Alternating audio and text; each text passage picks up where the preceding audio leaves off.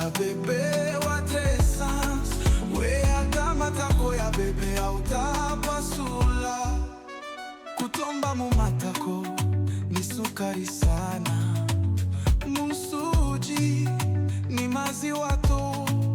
Jero mpaka la dawa jo yako nenenpe shambolo yako. We matako yako we Miguel Kalalambunji. Jero Miguel mapumbu yeno kilo kosa ya bebe. Loi kibaka mapumbu minene ya erni matako yeno muyewe. We Jero matako yako, Loi matako yako, Miguel matako yako. Matako, matako, bolo, bolo, enume. Pranze la pecu visage, saku matako yako, noir sur noir, ouais, ouais.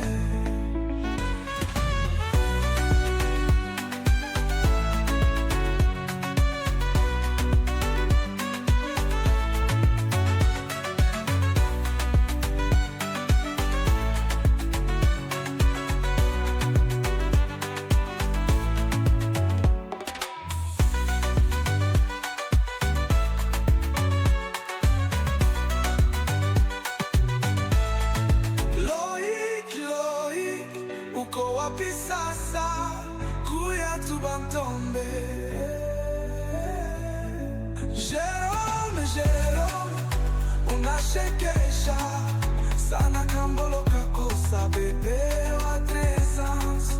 We hata matako ya bebe autapasula. Kutomba mumatako ni sukari sana.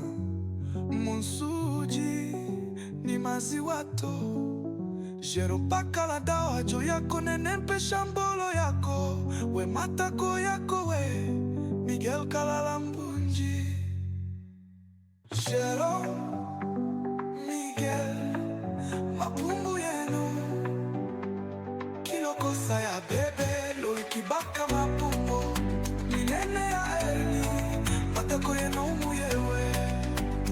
We Jero matako yako, Loi matako yako, Miguel matako yako.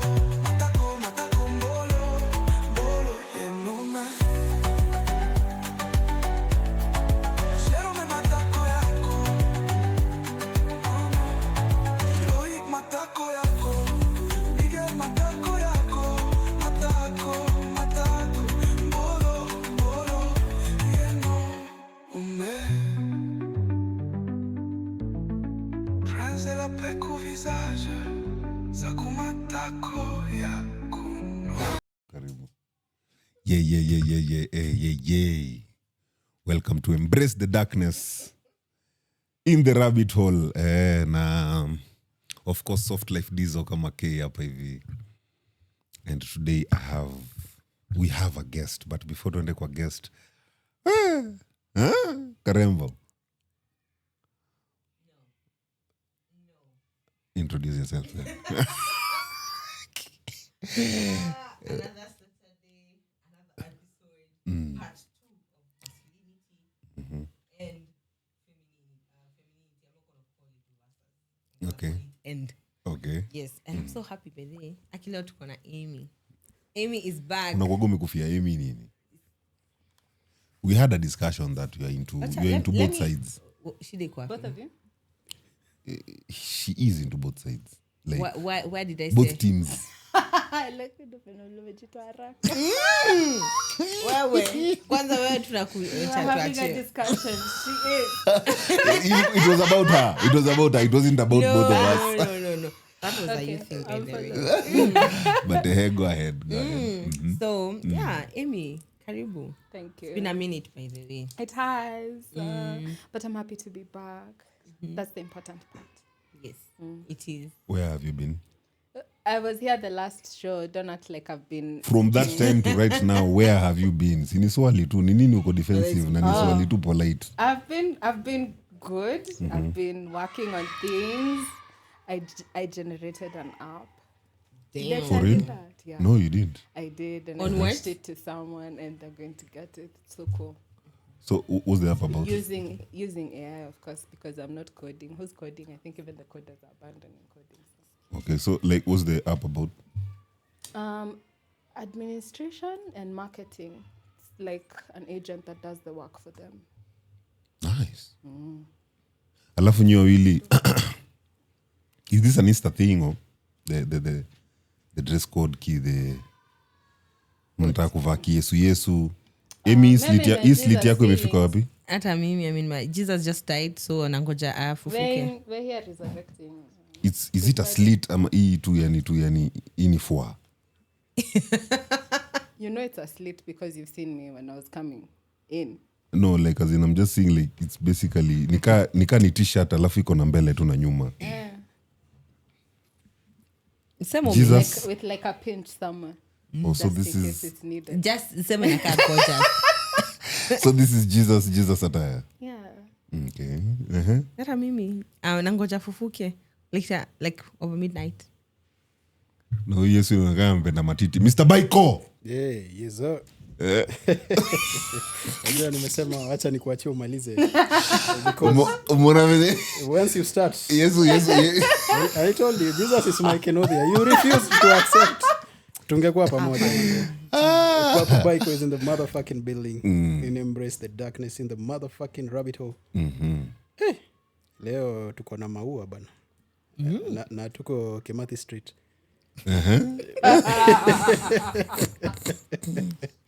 Hey, things are looking good bana. At first I never used to subscribe for gender equality, but leo nimeona sense. It's very it's nice. It's good. Yeah, It's important. Hapa tumekaa na watu wako na butt plugs man.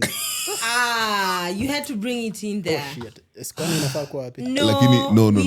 we let Dizo slide it out. No. It's Baiko who's introduced it tafadhali. No, but then let me shock you. These God bless you. these guys were. See, last week you guys were trying to have a conversation where you're deciding who goes to jail and who will be your bankmate. So I think that's what's happening here. No, Baiko refused to go to jail, so I was like, it's okay. Kwani you wanted me to go to jail? No, I was asking you like if maybe one day tumepatikana jail, just me and you are in jail, you know. Like I don't know, maybe you've conned someone outside there, and then me maybe you know, like Imagine this. I killed someone, I don't know. Bro, what will I be doing in jail? You conned someone Kwani I'm not good at what I'm doing. at conning. I don't know. Hata mimi I'm guessing I'm also good. You know, uncertainty. Bruh, Something might happen. if we are in jail the same time with you, there's a problem somewhere in the system. Yes, the system has not Someone There's sent a us matrix there. issue. Exactly. So, sana naona ni Putin.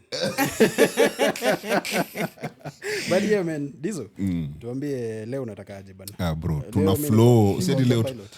tuna flow. We started this topic last week, and we were speaking about the man versus woman. So let me introduce Amy, where we reached last week on the man versus woman. So tulifika okay, no, bado tulibaki kuna mahali I think Karemba wako wamekubaliana na sisi. No, me was not having an issue. You're the one who was having your own things happening. And, you know, okay, this is what I'm going to say. I notice people are confusing the topic to other things. Okay. Yeah. Like for example, when you listen to Joel was coming from a place of like a more man-dominated kind of a society. Then where you're now seeing emergence of women also doing that same entry. So when you look at it that way, what is that the topic? Oh, the topic is about masculinity and femininity. The balance between the two. Is it a balance? Is it more of when you get to tap into it? That's a conversation around it. So I think that's what I caught. And then for this other guy called Keita, he was also trying to look at it from a place of I think he's more of a feminist. He was fighting for the women more than the men. So I felt like probably he had a lot of, maybe he's tapped so much into that feminine energy. He still feels women are weak. Yes, like they have to get that advocacy and all that. And then we had another guy called Gift. The Gift was amazing. Gift, the way he broke it down was very amazing, because what he did was he was seeing the way, with time, from one society, from one ethnicity, from whichever side of the world that you're in, the definition of the two is totally different. And he said we need to look at it from a point of, are we looking at it on a genocide? Am I the era we are in, or are we looking at our parents like that? That then will bring out a lot of sense and meaning on how to understand why at one point one is have to tap either on your masculine energy or onto your feminine energy. Like your introduction was very interesting and perfect when you said I, Karembo, has gone to a point where I have tapped into my masculinity, right? Yes. Due to a few circumstances in my life, I had to tap into it. Yes. So that's what we spoke about last week. In fact, what we all agreed on was the difference between a man and a woman is biology. Subiri me. You're so quick in sneaking this shit there. Mtu amengoja sale nimechill tu hivi nimezubaa. We all agreed. These two you can. I don't know what's happening. In fact, we started agreeing with Baiko. I don't know what agree. I don't know. I think kunafaa kuweka in a room somewhere. Baiko can't remember that day. Hapana, you two need Baiko can't remember that day for shit. Low bro. Hapana. Producers, make sure mumepanya wili wakae mahali pamoja. They need to have coffee together. Okay. So, Baiko, you think there's other difference between man and woman apart from the biology? Yeah. What? The way they think. Okay. That's not a societal expectation or construct. No. Okay. Yes. Yes. But tutafika hapo. I just wanted to put that disagreement. Okay. So that people are not in a place whereby we are misleading them. Yeah. We did not agree. So we put a pin on. So we can we are taking it from there. Okay. So Baiko, let's go there. How is it that man and woman are different from thinking? You are continuing. You are Assuming filling that we are Yeah. Yes. Kidizo. Just abandon it. We shall fight. Maze. Ameni attract. Relax. Hey. Dizo pana kesi mingi. Ati nimemwattract. Unasikia msee manze vitu anasema. What the fuck is wrong with this? No, ever since you Baiko got is so scared. Baiko, imagine. This is how it all starts. Bro, Stop why are being you so afraid. scared, bro? No, fuck You know, you've... But then ever since Dizo got your glasses, I think you can see the future. And the past. Baiko is so scared. I can see by Baiko. It's okay. You're seeing yourself attracted to me. I'll be very gentle. Oh, good. No, yeah, you've attracted me right now, yes. So Is that a problem, Baiko? What are you saying? What are you saying? You know, Answer the question. I'm saying That's right a now you problem, have attracted me. Is that a problem? I have no problem with that, but I want to understand. Yeah. What are you feeling? Like we were to have that conversation, I was like, yes, now there. That You've is the attracted me on that conversation, yes. Are you moist? On the conversation. I'm stimulated, I'd say that. You guys are ready. Then don't worry. You good? I'll take you slowly, but Yeah, you can marinate me more by the way. no, It's not okay. yet. Usikimbie. Najua umezoea. Umezoea watu wa kukukimbisha. Mimi sikimbishangi mtu. Let's go easy, bro. Let's go. But anyway, so tukaongelea tena hiyo part ya societal construct, like the way we've defined man and woman is based mainly on societal construct, yenye pia ndio hii nyingine yenye Baiko anakataa. Man and woman pia is just basically they think differently because they are man and woman. Tukaongelea bado kwa societal construct, which was hapo tulikuwa na Baiko hivi, but anyway saizi akaniruka. So the societal construct was men were required to go to war because physically the circumstances in our favor physically than the women. That I remember. Yes. Now, if the women were bigger physically than the men, then Why war? see, like the time when there was, yeah, like tulikuwa tunaambiwa ni wanaume ndio wanaenda, wanawake na watoto wanabaki. Yeah. So we had a whole discussion on that was a societal construct because paka tukaongelea Kikuyu. While the men had gone to war to protect them, the women even them went to war Hapo tulisema no dizo me hizi vitu una sneak in. I'm going to refuse them, bro. You're not agreeing. Tulisema Kikuyus are special cases. Okay. Do not. But that is a societal construct. No, don't put Kikuyus in the society, please. It's still a societal construct. It's still because usiweke you see, Wakikuyu kwa society. what the feminine energy you're going to look from a woman from, let's say, a cultured place. Let me use Masai. We've been using Masai. The feminine energy you're going to look for from a woman from the Masai community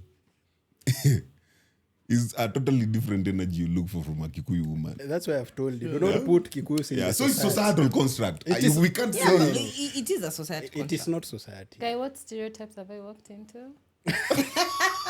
Okay, Amy, what? So, Amy, tell So us. what add are the you apple. looking for from a Kikuyu woman? No. See, we are just talking about the masculine. Like a Kikuyu woman can't be feminine like another woman from another culture. That's so stereotypical. Very Who much, said yes, that? and it is true. It is very true. It is very true. It can be stereotypical, but a fact. It might not.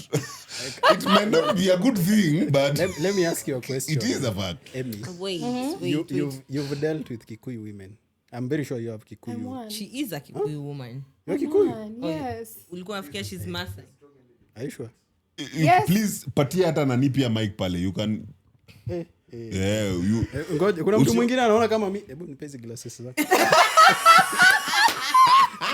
Are you sure she's Kikuyu? She's Kikuyu. Very much Kikuyu. Bro, no. I'm from Nyeri. No way. No man. Transformers lazima zikatwe. Except that. Baiko mbona uamini? Okay. You thought she's... Baiko mbona uamini? You thought she's a what? You've really heartbroken I Baiko. thought by you the were way. Luo bana. You have heartbroken Baiko big time. Unajua when we were kids we used to play with this mtu wote amegrow up Eastlands anajua hizi tires. Zilikuwa inaitwa Mission. Unajua? Watu Islam tunajijua. Umeona? You've seen them? Yeah, you unakila pipe middle. Bro, na unasonga. Unaweka mafuta huko ndani. What? Hata inajaa mafuta. Unaweka tu mchanga. Sure. What? I'm telling you. You have to be innovative with what you have. So where is that example coming in? Me when I saw Emmy na nikaona lower part yake it's like no, this one is not from the mountain. Oh yeah. I'm sorry Emmy basi. I'm sorry to No. disappoint. Sasa huyu amesikia vibaya. Unajua yeye na watu wa mountain apendi. Really? Lakini usijonga Oh, yeah. mountain huko na ile kitu inaitwa Wanjiru syndrome. Yes. Kabati juu ya stool. Johnny Bravo. Jiko. Yeah, Johnny Wanjiru Bravo. syndrome actually. Big at the top, triangular. But that is now our older sisters and our mothers. I don't think. Very unfortunate that the newer generation isn't following up to that. Yes. Yeah. It's fortunate. It is very Fortunate. fortunate. It's No, not you can't tell unfortunate. people apart. Unfortunate for Thank the Luos, man. not the Luos, bro. Thank the Luos. Thank Kim Kardashian. So you want to say We have fathered a lot of kids No. in So you're the saying all Kikuyu these land asthmatic because issues- we know the men can take care of them. No, all these asthmatic issues we are seeing Yeah. is all coming from the laws. The Yes, different body asthma, types. yeah, Yeah. It's the Luos. I'm purebred Kikuyu. So. Hakuna. It's what. Both my parents. Yes, hivyo ndo venye uliambiwa ni DNA. Enda tu kafanye both my DNA. parents Kafanye tu DNA uone tu are budako from the aki. No, I think we should Kafanya do tu DNA ile ndio uone budako ancestral akirudi hivi genetic shit. ethnicity. Mimi kwenye I think sasa, inaonyesha. where I can agree with the Dizo about the DNA.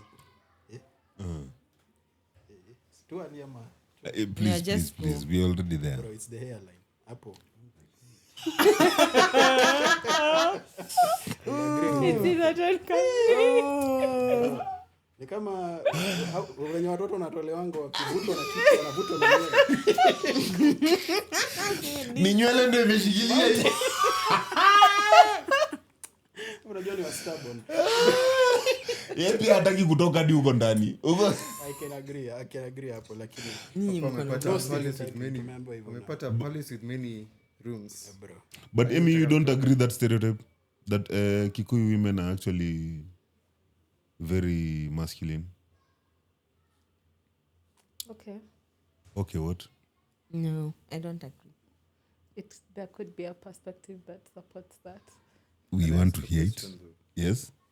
With Kikuyu women, have you noticed that there's a form of grandmothers taking care of their children, of their children's children. Yeah. So it's more of a matriarchal society.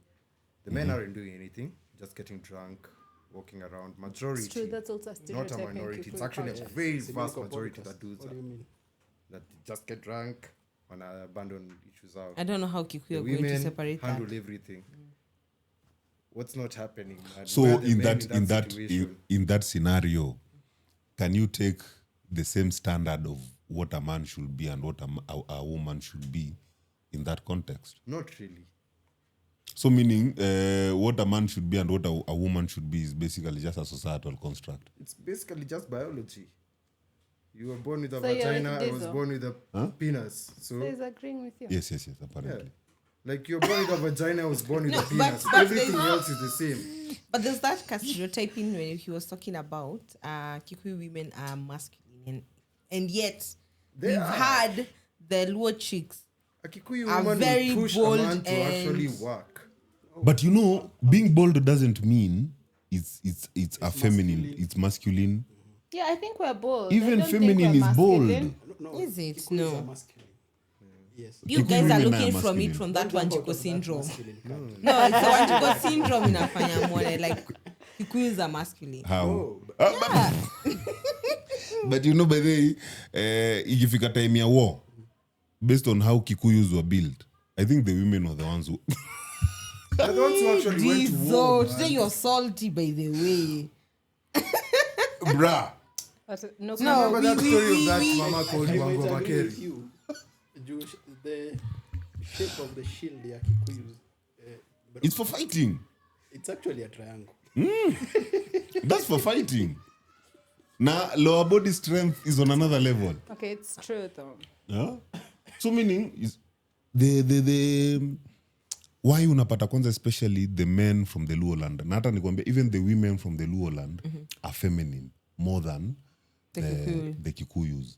Because the women in the Luo land chenye tu wanakuja wanaonekana nayo is the bitterness the moment they are men Marry outside their no tribe. doesn't maybe give them security. Okay. Unaona? Inakwaga tu ni kupush their men. Yao itokagi ati kufight na their men. Inakwaga ni either to shame the man didn't do this. But the Luo women don't mind a cheating man. Which is Tuko hapo si wote. You know, it's just that they are bold. It doesn't mean they're masculine. But now come to the Kikuyu woman. Now, the reason why the Kikuyu woman atapatana na the Luo man is because the Luo man hajaekwa atulie. Now, this is when it comes to just maybe socially masculinity. Haujapatiwa room kutulia. Ukitulia hivi umeshemiwa na both the women and the men. But you Kikuyus, your men are not shamed. Kutulia in what sense? Like mwanamme ati kwa Wajaluo tulie ile huna kakitu umeekwa. Budo unaweza ingiliwa hiyo town mzima yani hadi uanikwe. Kwani wewe ni vyombo kwa nyumba?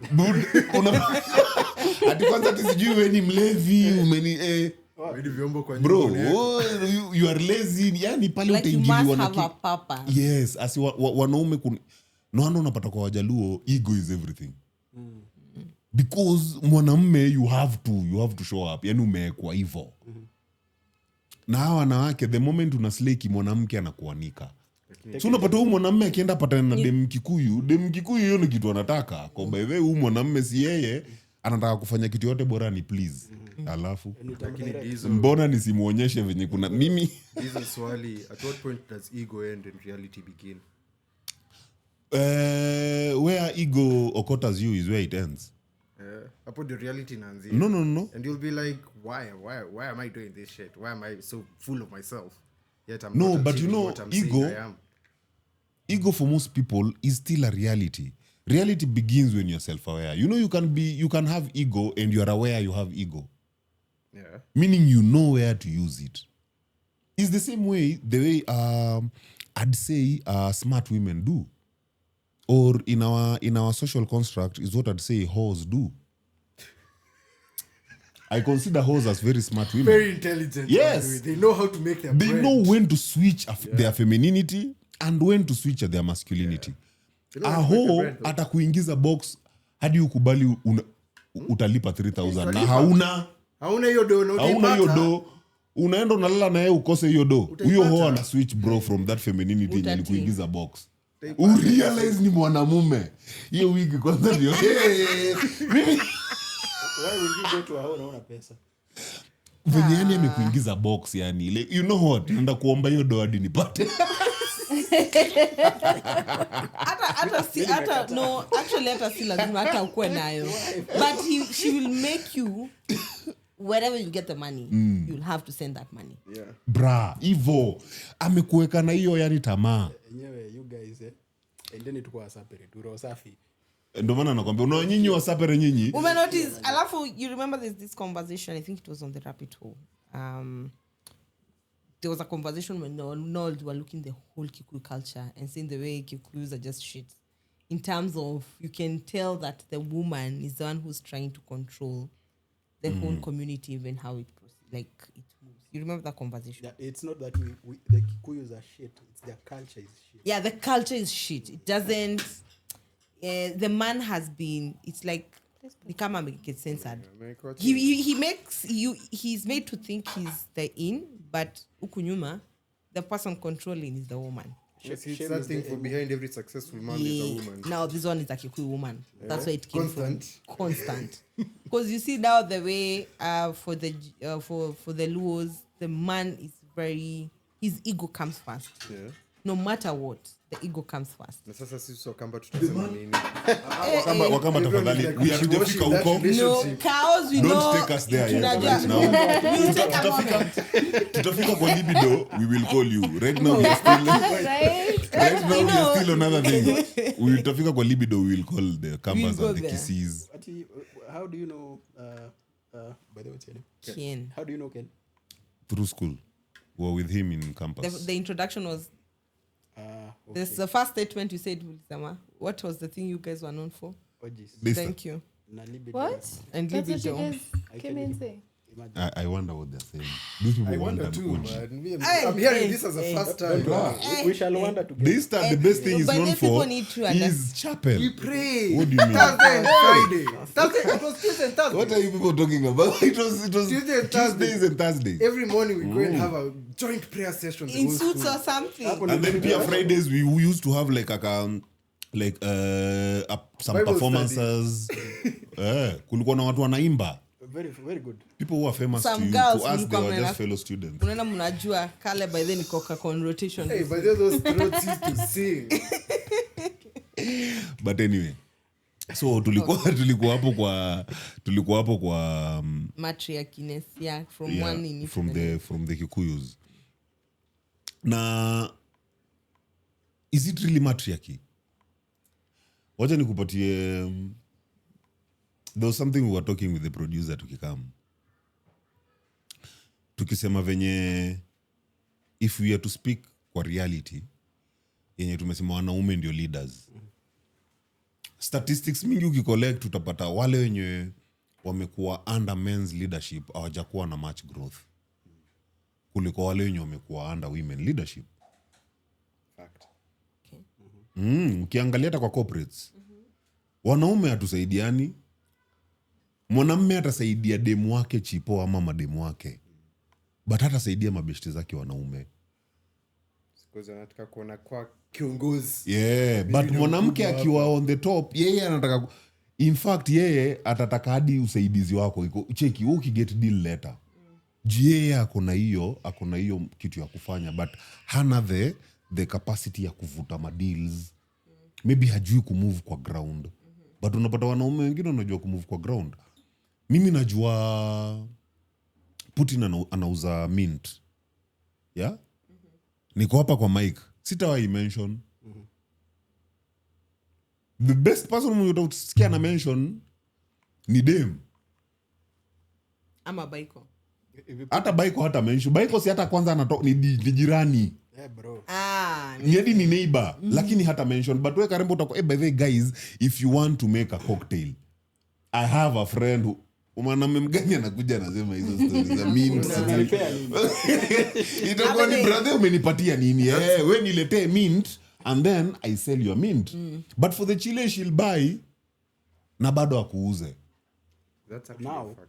umesema something very important about how men are wired.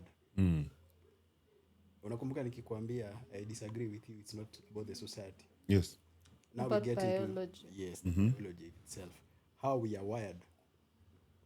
Sisi our wiring is based of survival. But for the ladies, it's more based of more of society. It's natural. Yes, bro, it doesn't matter where you take a woman, grow something there. Not necessarily biological life form or anything. Even the relationship itself, she will grow something. But So if okay, but a man himself, bro, mtu ni mimi kwanza, alafu nyinyi wengine baadaye. So meaning if it is about biology, not just societal construct, then we have been living a lie that men are leaders. In what sense? Because it means a woman anywhere will bring growth. But for a man, it's about survival. Mi naweza kuja nikate hizi miti zote for as long as na survive. As long as umeuza kuni hiyo siku. Bro, so as long as kuni zimeenda, I'm good. I'll come kill everything here. So can we say a man is a leader to himself? No, a man is only a leader when a woman is around, when there is growth. Yeah. So it's the woman who gives a man purpose. A man without purpose, bro, as we are... But it doesn't... Wait. You know that one, somebody will come beat you down for it, right? You know, For in what? this context, have you seen this post people place and say, a man can live on bare minimum. He doesn't need all the aesthetics. Yeah. The woman is the one who brings the aesthetics. So you'll be like, who said the woman is giving me purpose? I can still have purpose with the bare minimum. Think But about now, it from that end. So you see, that's what me personally, I think, for the longest, that's why mi likuwa nasema mi I feel venye sisi tuko is societal conditioning. But now if we introduce the biology, then sasa inadina hiyo fact ya kuniambia mwanamme anatoa purpose wapi if we have nothing about growth. Kama sisi ni about survival. Me, my purpose is to survive. Exactly. My purpose is to be a beast. Exactly. Yeah, and you know, It has nothing to take care of anyone. And it is every day. It is Si every leo day. peke Si yake. leo peke. Yes. So meaning for me to pursue a purpose of growth, I need a woman. okay. Yeah. Yeah? That's You Yeah. actually do. Huh? Yes. You actually do. No, that's not me. That's based on your reality. analogy. I'm just using your analogy. That's you. I'm using your analogy. He's making a point. He's building off your point. Yes, as in I'm not saying it's Me, I'm me. going to So- refuse this point. In short, I was not supposed is that to. what you're Building it saying? up. That's not what I'm saying. Building it up after that. Yes, you will require a woman. Because if you don't have that, what else is your life leading to? Are you growing just for the hell of, okay, I'm going to go old? Okay, you need can to find die at a purpose point. outside of a woman for sure. Just like a woman can find purpose outside like of a child or husband. But why would I need that purpose? What I can live on bare minimum for the rest of my life. I earn maybe what? Say maybe 100 minimum bomb wage ya Kenya ni 30k. 20, No, oh, goodness God, no. Since 17. 17 or shit, 15. it's that Yeah, low. it's low. 20K. It's very low. 20K. Okay, I so think me 70. personally, I can Okay, earn just- like 100k every month and I'm good. When I have a wife, maybe 300, 400 is required. Whilst, You need a But- reason but by for the that. way, like, yeah, I need a reason for the Okay. If extra. Baiko I not, can I'm earn just- 100k No, uta survive. Bro. and I can survive, why do I need to grow? Yeah. Now, this is where I was going with that point. You see, for masculinity and femininity, rather male or female, if we go to the biology and we look at the aspect of survival, it will be very, how would I say it? On my end, it will be very, very sad if I say that we need women to grow. Okay. Not sad in a way that we don't need them, but sad in this way. We are limiting growth, Okay. and that's survival. That mimi nikisurvive leo, I'm not seeing anything else beyond that. Then it will, I mean, our existence will cease to matter. Because if I'm just surviving off my 100k, nakuja natoka kwa nyumba, I go to work, I come back to, bruh, it will make a lot of sense that I will actually need a woman for that push. Because analeta sasa something else. For example, Ken's example, 100k, 300k with a woman makes a lot of sense that niye anakupush kwenda huko. And you have that capability to keep on increasing it. But it is there regardless, even without the woman or with the woman. You have that. The potential is there. Yes. Bro, you can do whatever you want. Yeah. Shida ni wewe unafaa kujionea how to do it ama where to do it. Because you look at how men are working. More than ever now. Relationships zimeanza kudecline. Right? Bro, mimi kukua na dem si lazima. As in we can basically thrive of each other through. So it has nothing again to do with the biology the more you go on. Yeah. I'm going there. I'm going there. Biology yangu venye inani limit. Na ndio nataka nikupeleke hapo. Mimi kukua na dem doesn't really even matter. I can thrive on my own. If I'm surviving each day, bro, see, I just need to keep on surviving. And I keep on building on that. Now, where it gets messy, ni kwenye needs zako zinaenda zikiongezeka. I actually wanted to go back to your example and ukisema based of society. I think hapa tunaingisha duality. It's good that tunaenda we keep on adding on what we are learning. When it comes to masculinity and femininity, there's a point you reach, you stop surviving. Unapata? You aspire for something better. You now start living. Exactly. Like which Thriving. point is that? You start thriving now. You get bored. Let me say, for men, we get bored. We get So bored. very that's easily. what, yeah. So now you see when you now look at it from that aspect. And that for men is not biological, that is a societal construct. Thank Exactly. you. That's what I wanted to even say. I don't see, when you put it at that point, it's no longer biology. I would actually think it is. It is No, not. you see, for 'Cause we strive biology, for better. What? no, you Most- don't need most biology. people We strive don't for need- better. Based off. We don't need better, but we strive for the next big thing. Which is? We've accomplished this task. Let's accomplish the next. Let's accomplish Yes, the next. and by the That's time how you society has been built. but by the time you want to onboard the biology, unless you now want to expand, you're no longer building up. Think about it. The This society, is the biology. and it has been built on both, on that duality of man and woman. Without the woman, the society would have been built because, you know, why am I building that society? Like, why do we need to stop cooking with firewood in the house? Now Buy gas. let me go there. Kwa sababu, you Wait, before you go there, the one is in now for firewood, that evolution, where would you place it? Because it's not biological, yes. That You is can call societal. it societal, but what? An a evolution s- of My It wife is came into societal. the It is house and societal, told me societal the is- firewood is choking her. So let's get bro, it something is else. too dark. Our children are dying. Or Literally. is, children can are we dying of say coughs. for societal, it gets to a point where there's now evolution. One way or the other. Evolution is based sasa on the progress of the society. Exactly. Yes. Now you stop being biological. You jump into societal.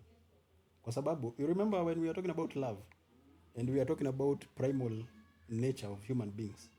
That either way, bro, siku moja utajipata unataka dem. Either way, one day you will find yourself wanting a man. You jump out of that biology. He referred that to women. Nigga cringe.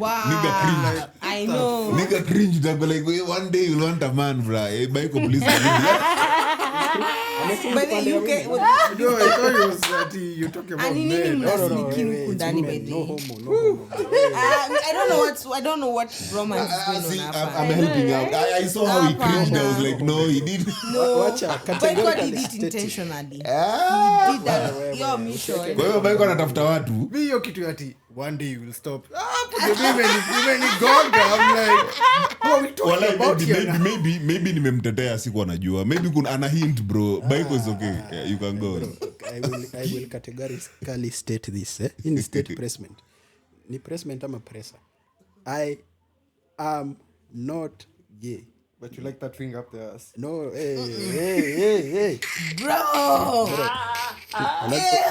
Najua hata dogi ikifeel Ona safe. venye Dizo anacheka na Maybe it's furahi. coming from a guy. Ati someone ni mkamba. Ni mkamba, by the way. Ni mkamba. I'm in danger. Unajua umesema hivyo nikakumbuka kitu ingine. Okay, I know this is off kidogo. But there was one time we were saying that I think all the gays that we know are all Kikuyu, right? Yes. I don't remember that. No, me, I know Luo gays. I know even Masai gays. What do you mean? Personally, It's like those parties you're having, famous guy. No, but then he said. Michael, who are you asking What? for? Where is go? What do you want, Michael? You want the number? Who are you asking for? I can give you the Elections, man. I always say this. This I is a can very, give you the links, this bro. is a very slippery slope that I do not want to participate in. And Michael, why are you so afraid of it? Are you sure it's that slippery? Have you ever tried it? Have you ever tried it and realized you don't like it? Bro, let me tell you something. Why are you so scared? Are you afraid you'll try it and you'll be like, Wacha tuweke pia kwa hii conversation. We go there, bro. Nishaikatiwa na gay. And it was the most disgusting thing I've ever seen. like where did you reach? No, si nimekwambia? Wakamba. Where did you reach? Oh, it was a cow. Ilikuwa Mkamba. A cow. Okay. Now Where did you reach? Mimi nataka kusikia. So did he tap or how did he disgust you? He just said he Diesel, was why you disgusted. getting into particulars? Wait, Why was he disgusted? As in alispankiwa, alikisiwa, as in come on, was yeah. it disgusting or flattering? Because at least now you know you can pull both Oh sides. goodness, No, God. this is the That's a good question though. It is very good. Yeah, that's a In good fact, we are question. going there. It was Oh, okay. disgustingly flattering. Yes. Well, Because at that point you're like, hey, even men want me now. And you It's remember, true though. Let's talk about your sexiness. and you remember Diesel saying, I don't know whether it's Putin, angalia hiyo time tafadhali. Diesel anakuja shall kuniambia use is that attracted. somewhere. I'm like, bro, Lakini what the Diesel is fuck, too man? busy starting a conversation here saying the way I can go for both whatever. Na wewe mwenyewe utaki kuongea about your experiences. No, me let me tell you. Yangu ya kukatiwa na magei. Kukatia ama kukatiwa na wao. Sijai katia gay. I'm just saying. Yeah, I'm not into Wale that. hujai jaribu kuona ka game yako You're inaweza sure? ruka both ways. Ni jaribu I know I kukatia. have, and No, it works sijai wonders. Beautiful. sijai katia. No, Sijai. it's a fun endeavor to go into. We're not going. So, how did it end? I Michael, Oh, it don't was run, funny. don't jump. Nigga wanted to go back home with me. Mimi nilikuwa like, Si leo. acha nirudi nyumbani. Saizi I'm on my periods. Wait, ulikuwa unakatiwa kama gay? You pulled a period card. Right? Yeah, you have to, man. You were the girl in this? No. No. Period. So how did you get the Switched period? at the end. Yeah, you just switch at the end and be like, I'm on my periods, so I can't What the go. fuck, man? Ali change gender. But you know, for me, it was it was disgusting, but it was also very nasemaje? It was Flattering. interesting. Please, you've said flattering. We are there. You I said cannot refuse it, disgusting. bro. Yes. Because mi nimezoea kukatia mademu. Uh-huh. Mademu wanaingia box. Huyu hata sijamfanyia anything. I've just been there. And he's already wanting to go home with me. Kwa hapo like, sasa Michael. Anataka hadi kulipa mahari. Waje leo. No home. No homo, by the way. No homo. Hey, man, like women. I'm telling you, man, this guy had undressed me.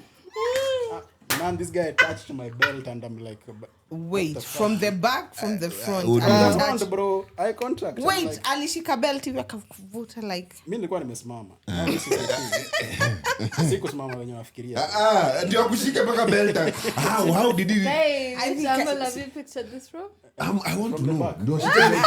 I'm telling you, we need No. to see Diesel's Pornhub history right now. No, I'm actually really things he's interested, saying. bro. Bro, how did he pull your belt? We were watching a game.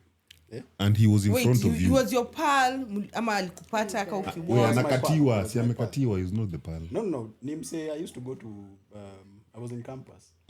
So I used to go to his cyber to print out my papers. Okay. Tukakuwa mabesti tu hivyo. Hey, Haukuwa niaje unalipa. bro, lazima nilipe. Okay. Akidizo. I'm just Diesel. confirming. Amepata Like, pretty You are privilege. such Ameanza kupata you and privilege mapema. do. Can we flow? Can we flow with the story? This guy Yeah. became friends and then alikuwa mse wa Chelsea. Ndio maana hata hizi kusitakani kuona games za Chelsea. Watu wa Chelsea. Watu wa Chelsea. Trauma. Iko shida that club, bro. And it's not from the balls, man. So we go with this guy. Nikamwambia manze, I'm watching a game. Join me. Ilikuwa game ya Harambee Stars and then Chelsea later. So he finds me in the club. I had another chick. And bruh, the first instance here, I think it was Harambee Stars that scored. I think it was playing with Nigeria or something. It ended either 2-2 or something. So ni zile, you wake up and si unajua ile dap ya wanaume. Kuhagiana. ile Dap. Mulihagiana bra. Kudap, bro. Sina What is kudap? Hebu please tueleze kudap ni This nini? is dapping. Let's do it. Hivyo Okay. sasa. Okay, sawa. Dizo amezanga hugs. No, tujashikana. Okay. Notice But the this is your distance. it's not gay to hug. It's not gay. it's not. It's not. I just want to understand what he actually did. Bro, Go ahead, bro. I'm Be listening. honest, man. Men some love too. you were in the same school. Yes, we were. Like, and you're in the middle of us. You're sitting in the middle. Yeah. I have no problem. You're okay. I can So go control my ahead. bitches, but Go ahead. so Is it not the bitch shit though? He doesn't know it yet. He doesn't know it yet. That yeah, Michael. hivyo ndo wanakujanga but Kona ufala leo. so we tukaanza dapping man but I started noticing hizi daps zimeanza kuwa too long. Mkono inashuka. No, hapana, relax. Kuna 10-second rule. I told you this, relax. Nika Twende horror pole pole. movie na I'll take you easy. Hey, this guy is 10-second rule hapo. I know. Dizo, you want to be in there. You want to feel everything. bro. Reverse said. such Did you a- do it? Now, Do you it dramatizing. So I noticed this nini is getting a bit longer. So tumeanza 1 second, now it's 2 seconds, now it's 3 seconds. Now, bro, you are barely letting go. Nile, sawa, tumefunga. You're like, yeah, okay. Sit down, bro. So we sit down and we were drinking. Ndio nilikuwa nawachekelea mkisema you used to buy mizinga za 4-5 bro in campus. Rich kid. Mimi niko na mzinga ya 1700. Viceroy and I'm good with hot water hapo. Maji safi. Bro, na unakunywa na unalewa. Makosa yangu ya kwanza. No mzinga. So this guy Kwanza ya is drunk, Viceroy. bro. Na unajua there is that whiskey dick Viceroy si whiskey bro, ni brandy. Yes. Wewe endelea tu nayo. Tunakujua na njaa zako. Why did you have to mention ati sijui a brandy or a whiskey? I'm like, No, but whiskey dick is a real thing. It is Drink a lot of whiskey. Unajua naona and joto. Nothing happens. Si hata ukikunywa ka whiskey ama brandy you feel some heat on your throat. so you guys are saying you pull the way mnasema if a chick takes gin, Smirnoff or the Kingfisher, so men pull the whiskey dick. I don't know about I that. don't think it's the same. It's not the same thing. not the same. But Sisi hatuko I pamoja. love where that idea is going. Men also have their own drinks. Like the Ushaona- panty dropper ushaona- drink. panty dropper drink for a man. Ushaona mwanaume anakunywa black label. Shots 2-3 You're in the hivi. same school with this. Ana chill kidogo. I'm also Mimi nitakuja hata following. mido nitakuwa nakwambia panda kitanda. What? Ai. What do you mean panty Ati dropper, bro? ukibaiwa nini? What do you Like mean panty men. dropper? Like now who? Okay, say- boxer let's say- dropper. Which Let's say however you want maybe to. Amy and I go out and she's like, okay, I want to fuck this guy today. What's the drink she'll buy me? A Bro, whiskey. any that gets you tipsy, not even drunk. Nah, whiskey. A nigga just needs to Like get tipsy. 3-4 You- shots of Wewe that ni shit. any that gets you tipsy. Just tipsy. Just that get me why- tipsy. You don't even need to You make don't me need to be drunk. drunk. You know we've drunk with you. Huh? Please, and No. Oh no. and who wanted me? Is that why you chose to sleep? Yeah. Yeah, I always pass out so that Utaki kuwa You don't want to do mutakwa sana. extracurricular activities. Mutakwa sana. Hapana. Dizo, you're lying. You want sikutakwa. You're just Alidiogopa. daring. That drink that you guys took has the same dominant effect. on you. You want to explain? Boom boom. Yes. What is boom boom? Bro, unajua sasa. Musiniite Ile- kwa vitu sikuwa. lazima tuanzie When I wasn't sober, stop acting like Let we me all say drank this. the The same drink moment he here. got to that place, What are you people he drinking? was already alikuwa shaskout akajua. Yako anatembea na ile Whatever, yes, lower lip alikuwa like, bite. ule and then he was like Ule. so I think ilifika mahali he was like, okay Lord, I think you just he's about to go dark, so the best thing, a nice corner. No, That ndio shit. uzuri ya Dizo havijuangi kuficha. Hata tukiwa kampo unamwona ameingia mahali ako like So you know let me his tell you. signature. Aye. That hand, you It's- saw what he This did. baba. That's what he did. Even in the club, he was you like, see, me, I'm very, very intentional. So mimi sina time ya that's sina what time ya wewe. that's thirst. Sina time ya wewe kukupatia struggle hati ujue kama utanichipo or not. Nikiingia, I'll make myself, clear. Yeah. The people who are Assert dominance. the people who are supposed to approach me are the people I make eye contact with. Assert dominance. Period. Once nimesha make eye contact, now you do what you want. Nikikaka nitulie, it's not making sense, I chew. I came to realize that Like- the hard way. wow. Uh, So you there are go to a men club. who'll do that, right? Like they know his half life yake inatoshana this. Yes. If I make eye contact, Ndivyo. ensure nakwambia come pitch your nini wewe ukilala. jua yani by the way venye nakunywa hivi you are the target. Have you ever sat down in a club? and seen a man look at you? Nimekumaka. Mtu atoka na wewe. Wewe jua kuna kitu tu itafanyika. Vile mtu akufanyia hivi, enda tu. Jua amesha kukuamulia. Na wewe mwenyewe utakubali. Aya, wewe tulikuwa mahali kwa Chelsea na Sawa, belt turudi sasa kwa ikivutwa. Chelsea na belt cause Baiko, so you people had dabbed for long.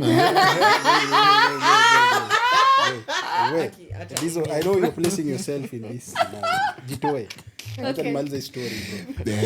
Ziko, bro. You are too horny. No, for I this was story. bringing you back. I'm saying these people want to take your shine away from you. So yeah, okay. Mimi I'm good. Vitu nimesikia leo. Okay. So,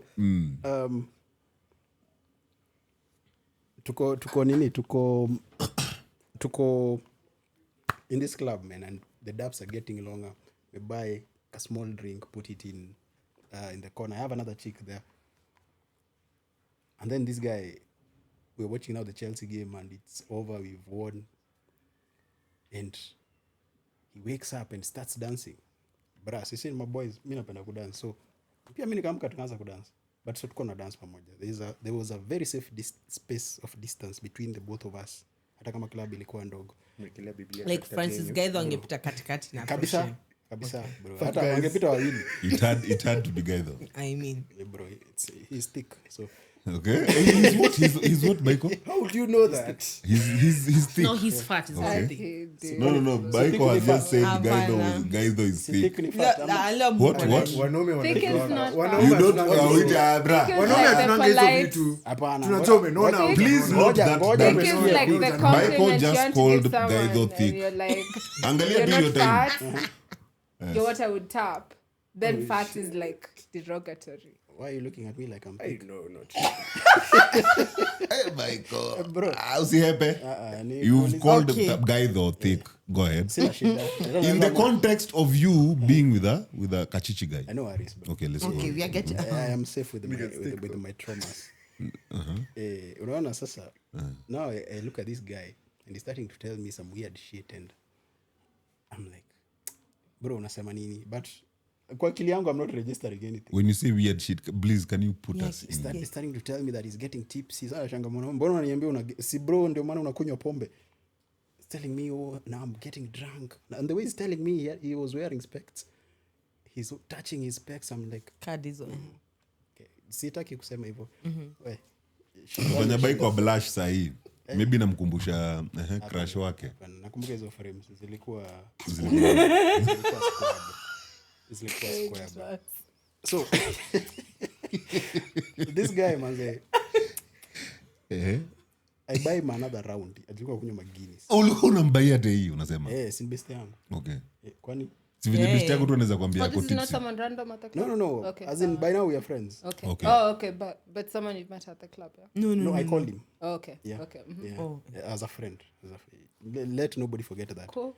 As a friend. Are we together? Yes. As a As a friend. as a what did With you benefit. Friend. what the fuck? As in the benefits of buying each other alcohol as friends. No. Why as do I a feel like friend. Dizo wanted to be the friend? Exactly. Manze. Dizo atakuwa the friend with the benefit. Hapana. Let's go on, Baiko. Relax. We already friends. We are friends, Ukitaka bro. Sijui kupita hata hapa, we unasema need to nini. talk. We need to have a We'll have a very good discussion further. I should be running. This side has bromance going on. Yeah. It's You too are right. strong. You are right. You are right. I cannot. You can't even. No, as a friend. And So so you as call you this are person ahead, to the club as a friend and he's you've been there with talking. you. Anataka kujua. So this usiingie kwa hii meza. I can see you getting jealous, but kaa uko kidogo. Umesema nitulie kwangu. Tulia kwa meza. Sawa. Yes. So Okay. this guy reaches out and tells me, hey, bye, you have a nice leather belt. I'm like, yeah, by the way, I bought it in Viewpoint. It's like, yeah, can I touch it? You're already touching it. So I'm like, unaniuliza. Yo. He was already touching. At this point, I'm a I shit like and you're your having a calmness. conversation. Yes. In this, He was already touching I'm it not and you were scared. just chilled. I'm not scared. Okay. Yes, I'm safe. So what was he touching exactly? The buckle or No, The buckle hilt. of Unaona feeling sasa the trim the of. hilt. Kwenye sasa the extra uko belt. uko mwisho huko? Okay. No, aka kanafanya. Nataka kuitoa. He was searching this cupboard. Just the tip. Aka. He was getting touching the Dizo. He was playing with the He was tip. the tip, yeah. That's the tip, bro. Okay, yeah. Because after consent, but somebody put me. Walked me Michael into is that, turning kind on, by the way. bro. Nimeona It hivyo. seems huko. Hello. Go ahead, we are listening. I'm sorting out here, man. Niko like, hizi ni vitu gani zina happen Nairobi na mimi sijui. But I said it kitambo mkaona kama ni jokes bana. Yes, Disgustingly what was it? Disgustingly what? Flattering. Yes. Tulikram, bro. I know, thank you. Written down. When you sit next to greatness, So while it's he's bound to happen. So while he's at the tip of your so belt. at the tip of my I'm like, bra, What the heck? umekaa sana hapo. As in I mean I understand. Oh, this while compliments. you were just letting this nigga just play with the tip I'm of your surprised belt. he was that I'm not composed. worried, man. Because right now he's telling the story Yeah, so your calm. composure. I'm not worried. Why should I get worried? Where was his gas? It wasn't his first thing. Yeah, it's not his the first time. rodeo. Yeah, it wasn't you. No, it was my first. Why were you not, because most of the time we hear if a man gets a bit touchy or whatever. touch. No, Ah, no, you see, the thing is, We're not violent anymore. He For said me- flattering. Base It was disgusting. foundation. I'm like, Yes. I have never been in doubt of my sexuality. So I will never get scared about this. Okay. Bro, you are just men. As in, nothing can happen. Unaona? Na si ati, bro, nothing can happen. So I wouldn't get worried. But I noticed from the corner of my eye, the chick that we were with, amecheka. And I'm looking at this bitch like, bro, kwani kuna kitu... Is there Kuna something kitu in yeye the air, ashasoma bro? wewe hujasoma. And I actually sit down. Mi nakwanga msee very You are the prey na hujajua bana. hapana, hapo sasa ni wewe unataka kuniweka pre. Bana jamani is on the tip of your belt. You are the prey. Bro, it's something good, man. The You woman see, had noticed. when you see something good, hata wewe you're bound to Tunashika. so So corner of your eye, you can see that man, chick. that chick is laughing. Anakufa. And I look at this bitch like, nini mbaya? It doesn't say shit. I sit down and this guy goes to the washroom. And then this chick sends me a message. Tumekaa pamoja lakini hizi niambia. Had to send me a message, bro. This guy is attracted to you. And I'm like, fuck. That belt touch. Those daps. What the fuck? This guy is attracted to me, man. And he comes back. And now I start to maintain my distance. Mi siaminingi madem. Hiyo unaweza kuwa tuko jaba wewe. Lakini wewe uoni kama jamaa anaweza kuwa. No, it was Una a curious venye. kiss for a time. Bro, I'm a man, but chufala, man. Never been in doubt, remember that. Okay. So mbona unaniweka doubt sahi, bro? We are listening. Umesema never be in doubt. I have never It's been okay. in doubt. And I'm like, bro, what the fuck? And now we continue drinking, but now the mood has gone drastically down, and looking at each other now like, now every move is suspect, man. Hata kisonga tu ushika glass, I'm like, that is very gay of you. Even the way he drinks now, I'm like, that's some gay shit right there. Mbona unakunywa na glass ungeisha straw? Umeka straw tena. Wewe uko unatumia straw. Now I'm even starting to second guess everything. I'm like, am I doing shit the right way? Why am I attracting men? And now this guy, udem amecheka yake yote, man, cannot speak. In fact, anatuongezea mpaka pombe. I'm like, wait. This guy gets to a point and he tells me he's going home. And I say, okay, safe journey. Ambia nimzindikishe. And I'm like, What do you mean umzindikishe? Like the way bro, you I'm like, nakuzindikisha wapi? Unaenda kumpandisha nduthi apende huu. Si ni best yako? I'm drunk. Uber. Umemlewesha. You've been marinating a nigga there. Ambebe. I actually stood up. Kumsindikisha. Hapana. Nile nilikuwa nataka kuconfirm ako maji. Kama angekuwa maji ningemfikisha mpaka kwa tuktuk. Tulikuwa naendana na matuktuk. But now this guy gives me a hug and tells me let's go home, and I'm like, bruh. Coffee. That's where you decided you will slap someone. Exactly. Imagine. Now I After have realized. all after that. amekushika kila kitu. I mean, yeah, because what I've noticed, Playing most with your men, teeth. I think they Even felt asked, you I thought at the end before. he wouldn't even like do anything. Even peck him on the forehead. Bro, I'll be like, bro, next time. Kama mkula spanky hapo ati. He's not just the See you later. Maybe that was even Fine. exciting for him, you know. He was just like, I oh was yes. like, no, and this is the thing I think we keep on trying to talk about. Yeah. Self-awareness. But you see, Baiko. Ngoja, wacha nifike. Okay. Don't want to see. I already saw and I didn't like Mi hata nishafika kwa Are you hiyo sure tu. you're self-aware at the point? Because, Exactly. man, Thank you. all Okay. that time, that's when you react. Uh-huh. I am trying to imagine all those things happened right in front of my eyes. But I'm realizing when he's leaving that, bruh, this guy is gay. So were you mad that he didn't come Not at only you that, straight it's also up your or punishment. Did it fit the crime? Exactly. To me, it really did. Hakuwa na njia ingine. There's no other way, bro. I have no words for you. But So- remember, like, Exactly. I have no words for you, but hapo ndio mali nakwambia Baiko. So here is the rabbit hole. yeah. No homo. No homo, yeah. Yeah. Jesus is taking his time. Na ngoja hiyo nini icheze kwanza. Umemaliza? So Baiko, would you say you're straight because you're actually straight, you've experienced both sides, or you're straight because you're scared of the other side? That's actually a really nice question. You guys are shit. Very, very good. Me, I'm straight because I've experienced both sides. So like he tried to finger you, or has No, he no, ever? no. But how do you know you've Bruh. experienced the other side? See, You see, Alikatiwa? it doesn't mean that I need to have the full experience. Yeah. Ujue. Ujue nini? yeah, it's also That your I'm gay. tolerance Yeah. of what you can take. So him is saying, okay, For you, exactly. It's the same when you said you have your periods. That's Yeah, he's and- like a threshold, pale, like up at I do See, the I don't understand. You get. But like, That's enough to know that. No. Wewe ngoja Baiko ajibu hiyo ati. Wewe mbona inakusumbua? Usimwache Baiko Really, ajibu. I'm coming to you and By you're gonna that tell point, us. Well, lakini I know- have a I know why he's question. asking. I know No, why but he's I, asking. in that whole context, tunaongea. Yeah. For the gay guys and the current topic tunaongea. Does it mean they're not masculine? Si No, ungetaja tu again, gift. also in the gay concept, uko kuna masculine na feminine. Correct. Like au pia yani that's why I'm saying this masculine and feminine, if it's energy that can be flipped to, then it's not that ati men are masculine and women are feminine. I think just all of us have both sides. Then depending on your society, What you tap into more. that's the one you tap to, the one that your society expects more of your role. Unaona? if you're a man already, society expects you to be a man.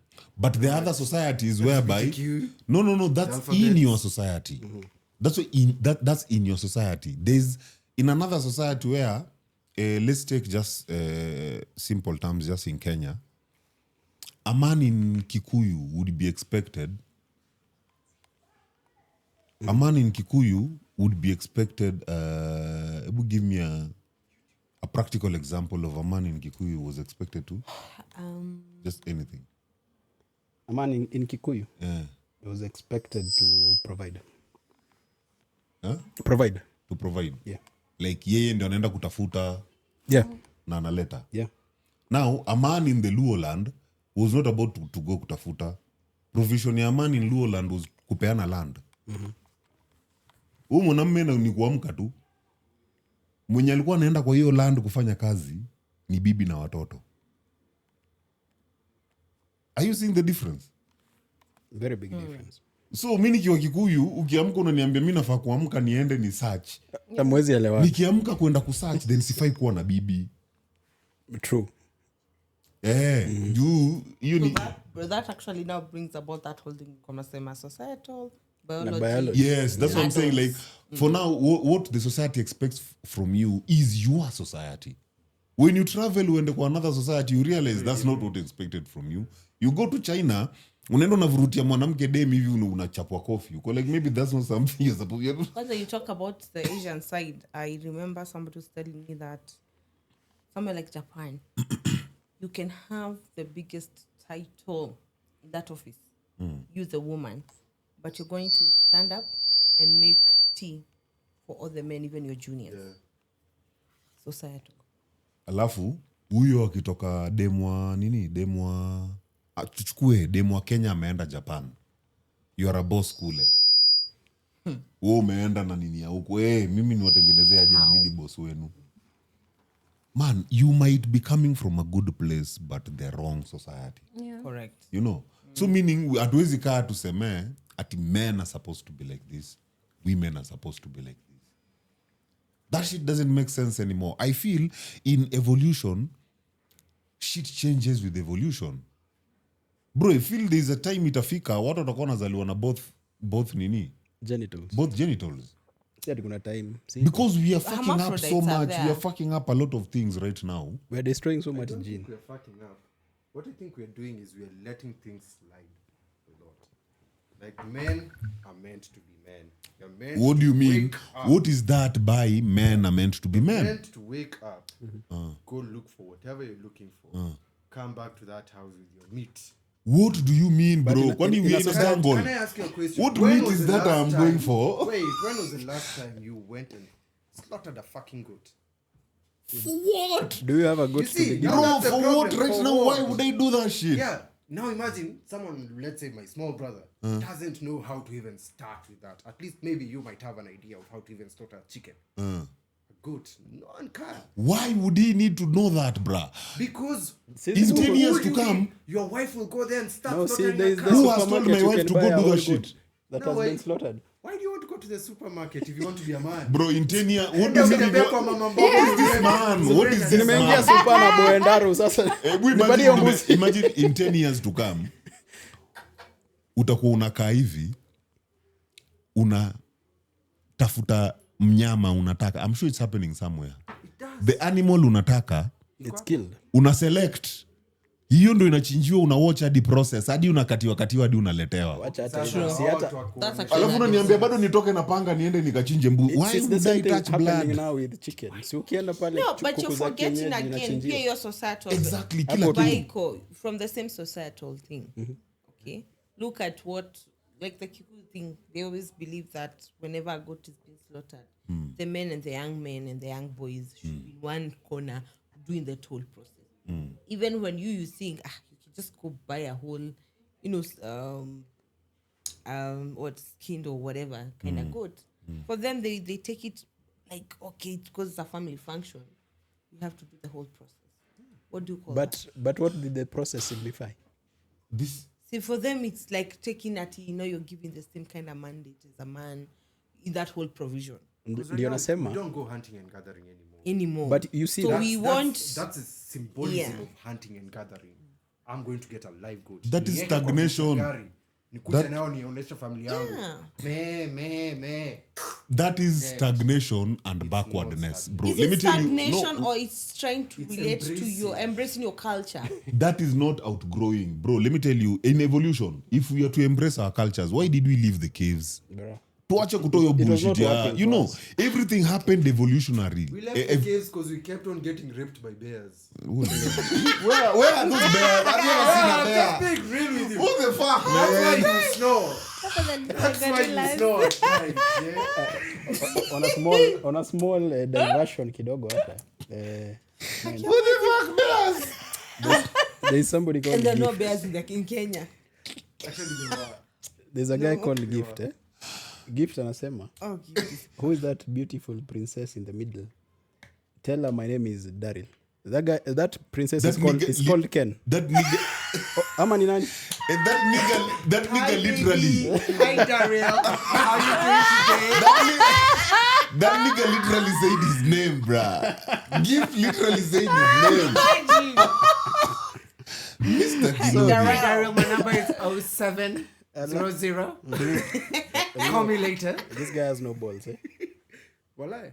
Yeah, he's chopped whatever. So you can Chop them off or vasectomy. Yeah. He vasectomy kind of He shit. did a we don't even cast know on whether it it all. was jihad ama tu ni kitu. Yeah, alienda akasema Allahu Akbar. But he's Okay, I'm saying sorry if that's very insensitive. no, it is very. No, it's not. Sasa He's hana- okay with hana it. feelings. Sasa why are you doing You know, but they come to talk. That's why I was asking you guys about that whole thing about the gays. Okay, I'm not saying Darrell is gay, but because now he like chopped his testicles away. No, does he start physically producing? chopped his testicles off? You see the way you're God, teaching he your said sons to. No, I'm really concerned. because how did he stop the bleeding? Oh, yeah, How is he dead by now? No, this all I was giving this story. Please enlighten me, man, because I'm really confused. Right now. You see the way. Bro, you know Badizo.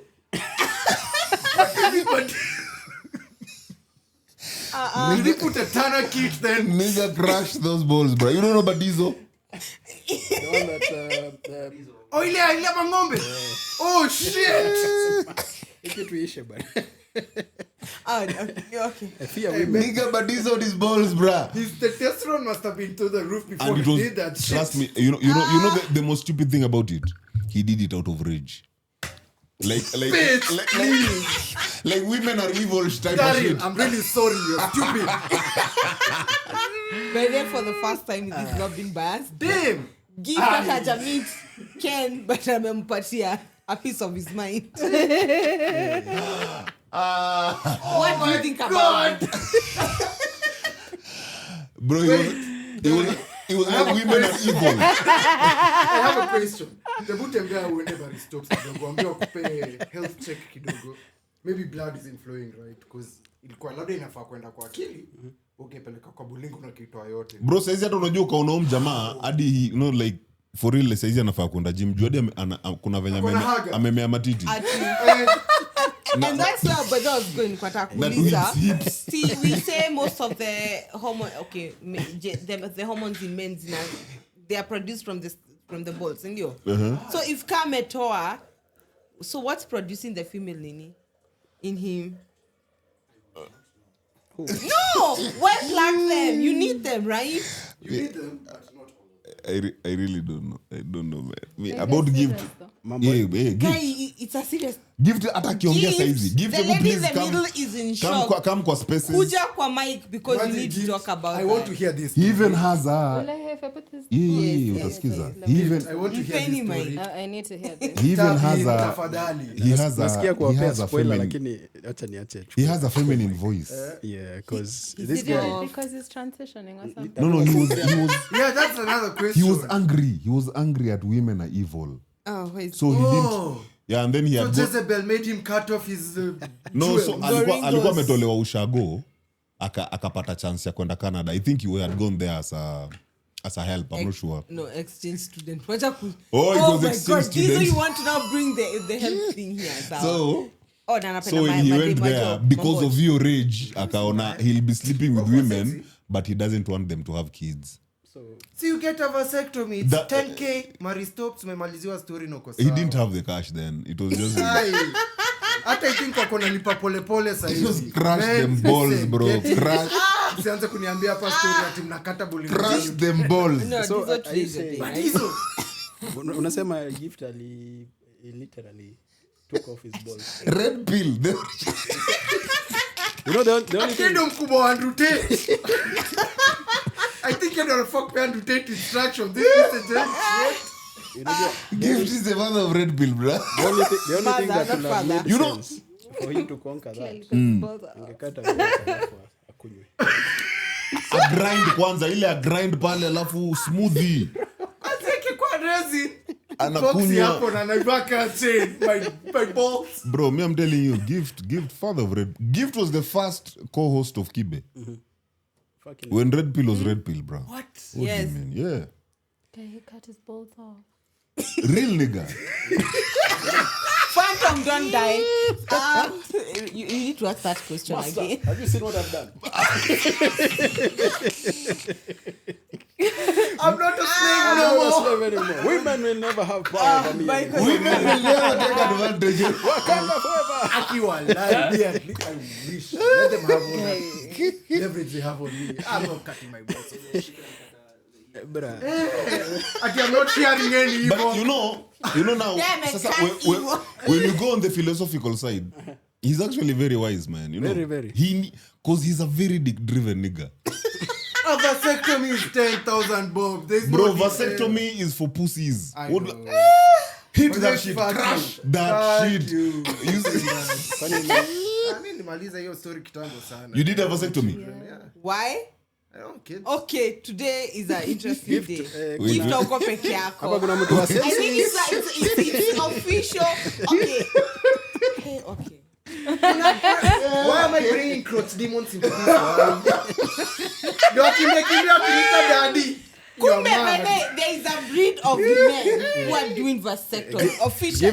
Me, my personally, Tumeona, there's gifts. I am not laughing at the. I'm not laughing. Me yangu si mutilation. I'm not laughing at the vasectomy part, but Careful. as in, swali yangu ni hivi. Reversible of What's comments. difference? Cut. So do you have like a kid or No. you don't?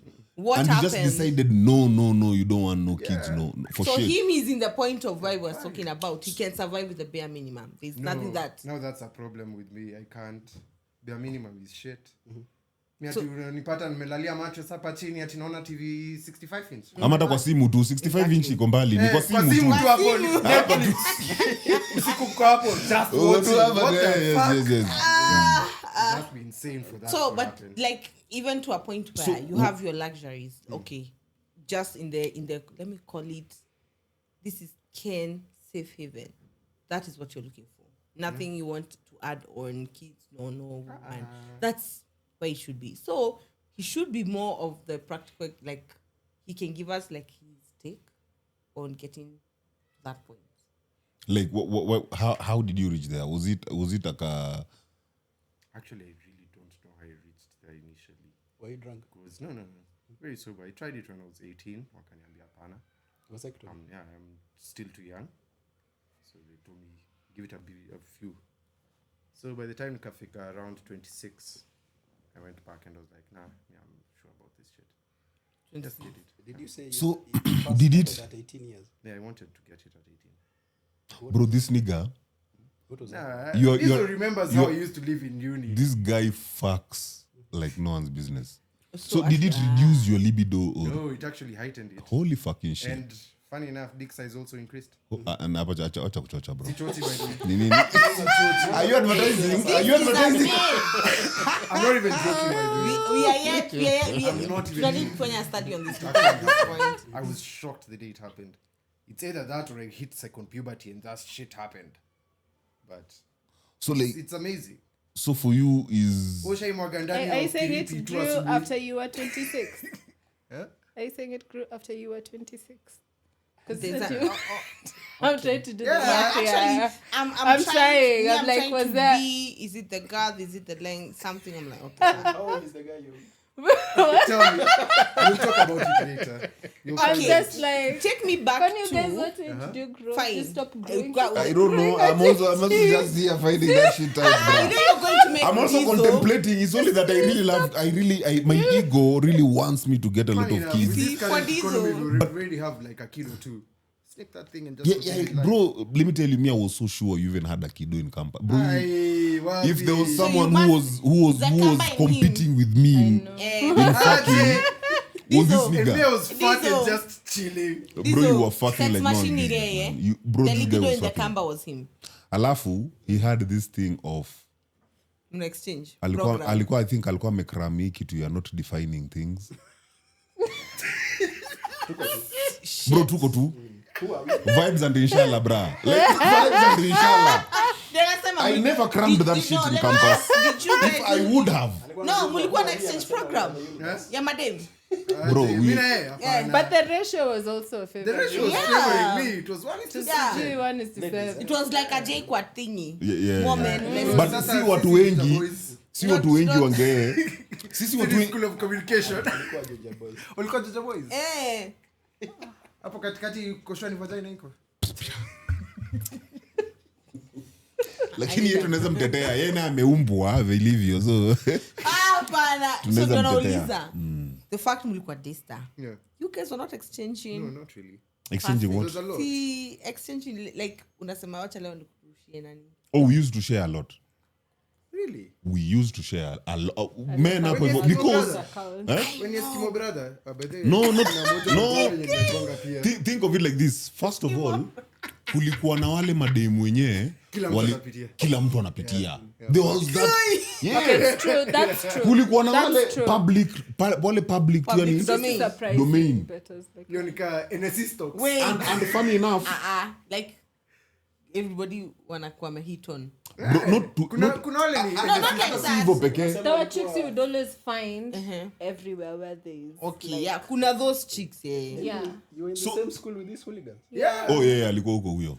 Which year was this again? But just So unaona what do you semester do? before nilihepa. I was like, Amy alikaa 2 semesters. Akajitoa. Hapana, siwezi kaa hapa. Crazies, you guys were Me, I'm like, telling you. like this is madness. Eh, what are you saying? Crazy Amy, don't ulifanya even Amy usifanye atoke. tukuweke kwa hiyo Hapana. Okay, story. sawa. Mimi hata tuendelee. nilikuwa na- Sikuweke. So, yeah, Lakini tukae hapa hivi.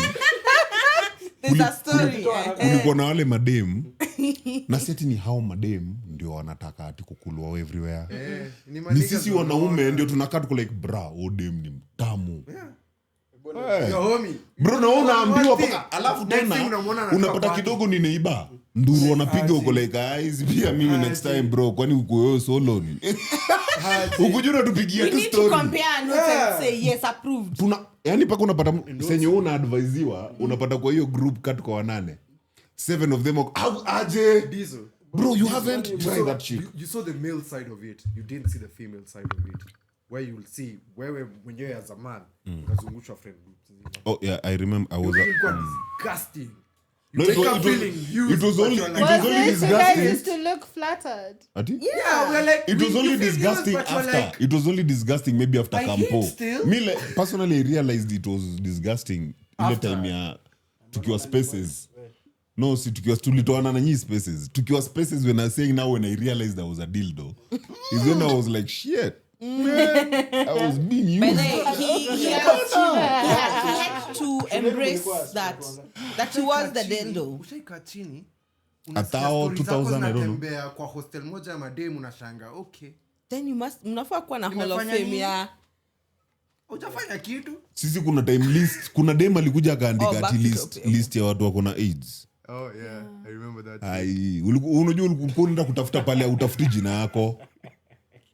Unaona jina ya best yako. Unajua bro, uko like bro, we've shared that shit man. We've shared. So, wacha niwaulize swali. It's very good that you guys are going there. At what point hapo in that environment were you experiencing femininity and masculinity? So for us, masculinity and femininity came with productivity. Yeah. Like the more you could provide, the more masculine you are. Because aingekuwa ati nani ndio na work more, nani ndio wako na like karibu ka kila mtu ako na do. Yeah. So ni nani anaweza spend more?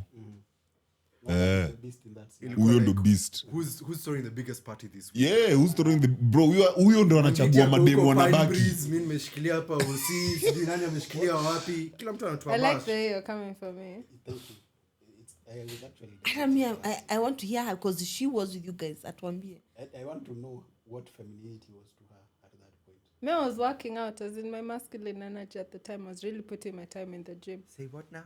Sindio, see that's when my body changed. Aki, honey, From what? I'm sorry. Why are you lying? Why are you lying? True, Temi. What am I supposed to be describing here? As in, where were you feeling like, for you, you're a girl, right? Hakuna mahali ushai unajua nimesikia Just because nimeuza ongee. Unaona venye hapa Dizo anajiita soft life god. Huyu hapa ndio princess wa soft life. No, me have not things tough. These are jajua shida. what do you mean now? Kijana alikuwa na sweat haga akiambia sikuji. Sitaki Amekula kusema. fare. We're not comparing notes. Because I would want to, you see in that scenario where these guys are fighting for that, how do I say it? That better nut, it's quality nut. Let me say that. That lady who was, man, this guy akona rotation yenu nyinyi wote. Can write down your names at the back of our Clomax ama whatever she will kwenye kuna pages. But at that point, that lady, how was she feeling feminine? Was it the attention ama nini? Hiyo ndio nilikuwa. So you have to ask the ladies who were partying with them, not Amy, me. you were goddamn party. Amy. What do you mean? I was partying with you where Hey, Amy. Amy. I've partied like once or twice. Nonsense. Yeah. OC. Amy, we are not judging. I was like a spectator, honestly. Nonsense. Okay. You are active participant. Okay. Okay. Amy was a spectator. Aye, spectator my ass. She was. There's another comment for you.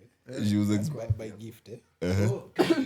For such beauty, I'll restore to default settings. Gift utazirudisha aje?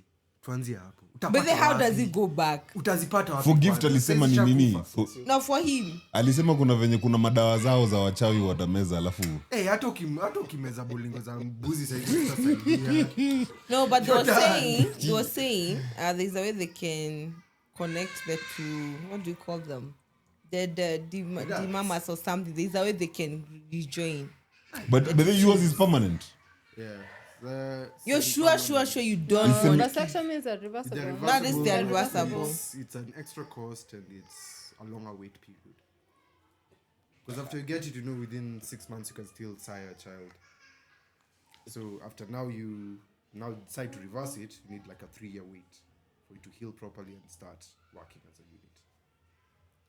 So Such you a are there process, with right? the kakoni yenye tunaonanga, So there's haitaki kurudi. I would hope so. That would be so interesting. What? And I'm like, Namuuliza, at that point, Would you is he- recommend a ako na ile vasectomy? koni ya dogi? I feel like that's the only birth control method the guys can practice. They should practice as well as women. Can I tell you why I can recommend Like- it? What do you mean birth And And control? it's reversible, so why would you Birth not control do it? for what? Unaona No, sasa- tunasaidia kufanya, it's also part of birth control. unaona- part of birth unaona sasa control as naambianga well. mtu come in me. But which process? Why? That shit will be real. It'll just be pain. Ours upsets our system so much. Unatoka hapo na drip cast nail na uko sawa. So in short, Fikiria ati hapo birth so control na nini. It's hormonal. That one is non-hormonal. yeah, but also is it because of the way maybe you were very sexual in campus? He still is. You can go ahead. I take it back. I'm And I single at can 33 years old. like what do you what expect? what tapped and say you were like, I'm not doing this shit like I'm not having kids. yes, from 18 all the way then to now. I think it's more of the fact that I raised my small brother. I didn't. Are you a raise him, firstborn? raise him. No, I'm a middle child.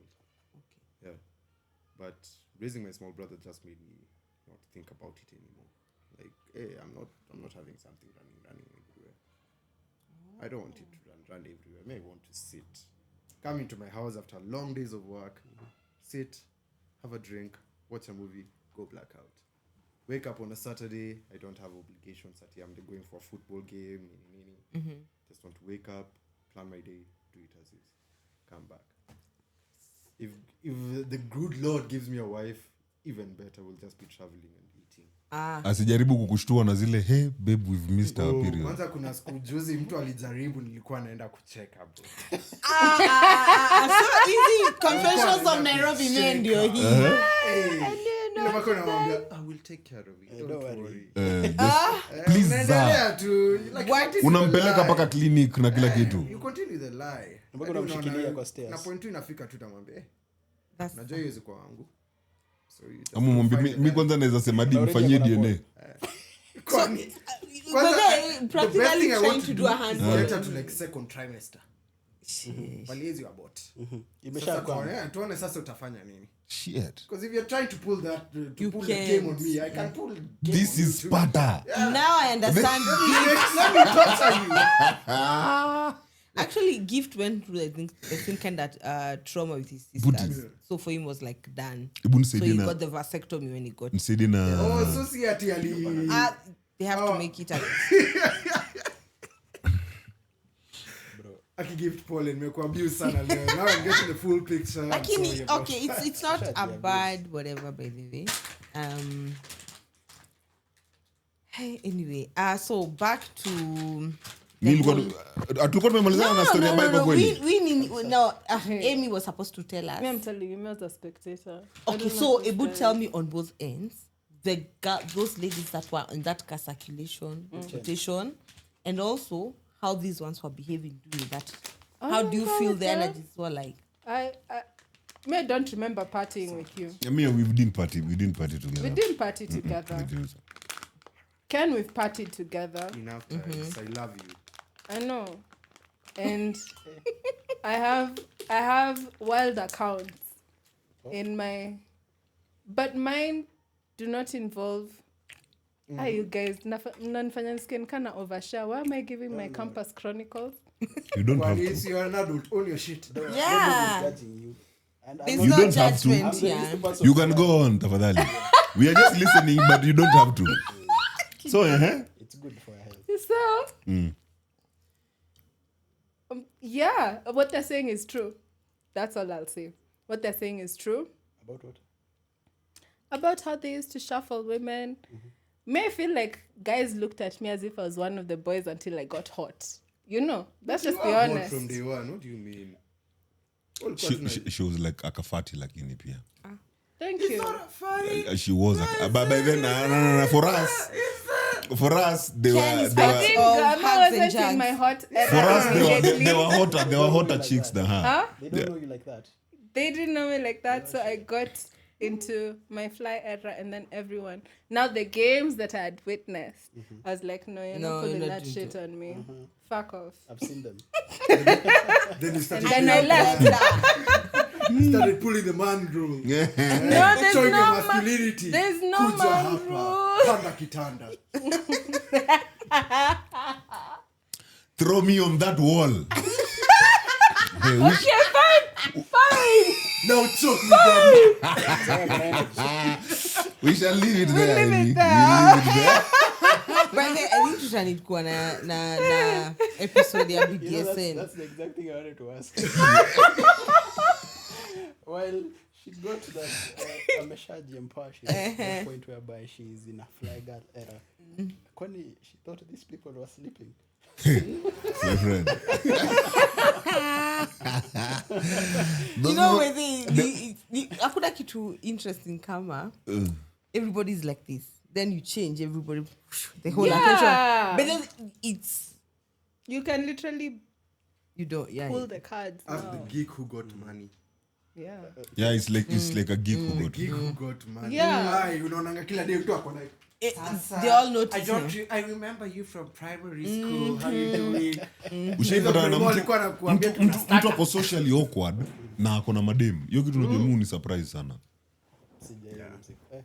Mtu ako socially awkward na ako na madem. Ni do. Most of them Yeah. unapata ni Ni magik. pesa. Yeah. Si kitu Ni ni geek money. tu. So hao madem ndio anamfanya na kampoa. Then Yeah. anakaa na nyinyi ndio una realize kuna shida. yeah, you're not supposed to be in this crowd. These women have given you access to this crowd. Yeah, just because you're But yes, doing I don't something know. extra. Yeah, hiyo extra so for like in fact hapo ndo nilikuwa naenda. Thank you umenileta hapo. Imenikumbusha pia for venye nimejibu na hiyo part ya masculinity in Daystar was productivity. Saizi tuko mahali masculinity ni do. Unajua hatuko mahali masculinity ni warriors ati sijui having a certain body, sijui looking like a certain man. That's no longer masculinity nowadays. Unaweza enda gym daily lakini mimi nakuja na kitambi yangu na wallet imenona Bro. na kubeba demu yako. Na wewe unambebea viatu, unambebea Like a jacket. No, amesahau hizo viatu, unambeba unamuingisha kwa hiyo gari. Wewe unapeleka huyo dem aende out. But huyo dem lazima achiu na ni wewe unamleta kwa hao. Hakuna siku unakula huyo dem lakini unakula life. With all the masculine you have. Unajua with all the like saizi ukiambia if your grandfather woke up right now and you told your grandfather ati right now for you to speak as a man you have to have money. Atakucheka sana. Mwanamume anafaa kuongea. Mtu ukikataa piga yeye. Ataka uko empty kwa hiyo wallet. Pika. Acha ni nguvu yako ndio inakuweka pale. Right now unaletea nani nguvu? Bro, right now unaweza shautia dema na kuambia lower your tone. Yeah. Watch your mouth. Wait, what do you mean? Watch your mouth? Anakuuliza, did you look at yourself before you open that mouth? Who are you shouting at? Oh, it's bad. You can't speak around me like that. I Yes. know you. Bro, shut Pakata nakuuliza who are you shouting at? Kwa sababu huyo dem Kama anajua the anajua ana earn more kukuliko. Anajua ana drive better kukuliko. Anajua ako na a better house than you. Who are you shouting out at? Flip it to the man. The man pia akijua ana drive better than you. Anaishi better than you. better than you. Bro, huyu mwanamume saa hizo ndo pia unajaribu kushout ukole, cheza chini. know your place. Know your place. Know your place. No, it's actually true. People who argue, wale wenye tunakuja tunasema yenyewe, that is not a man and that is not a woman. Those are broke people. Yeah. Unajua? Those are broke people, which now in Kitambo days, that would have never worked. So it's about evolution. Every generation has an evolution and a definition of what masculinity and femininity is. Now, when you're still stuck to the past, ile kusema ati bado tunajishikilia to remind us who we are. Bro, people are evolving, people are growing. You're getting stuck to hapo. Jamila ni mtumwa. Haujaacha mila. You've used the evolution, with the grounded and stability you have of your mila. But you're using the evolution to build the house. Like your culture used to live underground. Another generation, you start with a kahao up there. So hutasema ati juu we used to live underground. You go back underground so that you start climbing. We tubaki tu huku chini kwa sababu this is how we used to live. No, tunajua mi bado niko na ground ya I know what it means to build. But kumbe you can build going up. Okay. So hapa ndio nilikuwa nakuuliza aje. Because you see nakumbuka nikikwambia last podcast. I'm starting to realize that everybody is right in their own way until you talk about it. Okay. Then sasa zinakuwa you are joining ideologies. Because as we keep on going, the only way to learn is from each other. Now, your point yako, whereby now you're learning as per evolution is taking place. May I add this question? It seems it is coming from biology. But in biology, inafika mahali, people now start to question whether it is really necessary. Yes. At what point do they go towards now societal expectations? Is it when they are feeling comfortable, safe, ama threatened? I think it's duality again. When we go to, I feel we deal with societal expectations when we've settled. When we've settled is when now we navigate on societal expectations. Like right now, we can't expect the Gen Alpha and Gen Beta to deal with any societal expectation. Right now, you can't go tell a Gen Alpha or a Gen Beta at be a man. What does it mean being a man? Because they've found themselves in a new generation. Millennials and old Gen Zs, we are in the transition between the old generation transitioning into the new generation. Yeah. Unaona? So the new generation always waulizia about, there's no societal expectation. It is now ndio hii ina come up. Meaning for them, what it means being a man is not the same with us, what it means being a man. It's totally different. So do you mean that they will be the ones, as now, because we're having the alphas grow, they're the ones who are now going to define their a society. new Yes. masculinity and femininity. Femininity will not actually be the same as what as ours, yes. Be the So it will be conduit their between the societal two. expectation Okay. on what to be. So Because mali tumefika sahi, hatuko kwa survival anymore. We are not we are no longer on survival. Right now we are, I'd say maybe tumeenda, I don't know what level we are in, but we are, why do I feel like we're now, if you're not surviving, you're a victim, right? no. If you're not surviving, You're thriving. you're thriving. So we are in a you're thriving generation. So So thriving means you don't need to give birth. Unajua? Giving birth can be put aside for the selected few. okay. Unaget? in the same Right now, I mali swear- tumefika in a thriving society. That when we give birth to kids right now, tunafaa kuwapeleka torture games. Oh, We see which one can actually why? give birth to actually. Why to make it torture? Why not make it a happy Why thing? why torture, man? Why are we torture? torturing? Why a happy No. thing? You see, need to you know see why, you survival know for why the you fittest. actually. Why are they surviving and we are in a thriving society? We don't need sissies in this world Okay, so anymore. probably saying because it's a thriving kind of No, like, situation. let's just I be feel honest. No, it actually makes sense When it because comes to when you're dumb thriving, shit, you're like, I not can't aware say bitches of anymore. stresses. know. So stress that driving society and see if it can try to survive from that stress that you've introduced. I think I get your aspect from that. Let me tell you the problem with that. The problem with that is what we went through. That is the same thing. Tulikuwa tunapigwa ndio atuwajue okay mnaweza follow commands. No. That's what we went through. Mbona tupigwe? Mbona tupigwe? Tulikuwa tunapigwa though. Mbona we sasa were mbona surviving. tupigwe? We were being Why beaten to though? that It wasn't they should. necessary. It wasn't It wasn't necessary. necessary. Yeah. But they were trying to reinforce laws. Unaweza obey. But have you That's seen exactly what you are trying to do again. Tupige hawa. Hapana. Mimi sijaribu hiyo. Mimi najaribu kufanya natural selection. Work. So you let nature do the nature. so You let unasema nature do natural nature. selection yet you're not going to allow your own DNA to I might will continue. suffer. With me as a dad. Oh my god. Umeitikia na mapema. Hiyo nilijua but- kitambo No, sana. but look at the beauty of this, eh? He's self-aware. He is Ken is self-aware. You know me. Yes, dad. How will that play out? But let me tell you, maybe if It we will are give in me a a character if we are of in the a kind of dad society- you'd be. if we are in a society, Shameless. Exactly. if Gallagher. you're in a That's society, me. if you're in a society I'll that leave them. Go fend for yourself. Like, do you? work. Go Okay. bring me burgers in the evening. That's it. You don't care their age or whatever. I don't give a shit. Even I was a kid, man. I suffered too.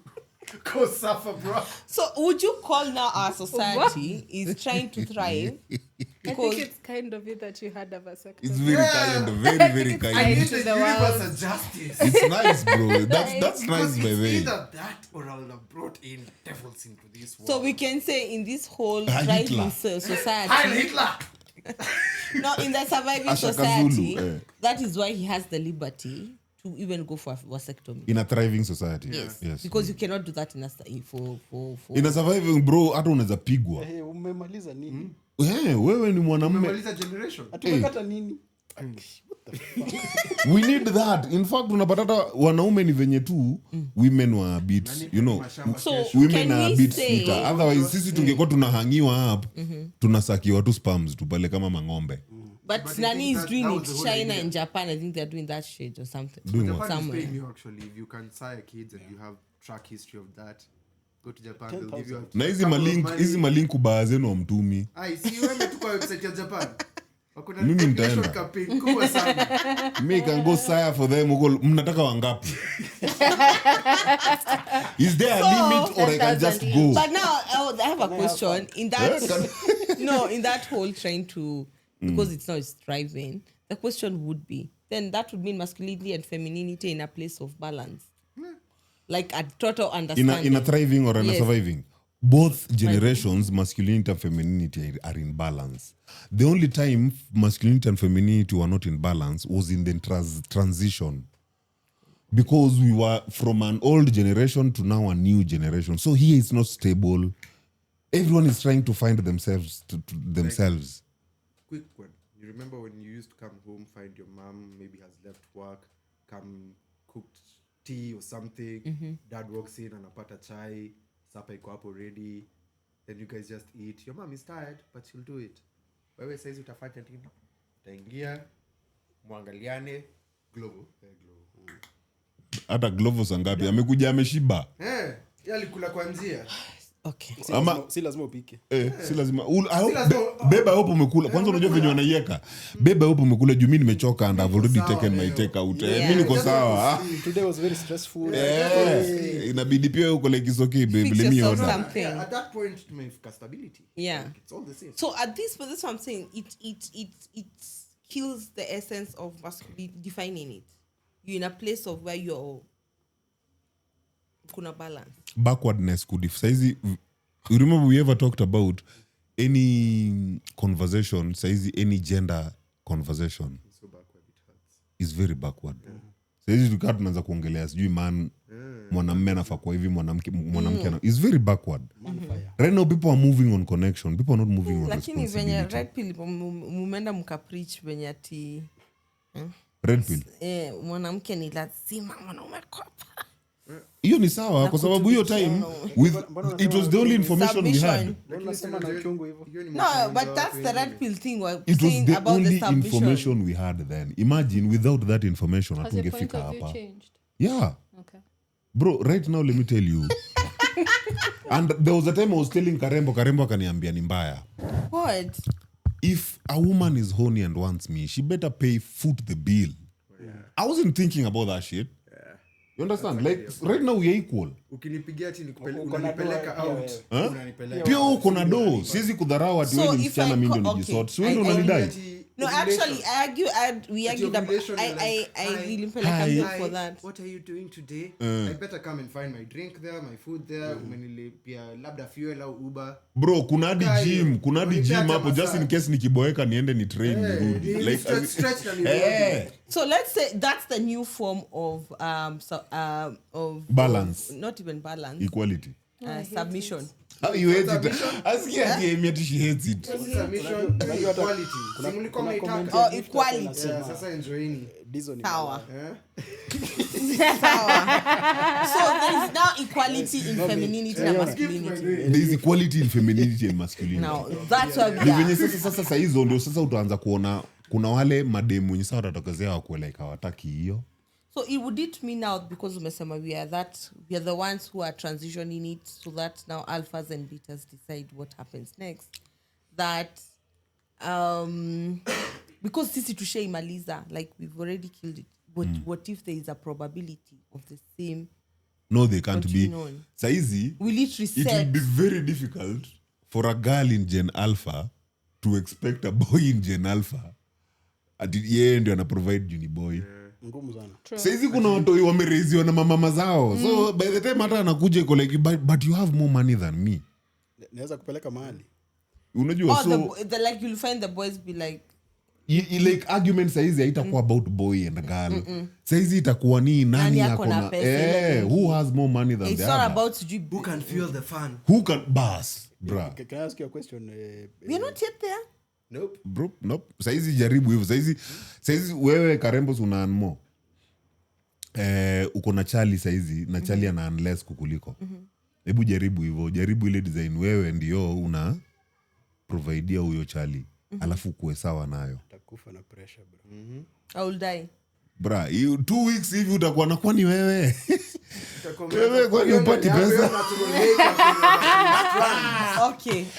We are not there. Sisi tu so ndio you're saying tumeintroduce. the alphas and might actually correct some of this, bring a sense of equality. Okay, equality or equity in this form. Equity. You want equality because Equality. equity is very different. Equity is you seeing my strengths, Na tunawaka building pamoja. on that. So maybe you're here, I'm here. We build mpaka ufike hapa, tukue hapa, then tuendelee hivyo. Equality is you come from here immediately and go here.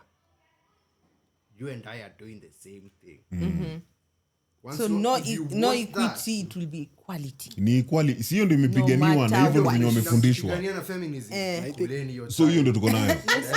hiyo ndio sapa yenu sasa. Eat. Me, I've never fought for that. Miss Amy. Amy kuna siku karibu aninyonge ako like but that's so sijui uliniita feminist ama uliniita nini? But you said you're a feminist. Me? He said he's a feminist. But kuna time Amy mwenyewe No, I said I'm not a feminist. not you but me kuna kitu nilisema paka ukaniangalia. Yaani ulikuwa unatetea madem hadi vile nilikuwa tukifanya show. I mean, of course, nitawatetea. Kwa nini? Na Because tumeenda na nyinyi sometimes you shule. don't make Si sense. mnasemanga It's bros nothing before to do with the hoes. women. It's everything to do with Excuse our me, Hakuna conversation. kutukaa hiyo. Ni ule Men and Bro women. can be a hoe. Yeah. What do you mean? Ngoja, subiri. Acha tuone kwenye anaenda. Yes. It's to do with our conversation. So, me, I don't know what you were referring to, but I was not defending women against you. It was probably something you said that didn't make sense. Well, since now we can't refer to it, hapo ndo maana utajitetea utaponyoka nayo. So, But equality hiyo yenye imepiganiwa for so long, hapo ndio tuko. So maybe generation ya equality, generation ya alpha na beta watarealize equality doesn't work. Then they'll start fighting for equity. Now their transition is what will lead to equity. To equity. Yeah. But I think that is already happening. Na hii What? generation inakuja. Equity.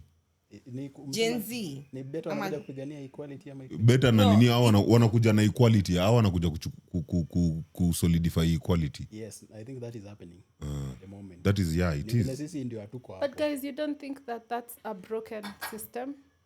Broken than the one we're in. Which one are we in? Yenye That's the tumetoka. one we're in. Yenye tulitoka, as in ndio nikwambia hakuna system yenye ni broken. It's only broken to you. Juu yenye tulitoka kwa ya ni The man is the ilikuwa inaitwa gaje? Protector. Patriarchy. yeah. Hiyo ndio yenye tumetoka kwa patriarchy. Tukaingia kwa matriarchy. Hatujaingia kwa mati. Hapo ndio tuko. Hebu angalia Hapo vizuri. ndio tuko sahi. Hapo Okay, ndio that's where tuko. we're going Matriarch. because No, that's where we are. No, it's not Where where are we you? are yet. How kusikia It's still very patriarchal. How? Hebu Our give me society. how? Give I me mean, an that's example. why the fight is so strong, right? How? Because What fight? because it is Stopped. patriarchal. Kwenu. Stop Kwenu. throwing the jabs and we chilled. Kwenu Tumewacha muendelee. munajilipia mahari ama mjilipi? What? Mahari pale Kikuyu land pale. Sina lipa Squeezy na- Na wasichana wanaume. wanalipa. Wasichana walipi? Wanajilipia, wanapea mwanaume pesa. What point are you trying to make?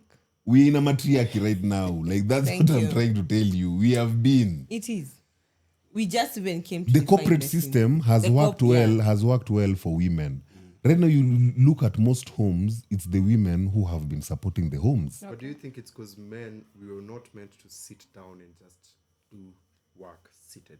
It doesn't matter. It doesn't matter. That was the system you found yourself in. That one we've never looked at it from that perspective. Think about it. No, if that was the case, Really matters. if that was the case, then But we men were would have never done sitting that. down. We were never meant to sit down. It doesn't It matter doesn't matter, bro. What do you how mean? you're working. No, You're working. Unajua I that think phrase humans, we were just meant to move. None you is know that meant to phrase sit down. of go forth and sow Makes your seed. sense. Why do you think it's go forth? It's not that he stay here and sow your seed. You have to actually move. You have bro. to There's a whole generation that has been brought up agreeing on that system. So meaning, if men were actually not meant to stay, I don't think marriage would have been a success. monogamy is a lie. Again, you're shifting again post from the discussion. But it's a fact. If you're talking about, Monogamy is a lie. if you're talking, That's why we're not meant to sit. you're still not getting me. If you're talking about men are not supposed to settle down, then marriage would have not been a success. True or false? Marriage has never been a success. What do you mean? How many marriages end in divorce? Which year are we looking Bro, at? what are you Because talking we about? cannot- Current. Let's No. current is We are not talking about. Their successes. Wait. We are not talking about. marriages end in divorce? Skiza Are we Ken. talking about the people? then? We are not talking Ama the about system? ati venye imeisha. We are talking about how many marriages are happening. Yeah. A lot. But it's a success. That's a successful business. Majority end. Whether they stay or not, then they haven't learned a lesson. You're not supposed to be in marriage. Meaning it is a natural thing to get into marriage. For us, it is very okay. Bro, then it would have not been a success. You just don't want to accept They would it. not have made it. Would still not be Saizi marriage ingekuwa existing. imeisha. Ingekuwa imeisha. Ilikuwa imeisha kitambo tu. Lini No, hii, but bro? watu bado wanaenda into Bana, it, saizi, even as those hii mwezi still. watu wangapi wanamari? But ingekuwa ask mbaya. your Hii mwezi. great-grandfathers. Hii mwezi watu wangapi wanamari? How many wives did your great grandfather have? 4, 10. Dependent on region. How many did your grandfather have? 3, 4, 2, 1. Father, 1. Yeah. You, 1. No. I'm just saying, imeenda ikidwindolivyo. Is it But- really dwindling? It's not Initially, dwindling. that marriage you're talking about was stronger because it was community, it was multitude. Mtoto analewa na kijiji. Kijiji si ati ni neighbors na nini. It's the other wives, the other children. But that one was the. How many people are marrying this month alone? In fact, this week alone, how many people? I feel Kwa hivyo like marriage as a system, okay, marriage as a we- system is successful. because now we are getting to understand. It is we meant to understand be. What it do you mean better. it's not meant to be and it is Now successful? your divorce and them staying together, it's just feedback of that system. It is a feedback of a successful system. Because that is why. Meaning No, it is very because, successful. because what is happening is their society have decided to change from that society of thinking at the village to a point where they give you the option. You can divorce and go to the next until you get it right. Think about it. See, get it right. Hapo wewe ndio umeangaza sera yako. There's no getting it. No, the ones who are going back into it. No, maramingi, if you look at it, I want a divorce, maramingi. You find they'll go back trying it again. Sindio? Otherwise, if it was a success, will you be divorcing? No. Exactly. So unless you make that absolute decision to say that I'm not doing marriage, I'm just going to do a whole solo thing. Now that is where I'll be saying, now this is somebody who's self-aware that marriage is not for them. But you see, you people are talking about the next step we are going to, which is that self-awareness. On ground, how many people are self-aware? Very. Yeah, so meaning that marriage as a system plus the divorce, that is, the system is successful. Because even during divorce, Business for everyone. it's business. Success. It's a very lucrative thing. So yenye kusema ati, you know what, maybe men were not meant to settle. You only realized that after going through this system. But when you started, it was, bro, when we were growing up, we were advised, if you want to grow, you need to marry. Yeah, you need to get a wife. So settle our down, dads saw it as a natural Did you thing. not mention it at one point when we were tackling that biology thing where you said the addition of the woman, there's some growth to it. Brings a purpose. Yeah, bring purpose. Hiyo tusa unaona kama saizi kwa self-awareness, ndio ikakuja sasa, toeni purpose zenu kwa individuals. Create your own purpose outside an individual. That is coming from self-awareness. It is not coming from reality on ground that this is what is happening. Reality on ground is most successful people tied their purposes on others. Okay, I have a now. Let me throw in a spanner in there. Would you say somebody like Elon Musk is a successful person? Yes, right? So account is fat. do you also, now that's a fact, is he self-aware? Yeah. In this sense, if you notice, he is still trying to make sure there is purpose because he's having kids with different women as it goes. What is No, happening there? that's one of his purpose. But some of his decisions he's made, you can say is also is very self-aware. Like hiyo kitu yenye alisema ati him right now, he doesn't own sijui house, sijui cars. He's renting. He's just renting. In today's day and era, that's a very smart move. Sold his house, now he's renting. That's a very smart move. Juu mbona nikuwe na nyumba na maybe hata sishindi hapo. Makes sense. Unajua Extra expense. kama inashinda kwa ofisi nitaishi kwa ofisi. And yet I even have the money to pay for that house. But why would I be paying just because I have the money? Makes sense. That's self-aware. So meaning kuna vitu zenye anafanya ni self-aware, kuna vitu zengine of course hatutaelewa, but ndio afike mahali yuko that the entire society is talking about, then he is those special few. Whether you like his ideas or not, he is one to be talked about for generations. True. Unaelewa? It's the same na Trump. Whether you like that asshole So or these not. self-aware dudes. It's self-awareness for you to be able to create a narrative. That comes from self-aware. Someone who's riding on autopilot can't create a narrative. You know, someone like Ruto must be one hell of a self-aware nigga, bro. Huyu mtu bado anaona shada yake. Huyu mjamaa anakwambia mali yuko. Huyu mjamaa hadi ako na bodyguard wa shadow.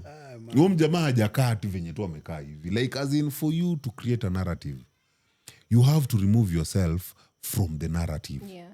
You know, in a way that hauna any attachment or feelings towards the narrative.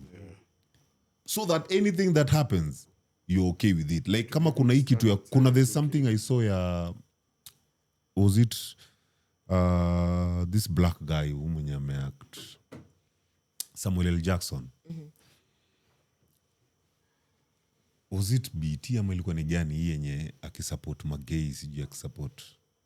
There's a time he did that. I think there was a time he did that. I can't remember exactly hiyo ilikuwa ni gani. But hiyo time I remember he pissed me off. I call like sa pia umejoin nao watu. But ukikaa kando ukwe like let's say haja join decide to perform. Let's take someone like Kanye.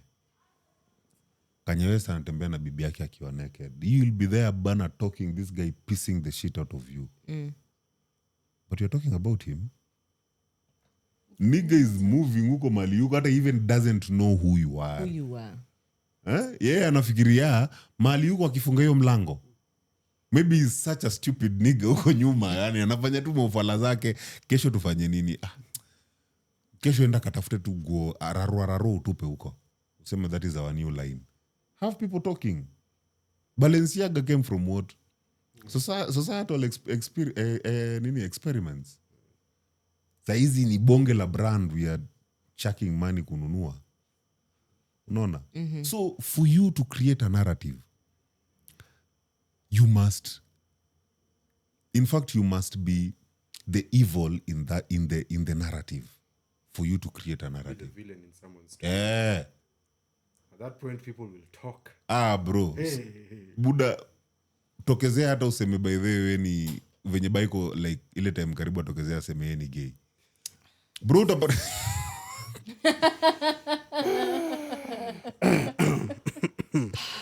Sponsored by violence. By the way, Baiko, you're not going to survive that. I survived the game. Bro utapata kuna watu watajaribu kukatch huko, watajaribu kukatch. Sisi tuna catch pale paka tuko like Baiko nini miss hizi nini but I have to follow Baiko so that I can follow up his story. Niko nini inaendelea. Before you know it, senye niko hapa na chuki zangu at 1,000 followers, Baiko is there hitting 53,000. Kwani nini ilifanyikia this gay guy we hate the most? Mr. T. Mr. T was gay. BNN ama nitoga ajen nani? Anitwa? Obare. Oh, that one. Bro, tulikuwa naongea Mr. T. Impression Z go Bare. Na yeye ndio akuwe solidified. Na waitaga solidified juu ya consistency. Solidified influencer. Ni juu ya nini? Hate. True. Nothing more than hate, bro. Make them hate you. Bro, ninakuja na nini? Huyo si mwanamume huyo, wanaume hawadakui, na mjamaa ana travel tu, ako kwa maflights. Analipwa na hiyo kudakua hiyo. Anaseviwa ni kwa sababu ya udaku. Anampia subscription. Bro, unaenda kulipia ndio ufuate udaku. Uko like so this guy has some tea. And then the different level of subscription. Like kuna hii. People are going to get on board onto that. Unaona? So Kibe, let's take Kibe for instance. I don't know if he's monetized his hate, but nini ligroisha Kibe? Hate. Bro, ni hate. Wow, mama. Una understand? Kwa hivyo ndio ukuwe na narrative. Lazima utrigger the narrative. So that this entire narrative can come together to make you a narrative. So the problem is if you are made a narrative and you are not self-aware. Hapo ndio watu kuja wanaokotwa Buddha. I'm not saying Khalif Cairo wasn't self-aware, but it you can clearly let's be honest, he wasn't. But the way that shit hit him, but guys, let's look at angeitumia vizuri. Angeride hiyo kitu. Let me ask something, especially now me bring Khalifa Cairo. You know what mina kangalia? Okay, he was mostly tapping into what? He was using his feminine side, right? Ndio nimfikisha pale yuko. No, he was using his ilikuwa ego inatembea. So that I think ego that cannot skill to tumie tu skill. Ule mjamaa anaweza ongea. That guy is a good. Really? That nigga can talk, bruh. That nigga can convince you to look at a car. Just the venye anaongea. So guys, this is the interior of the. I think I blocked him because what he was saying was just bullshit. Kwa sababu wewe unajuana na magari. Bro, you underestimate how many people know nothing about cars. Because a lot of people don't know about cars. Actually, if you've ever noticed, go on the comment section of anything that goes viral.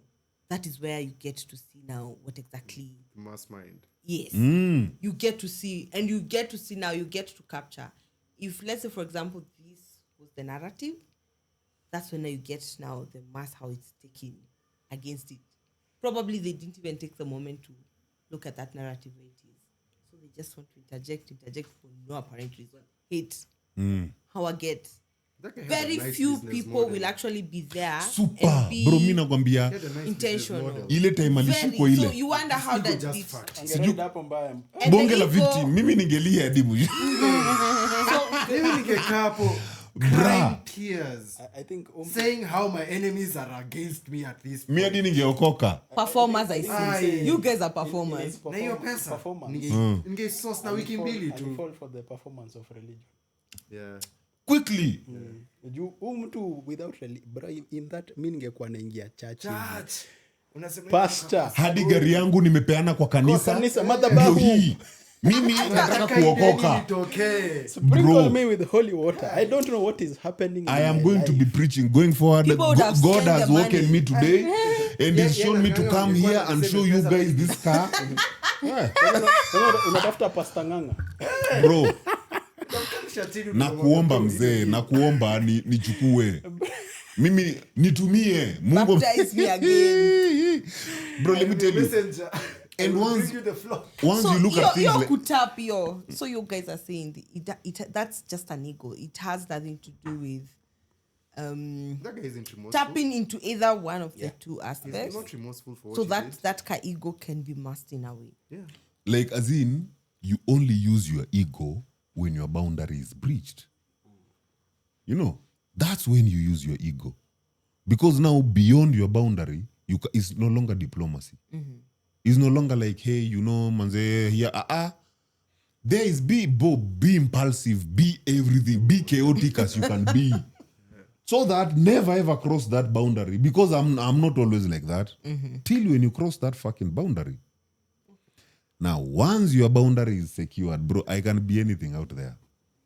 You want to call me a bitch, you call me a bitch. As in, that's on you. You accept it like, yes, I am. You haven't crossed my path. You know. So, sisi yetu ni hiyo kuweka hiyo ego, tunatumia ego hadi when haikusaidii. You have no boundary and yet you have an ego. What's that ego for? That ego is so broad, utapigwa nayo. Like, what's your limit?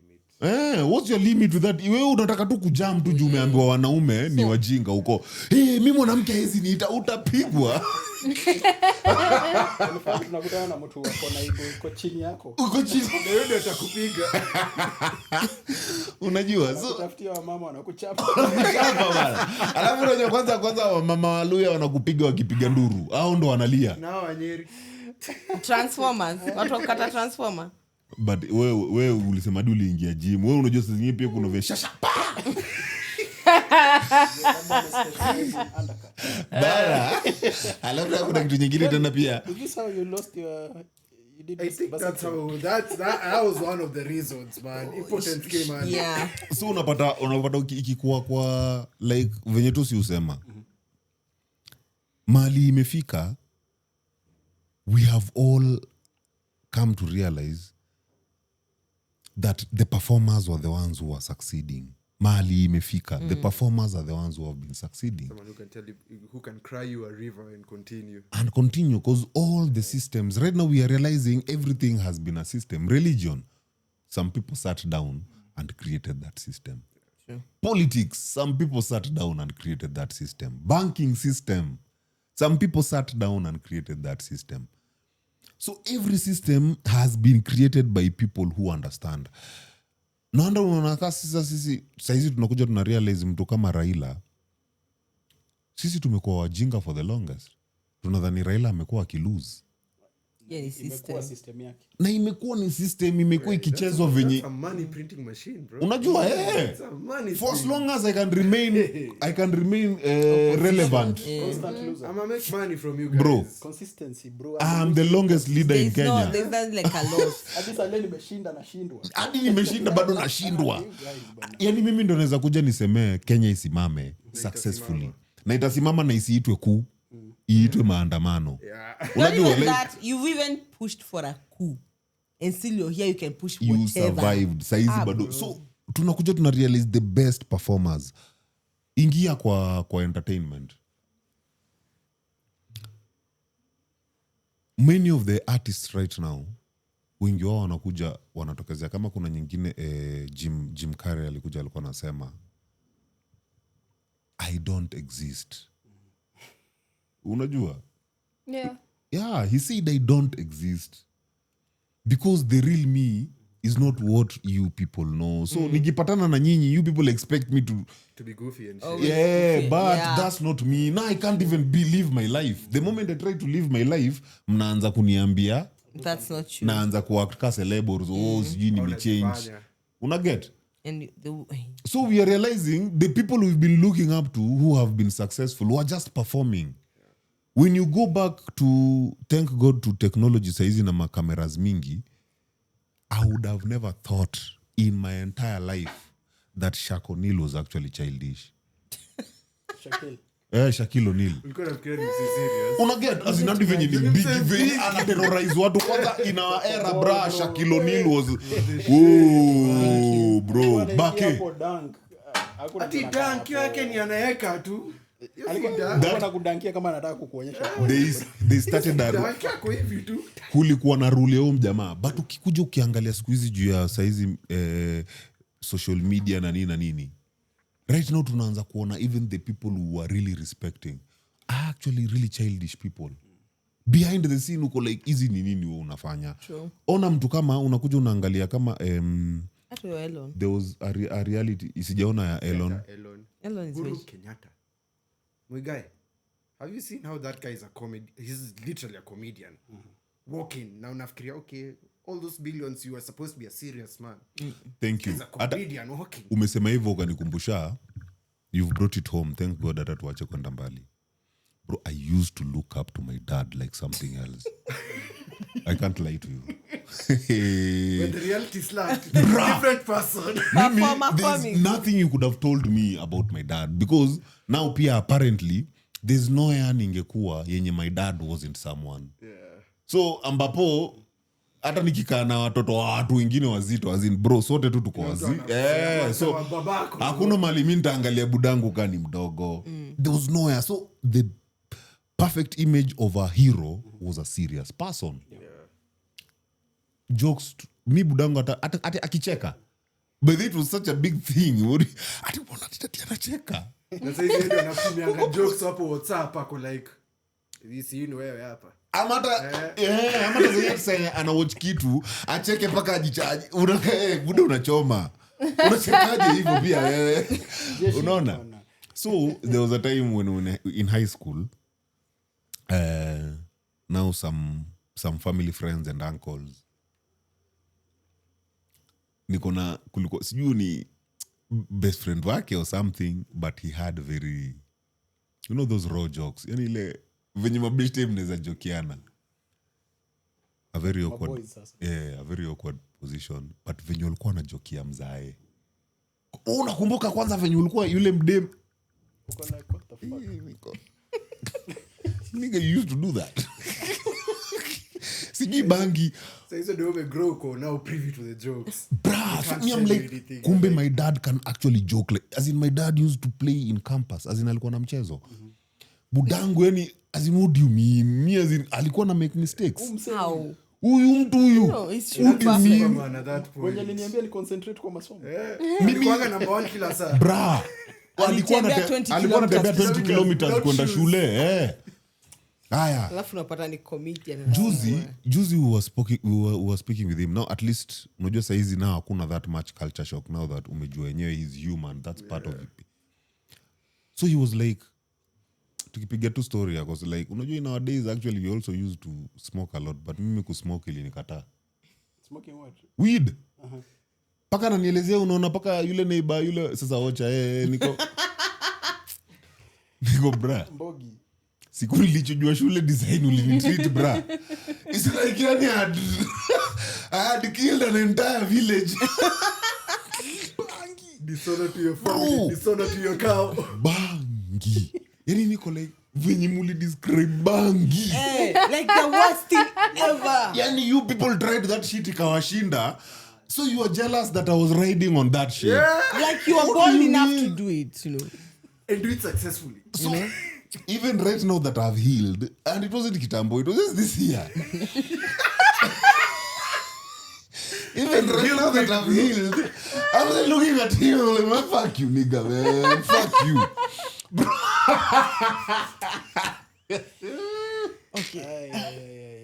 I was like, you couldn't have made me see bang like that. Like he had to show you that he was masculine, Unaona? stoic So and all. saizi venye sasa now we are vulnerable, like we are all adults, we are talking. Ndo ananionyesha, by the way, he's actually human. Your performance lazima. Unajua, I did try. Hizi vitu zenye nyinyi mnafanya David. Manze sisi tulifanya. Ushafanya. As in we did everything. Unajua, ananiona kama nimenyanya. But it's interesting. I think I think there's an age you get to, and then your parents, they are like, they cut out that whole bullshit. They're like, yo, so that's the there's reality. nothing new under the sun. So you the know? reality is this. It's so misleading when you're telling people to be real. When it's a world of deception. It's so misleading, bruh. Now you're having someone trying to act real in front of people. They are wondering why their life is not working. It's because you're bringing something that is not working here, bruh. We're just telling you to fail. Mtu anakuuliza ni tu uko nayo. Yani wewe after this, there's nothing mysterious about you. Yani, bruh. Yani... Alafu unatuambia be real, nigga. Be real to who? Okay. Who is real? I think real is just it's a state. I'll be real with you right now. Tomorrow, Bro, meaning the narrative will change. I'll be and, with and someone that's else. and that's growth. Meaning if you are with people you align with, you know, change isn't difficult for you people. Yeah. If you align, then kesho you change. Imagine I'll understand. I'd be like, okay, we were to do with you this, then now umeamka uko like now unafanya hivi. I'd be like, hey, that's good. Wesi ufanye huko, mimi nitaendelea to me, I'll look for another person, unajua. Then that way mnapata, there's no friction. Kila mtu afanya vitu. But then how do you women handle change? Like Change. yeah. I always find it perplexing that when, let's say, I evolve, the person I'm with isn't evolving, they start feeling threatened or anything or something. It's Hapo ndio unapata mtu anaanza kupata self-esteem issues, anaingia gym. Anakuja anaanza kukuvalia mini skirts kwa nyumba, saa hizo umeshamzoea mtu wa tights. Mbona unaongelea mimi bro? Nikafikiria unaongelea Dizo. Mimi character development iliniingiza gym vibaya sana. Ngoja na hiyo ngoja. What did you just say? I'm joking. No, just say. There's What? something you said that Dizo like, enjoys working either in hot pants. So I'm like, what? Hot what? Hot pants? Hey, when was the first time you wore hot pants? What for? What for? Kwa kichwa ulikuwa This unazita. when did you wear hot pants? I don't even what for. Why would I wear hot Kwa pants? kichwa yako ulikuwa unazitaje? Hiyo ni nini hot pants? Like the hot pants I know small- zile. Why? These are Where? hot pants. Where have I worn this? Ken? No, see, they're men hot pants, or should we call them like as such? Zinaitwa nini? See, Zile short rugby shorts, tights, too late zile to rugby jogo. shorts. Sasa you're talking about when I used to play rugby. You puny ass. Bros, you tell me. Say my name. That was a rugby affair, bruh. You'd always been those ones. What hot pants? I'm from a generation of masculinity. I haven't left it yet, bro. Dizo ukiwa kwa field kulikuwa na mtu anasema Lakini mimi niko na thighs fit lakini thighs zangu No. fit. But I have at good this thighs. point, I think it's a rugby thing. Si hata umbache na shinanga na uto tu vitu. By the na ukao kuna thighs fit lakini pia. The free flowing. Please. Hewa inapita vizuri. No. Why make things suffer? Fact though, hewa inapita. Lord Jehovah. Ukikimbia. wewe uko unakimbia. What do you mean? You said when you went to campus you were fat. No, when I went to campus, I was Yeah, actually he was. built. Okay. Then I started getting fat in campus He because I got lazy. yeah, he got fat. That's when you saw this. Hapo ndio sasa nilikuwa nakunywa keg nikaa na lipo. So mlikuwa na dizo your time ya ukiwa bills ama I mean, I campus me, I was full time a beast. Unafunga viatu zako You mbele. are? I was full time a beast. Oh, you. Alikuwa gym daily. Mimi by the way, mimi yani in campo was good. It was my era of looking good. So of course singe party na Amy. As in by then I couldn't hang out with fat people. I feel offended. Fat people. Must say that's not. You see what I told? Yeah. You guys were in the same school. Yeah. By then But then Diesel is. hiyo time I couldn't. I was such an asshole. Alafu nilikuwa na maringo nyingine make sense. Wacha niulize swali. I hope ilikusaidia. Sana. Hata ningepatia wasichana wengi See mimba. why it was such a sweet victory when things changed. Yeah. Now look hot and everything, and then now And you now want see to now grow we are your working with game. Amy full time. Sasa hizo wewe uko hapo kwa DMs na slide. Sasa ndio niko huko kwa Amy. Umeshinda aje? But one hiyo sasa ni vizuri like as in senyo sasa now you are worthy to come now sit with me on the table. That's it, and you go groveling and begging. But No, I'm not, it's not begging. It's like now you're welcome. Table to Emmy. Huh? And I let her. Unabeba meza na unaenda naye. Yes. Na ile because sasa niko like sasa baby girl, this is how I treat women who now deal with themselves. Nimekuletea table sasa Ah, bro. Unajua Hadi hapo. waja Who's your Baka pay? hapo. sisi wajaluo bro, we are meant for that. So you Yes. somewhat at least ulionyesha Ken some of these things as a cool. And the gym. No, si gym per se, but like ukishajua these are the chicks you want. I am a hot boy, Uonyeshe man. hivyo. Me, I didn't need anyone to guide me anywhere. Ulikuwa tu sawa. Ken ulikuwa sawa. Ken had game. Ken had They were there walikuwa najiachilia I don't proper. even. I Ken was had- like, what do you even tell these people? Ken alikuwa na game. Because chicks used to come to me, and all of them have different stories. Where? You know. And then I've sat there. I'm like, because we're very good at fishing for information. Because now I'm Ken's friend. Ken akiuliza, oh, kwapi? Oh, I'm with him even though he's not there. So every other time now chicks are like, oh, so do you know this and this is happening? But they Ken told me ABCD. Is that what's actually happening? I'm like, You know he everything. said what? Aki Ken is such. Ken walikuwa huko alafu sasa Can I hizo play the game of walikuwa I just like, walikuwa I just said, Makini just boys. enjoy your time. But imagine. If once Yeah, you're like- done, be done. Alafu ndio nasema them already ashaanza kuwa na the assumption something will happen.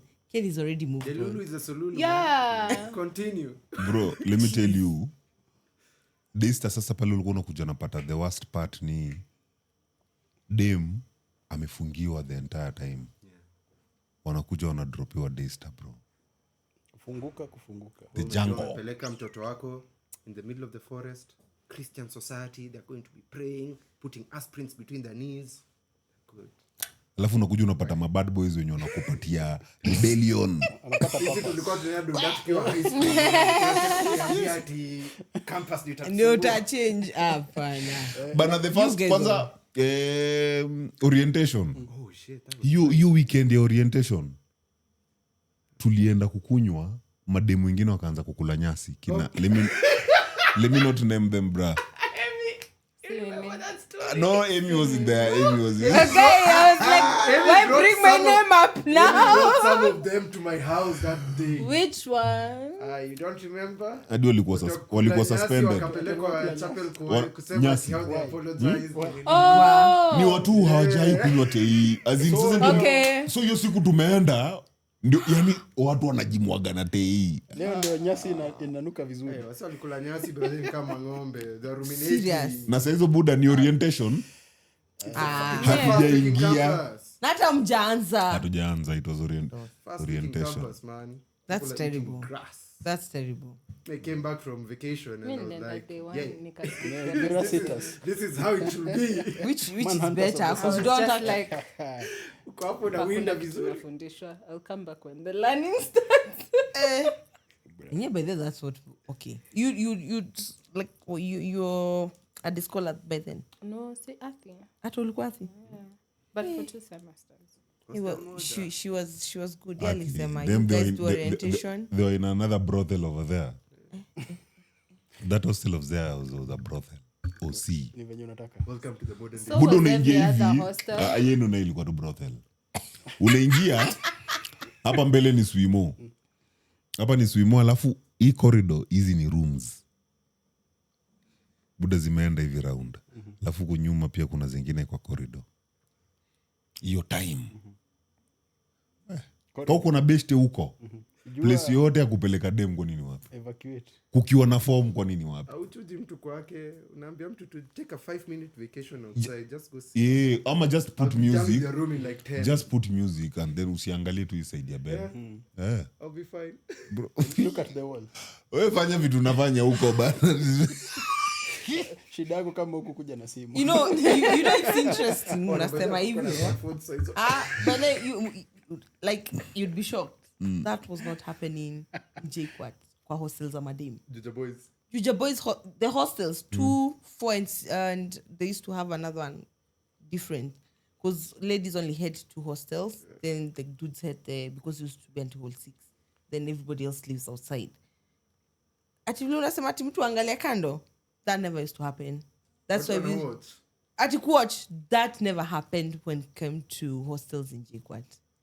But when you went to hall 4, 5 and 6, and 6 was even worse. 6 was terrible. 6 was, I think, hata nilikuwa naitanga. I think it used to be like mafioso happening there. Like Ilikuwa how much? Short ilikuwa how much? si short, mimi hata wacha niseme. Si kutoka hata nimeget. You know, even going to hall 6 without, you can't. Kata, even as a chick, you couldn't walk alone. Unaweza vutwa pale vitu za happen very fast. It was that scary. So that's nakwambia. Even for where the hostels for the ladies were in JKUAT 2 and 4, it's like everybody else has like a 360 view. So hata chale akiingia, mademu kwa ni dramatic. I think wako na ile tu, what's up? You can't do shit in those halls. All. But difference No, yenu watu wa nje ilikuwa nje. difference yenu na kina Dizo huko kulikuwa abundance ya wasichana. Si hatuko tuna rape. Kwa kwenu ni primal nature. Hao alikuwa ka KU. Na unajua KU chicks but they were strange. Walikuwa nakuja Juja. Like specifically they want to be, yes, you know KU no sasa ilikuwa ka dista. Mademu wengi machalini kidogo. Mademu like wakisikia kuna bash, they'll show up. They don't care who's going to sleep with them, but they have watatoka, they must go with a story to go and give back home. Na ulikuwa huko kama full scholar? Mimi? Yeah, but mimi kwa nje. Huko nje ndio ilikuwa fiti. Huko ilikuwa ni kwa Yeah, mie. Well, tu hapo Jujapox City. Hapa Jujapox City. No. But unajua pia venye mnasema venye ulikuwa na kiburi ingine hata understand ilikuwa ya nini. Hata mimi nilikuwa nayo kiburi bado in campus.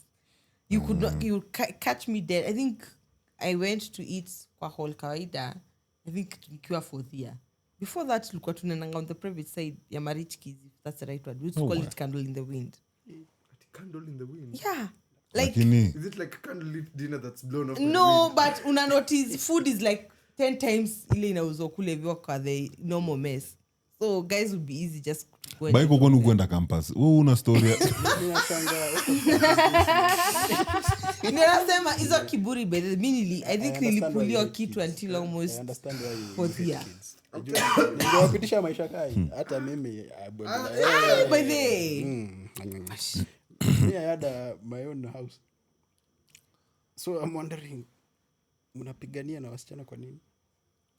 Ati watu waangalie wall sijui. Sasa ni unaishi up school.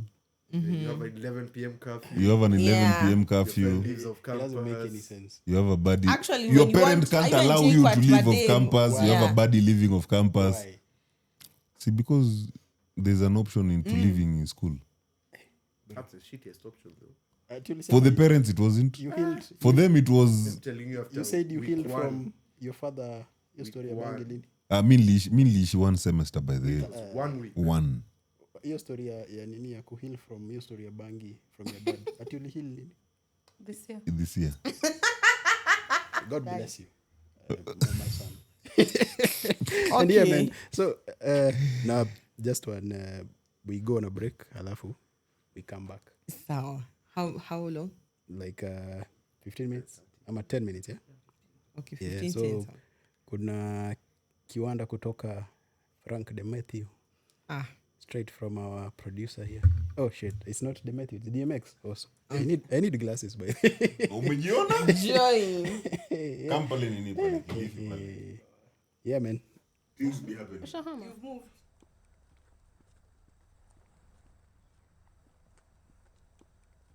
I can't hide myself. I don't expect you to understand. I just hope I can explain what it's like to be a man. It's a lonely road, and they don't care about what you know.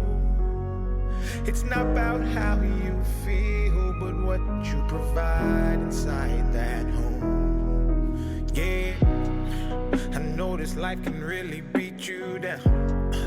You wanna scream, but you won't make a sound. Got so much weight that you've been holding, but won't show any emotion. As a man that goes unspoken, that we can't cry when life gets hard. Unconditional loves for women, children, and dogs. We know that we just have to play our parts, and don't nobody give a damn about our broken hearts. Yeah, as a man we gotta pave our way. Our only function is to work and slave.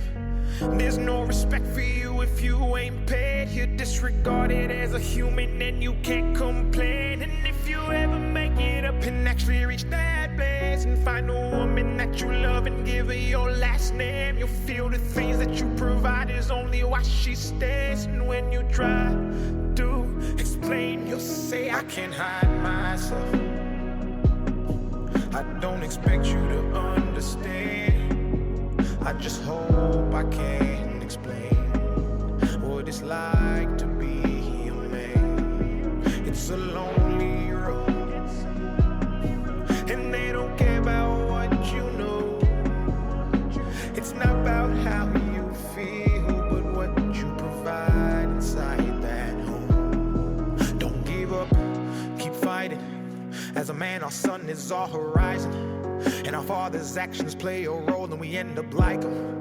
So they can't let us see them hurt, cause we'll embody what they do and start a generational curse. No wonder most men are so depressed, all the things that they can't express. They go to war, get thrown on the shelf, then go back to war with their mental health. Then grab that bottle and ask for help, try to pull themselves out of hell, then fall back down and then realize that they're gonna have to do it themselves. It's the circle of life. As a man you provide, they don't know what you're worth till the day that you die, and that's when they start crying. Then move on to a man to confide in. That's why we feel we can't hide ourselves. We don't expect you to understand. We just hope we can explain what it's like to be a man. It's a lonely road, and you don't care about what we know. It's not about how we feel, but what we provide inside that home. Inside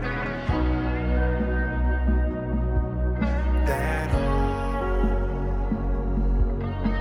It's not about how we feel, but what we provide inside that home. Inside that home.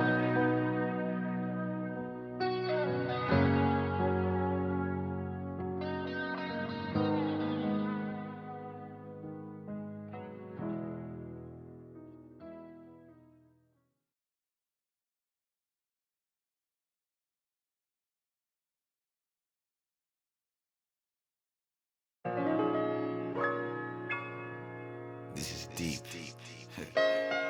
Sijai bonga nao siku mob sana. Lakini leo, yeah. Beat ya Ken Green, Bass, futuristic, yeah. Ukweli yaumiza, wezi refuse. Unaweza kuimeza, uende ukapuke, lakini ukiswalo unafaa kuget used. Na si ufukuze ujinga ndio isiwe excuse. Unaweza change, kauko na lose, yani ubadilike mwishowe uimprove. Life is not fair, so me with that douche. Mzinga iko half, mzuka ni full. Na si uwache booze, au nge reduce. Ukunywange juice, na udishi ma fruits, na upige tizi. vuta pums, daily kurauka na kutafuta chums, na siunge dubis badala kusnooze, juko na tools na siungezi use. Kama una talent ya nini umisuse, unafaa urudi booth na ubonge na youth, ukweli the truth.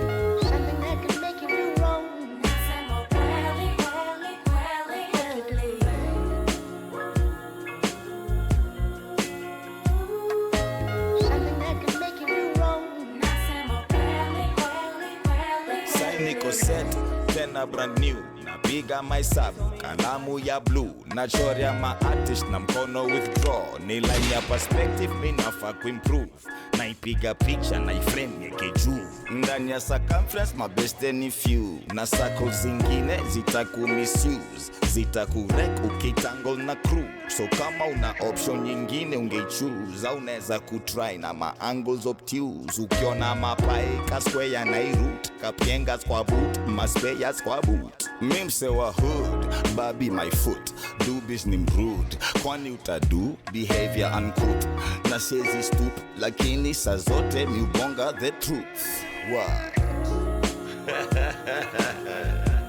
Yeah, ni baraka za Mwenyezi.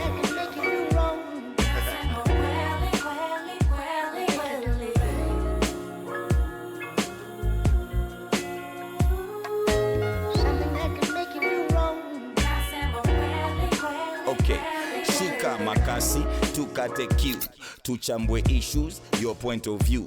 Viongozi wetu hatuko amused, na staji majina so usini accuse. Wanaleta siasa ndio watu confused, juu kuna agenda wana introduce.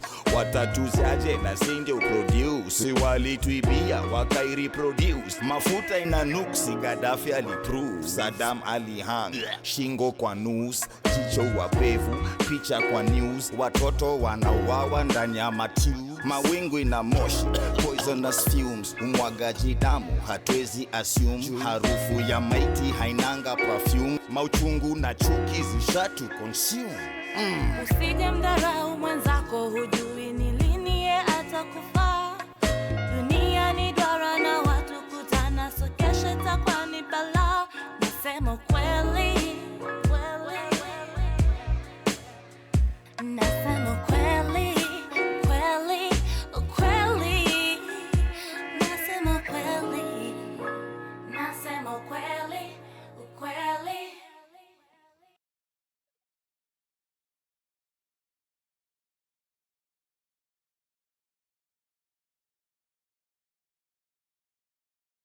Me, I feel just like a TV. Yeah. And yo, listen.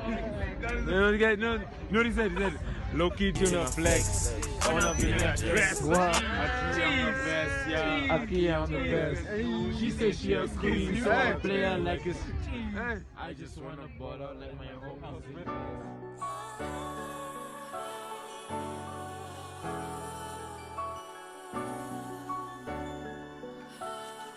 Yeah, hey, vile shorty yako box, they telling me to stop.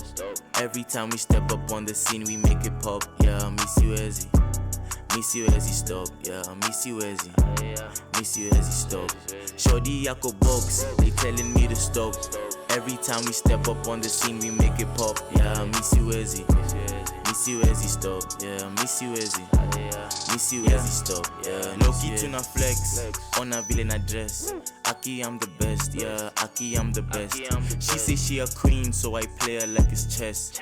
I just wanna ball out like my homies in US. I had a couple issues, so I put it in the music.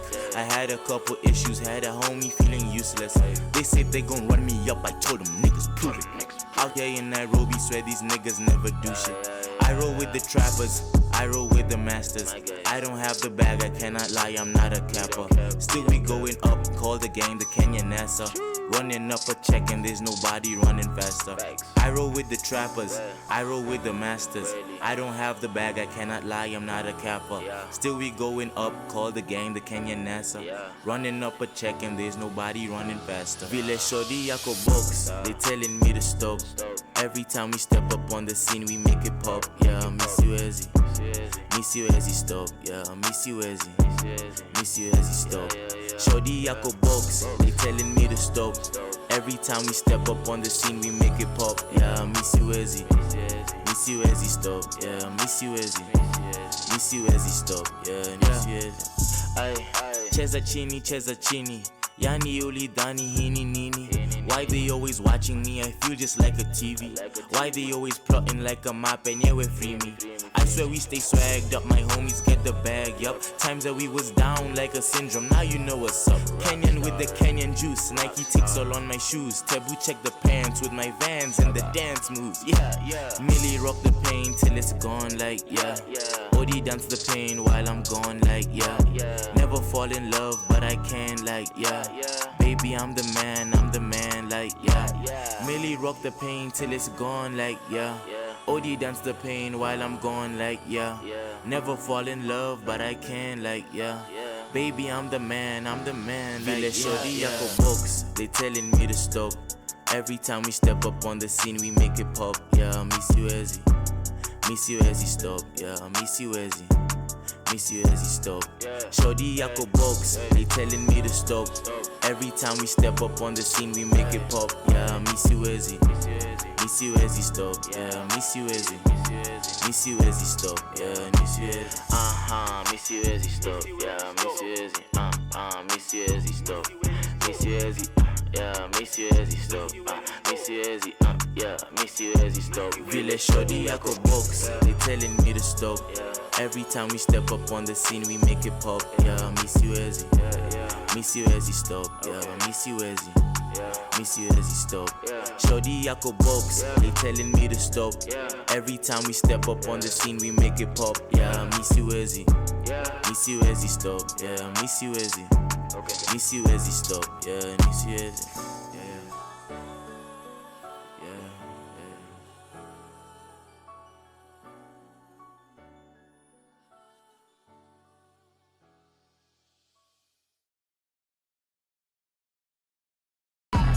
Millie rock the pain till it's gone, like, yeah.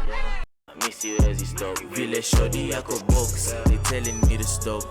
Every time we step up on the scene, we make it pop. Yeah, miss you Ezzy. Miss you Ezzy, stop. Yeah, miss you Ezzy. Miss you Ezzy, stop. Shorty yako box, they telling me to stop. Every time we step up on the scene, we make it pop. Yeah, miss you Ezzy. Miss you Ezzy, stop. Yeah, miss you Ezzy. Miss you Ezzy, stop. Yeah, miss you Ezzy.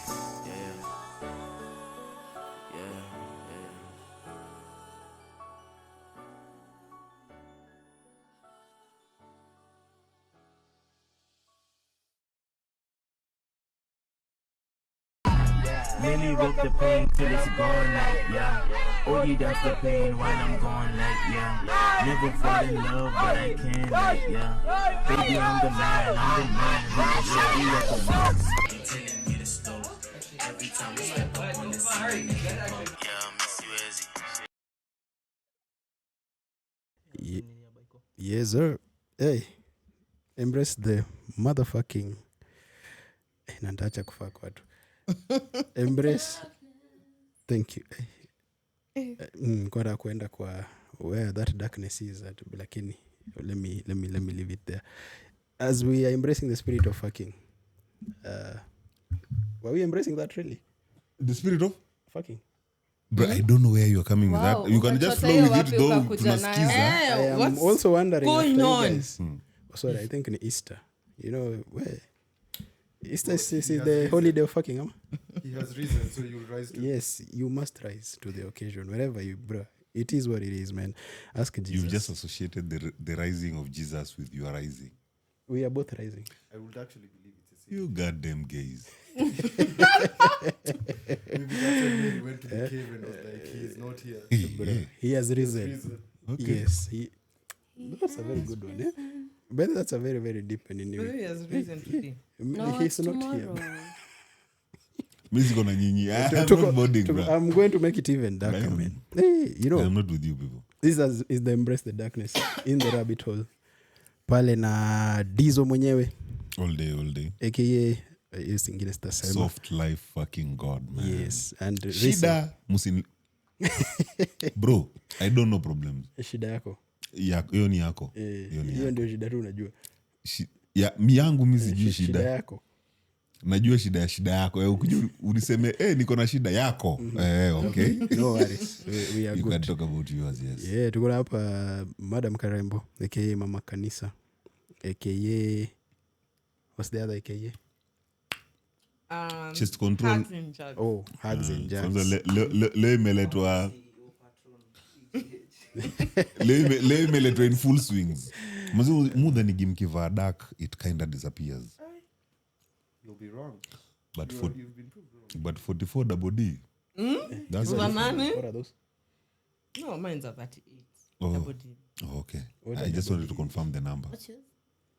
Oh wow. Yani hata ISG introduce you just ask you direct to the point. What's your As you are. Hata mtu anaanzanga na jina. Sorry. That's a very deep level of thirst, bro. Why you in Juja boy? Oh shit. Amy, man, Amy. Yeah. This is a hopeless society. You know, people have been saying that those comments I read earlier about the beauty and if you're available, they were directed to you. I don't know why Ken jumped on them. I'm not hot too. Because he's sexy and he knows shit. it. Baiko answer, bro. Answer. Hey, me, I'm even confused to These boys Kodoni are again. thirsty. Yeah. That's constant, man. That's how you hydrate. What unasemaje? I don't know, there was another comment by Gift indicating that ameona some pair of KFCs somewhere. I don't know what he meant by that. Oh, the ones that are supposed to take him back to factory research. Exactly. You remember that comment, Yeah, that comment was Yeah, solid. bro. Hey, I don't know what is happening with KFC and resetting. Me, I don't like KFC, so any kienyeji guy, bro. So those breast and thighs don't work for you. Which ones? I don't eat KFC. Chicken licken. Unakulaga nini? We are listening. There are options. There's Uber inaitwa nini? Uber Eats, yes. Glovo. Type of guy, you never know. I've told you, stop tempting me. It's okay. No. We are good. We are together. KFC is just yeah, this is KFC. Ndio nimesema. So there's KFC and then Karembo tulisema ni Siko hapo leo. Hugs and Jugs. The milkmaid. But people want to hear from me. So tell me hata watu kidogo. Sasa you guys gift and the like nimesikia tu gifts just come to mengine but kama mko huko yeah we're here talking about man versus woman, We are done with that one. masculinity and femininity, not versus, because finally we're not fighting about it anymore, sindio? When were we fighting about it? Oh, we've always been fighting about it. Oh, so now you accept that we've been fighting about it. I always was of the opinion that we're fighting about it. Previously, you just refused ukasema yenyewe it was just my opinion, you're disagreeing with it. But I've always been disagreeing with your opinion. So, you know what? Go ahead with your introduction. Yeah, Nakesha will be hosting Crucified Sunday. Ah. So we're doing a soft comeback and we're inviting you guys. There's a song I was supposed to release today, but sijaiona live, so I'll check on that and share that with you guys as well. And more to come. So you also sing? Yeah. You didn't know? Baiko. Ni vedu ni Omurima, ni Mnyeri. Nakwambia na check na box hapa. Hapo tu ndio nime. Amezitick Hapo tu ndio Lakini nikienda nimeanguka. pale kwa tere ring. Kidogo. Era bro. Aoni mnaongeleshana kikwenu huko vizuri In sana. fact hapa kuna comment yake. Mhm. I can read it in my mother tongue. Hey, I was going to go dark lakini God had helped me somewhere, bro. Gaka no jorage. Aikarete monomeni. Afunike thighs bwana niweze ku concentrate. This guy is called for Munene Arnold. And Gift is saying, you, for such beauty, I'll restore to default settings. That is a very strong statement. Very strong statement for somebody who lacks strength. But umesema you waste your energy just like that, bro. Iende tu hivyo. Ameshoot shot yake man. Kama mbaya niweke maji ya uzima. Na huyu nani mwingine? This is Masesi. Masesi is thirsting for other men in the this going on? Hey. When Gift has said, for such beauty, I'll restore to default settings. Masese is saying, umeona thighs ukatamani kumbao. Yani, people are looking at beauty, you are thinking about, hey, things are tough. Mama kanisa pale anaambiwa salamu zikufikie na hugs and jugs. Kuna teaser ama kuna content for the hugs and jugs community. You continue with the comment. Are you celebrating Easter? No, my Jesus is yet to rise To up. rise. Guy Fafa. Huko vitu ni moto rise zinachoma. Mwenye ako na spare parts za fuse, tafadhali kindly nitumie namba yako. We need to change some huko. Things are too hot. Time akwaro. That is now personal conversation. Oh boy. I'm sorry that you listened. But mwingine alikuwa nani? Yeah, basically that is that. But Gift is really invested in Emmy and Karembo anasema kama inawezekana Baiko Dizo na Ken wanyamaze.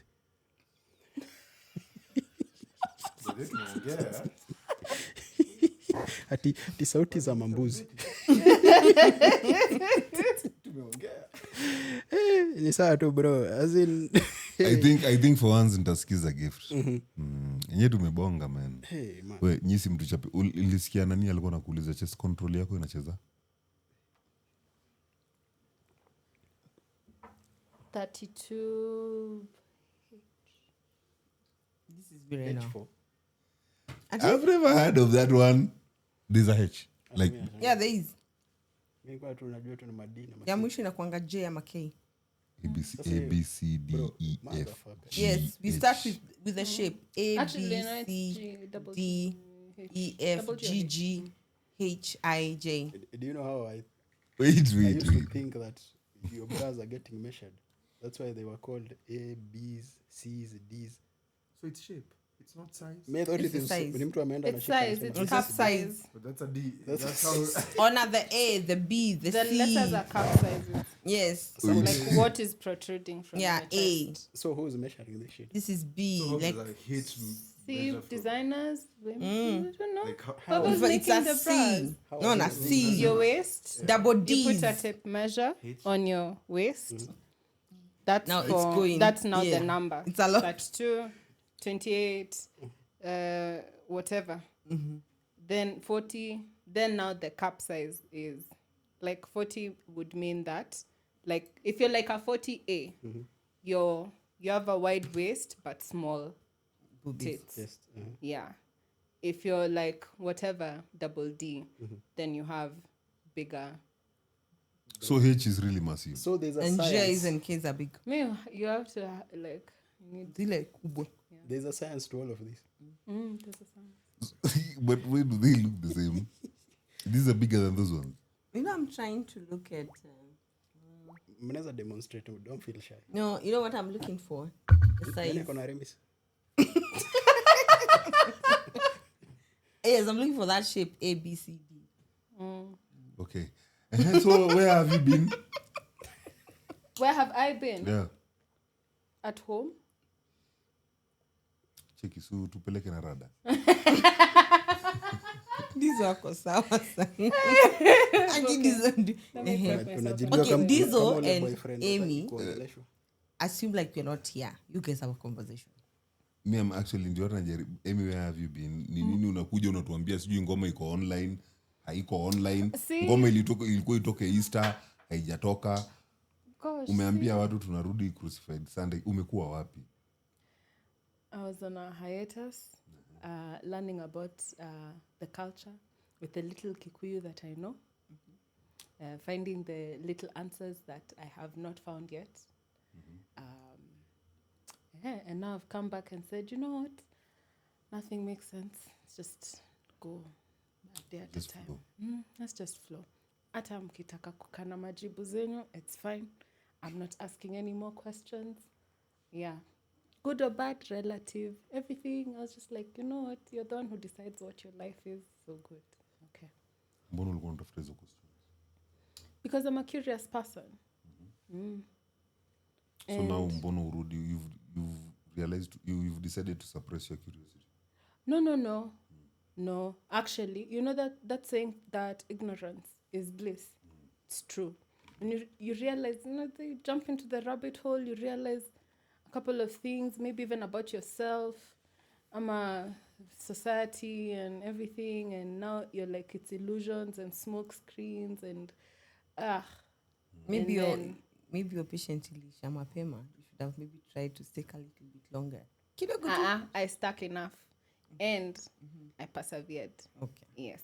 And then I realized nature doesn't give a fuck and the universe doesn't give a fuck. And everything is just action, consequence, cause, reaction. It's like, issue too. So saizi ni freedom. Yeah. I was like, you want to learn something new, pick up something new. You want to do this, do that. You want to not do this, don't do it. Yeah. Is that structure to you stable enough for a sustainable relationship? Relationship with who? Like just anyone, like saizi kwenda tu mbele, relationships tu na watu. I think it will make me a better person in a relationship. But that you can grow every day. Like saizi unaweza fanya chenye unataka, naweza fanya chenye nataka. So it's sustainable for us right now. Yeah. In what sense though? Doesn't it take someone to comprehend things the way you do? It does. Okay, it doesn't make it easier to have many relationships, but the ones that are there are very valuable.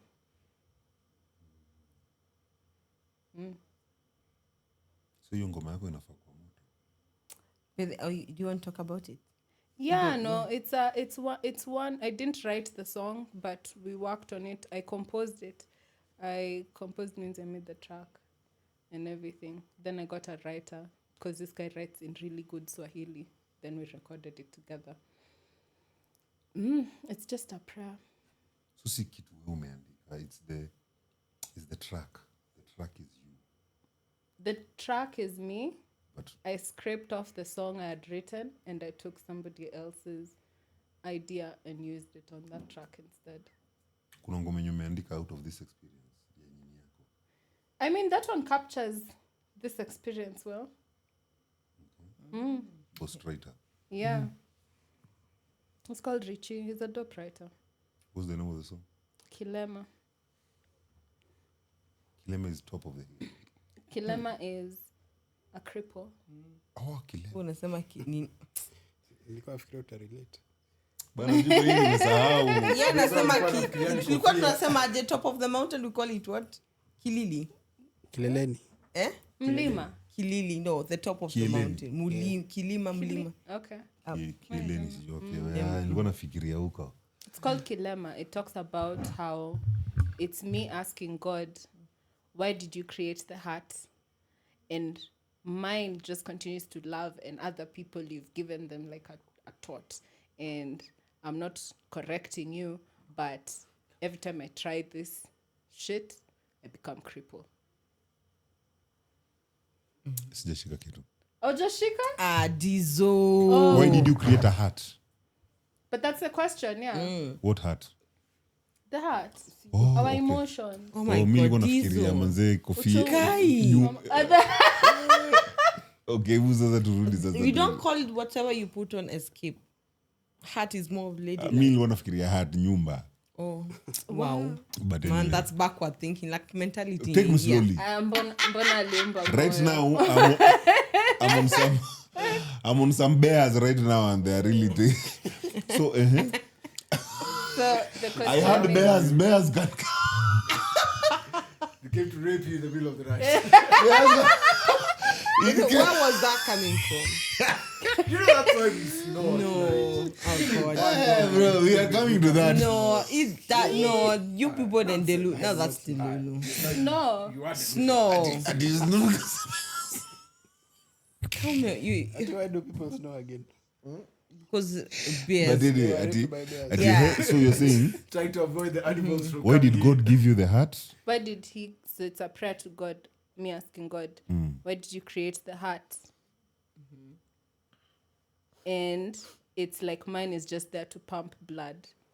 because every time we try this love thing, I become cripple. And saying maybe then, maybe another day I will have the chance to love myself. Maybe not. Because there's a maybe not in the song. And what do you think about it if you enter the rabbit hole with that? Will you ever... Do you love yourself? I love myself. Will you... But I've been reading this book.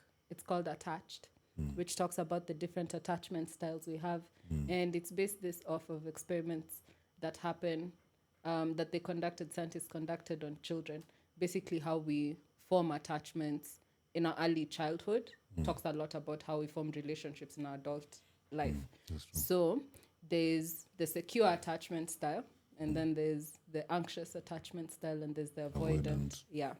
So I feel like, as I'm reading that book, I'm like, I feel like there's a place for all of those styles and people to be as they are. You know, is it really a problem? You know, if you read about it and realize maybe you avoidant. Like, is that a bad thing, or does just that talk about like how you should make decisions now that you know that's the case? That's why there's the secured attachment style. I mean, you can grow into it, but let's face it, not everyone is secure. And even the secure, it's not like the relationships with secures. No, the secure comes now. It's about you. It's not about securing the relationship. It's not about it's about me. Yeah, so once you've secured yourself, if the relationship is not secured, you won't tolerate it. You'll be able to discern it and move. That's the nice version of it, but the reality on ground is... People are not secure. Even the secure ones are in relationships with like avoidance. The avoidance will not date other avoidants because what is there to hold the relationship? See, they'll date the anxious. Exactly. But not the secure. They will probably go for the secure as well. And you can find someone who's been okay. You see, like their life is fine. Anxious. Secured. Secure. Anxious avoidant. Yeah. With anxious avoidant. But that's like the rare. That's like the small. So that one and the secure, those are rare. Okay. So the common ones are anxious and avoidant.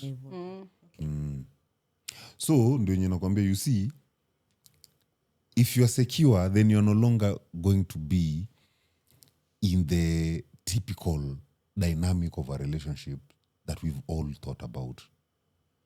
If you're secure, that means by the time you're going to someone who's an avoidant, it's not an issue to you, them being an avoidant. Yeah.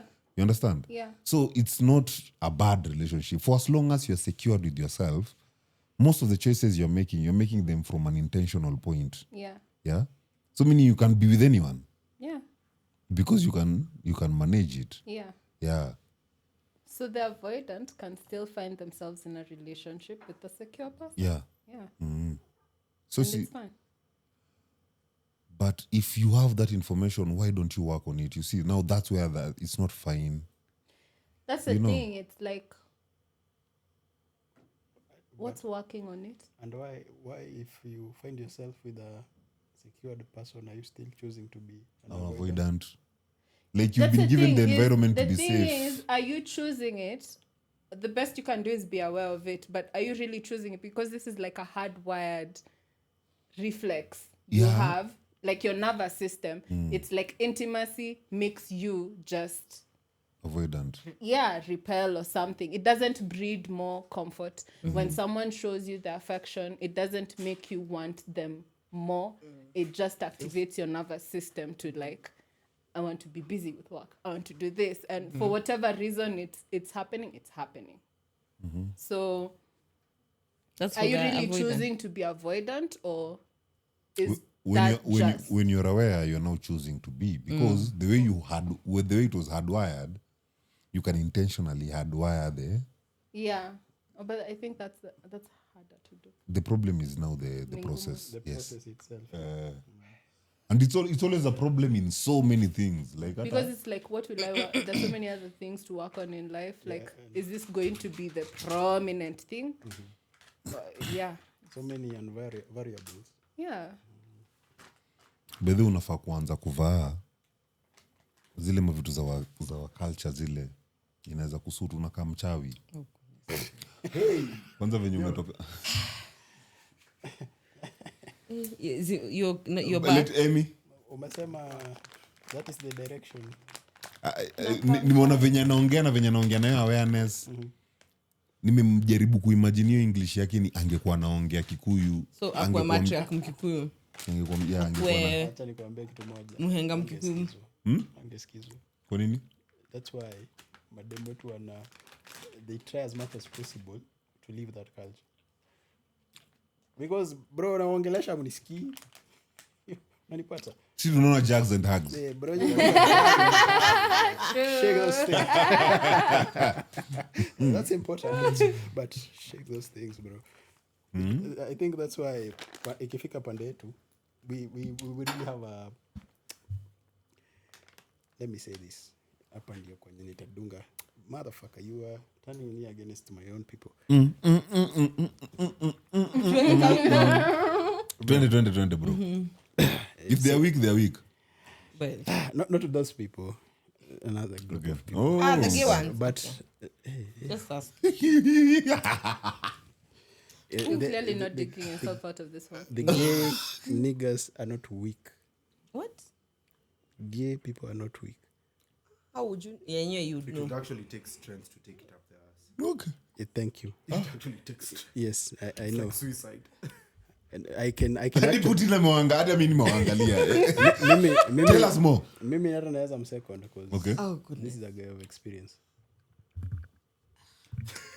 I can. I'm taking Okay. for it. Why are you throwing him under the bus and you guys are just riding that thing together? No, Venye kwanza venye mmeenda kwa balcony hapo like mnaka mmediscuss a lot. You guys are having an I in proposed my love and she accepted it. I see. si tumeagree. I don't be clingy. Don't be clean. That's a good look. I'm sorry. Bruh.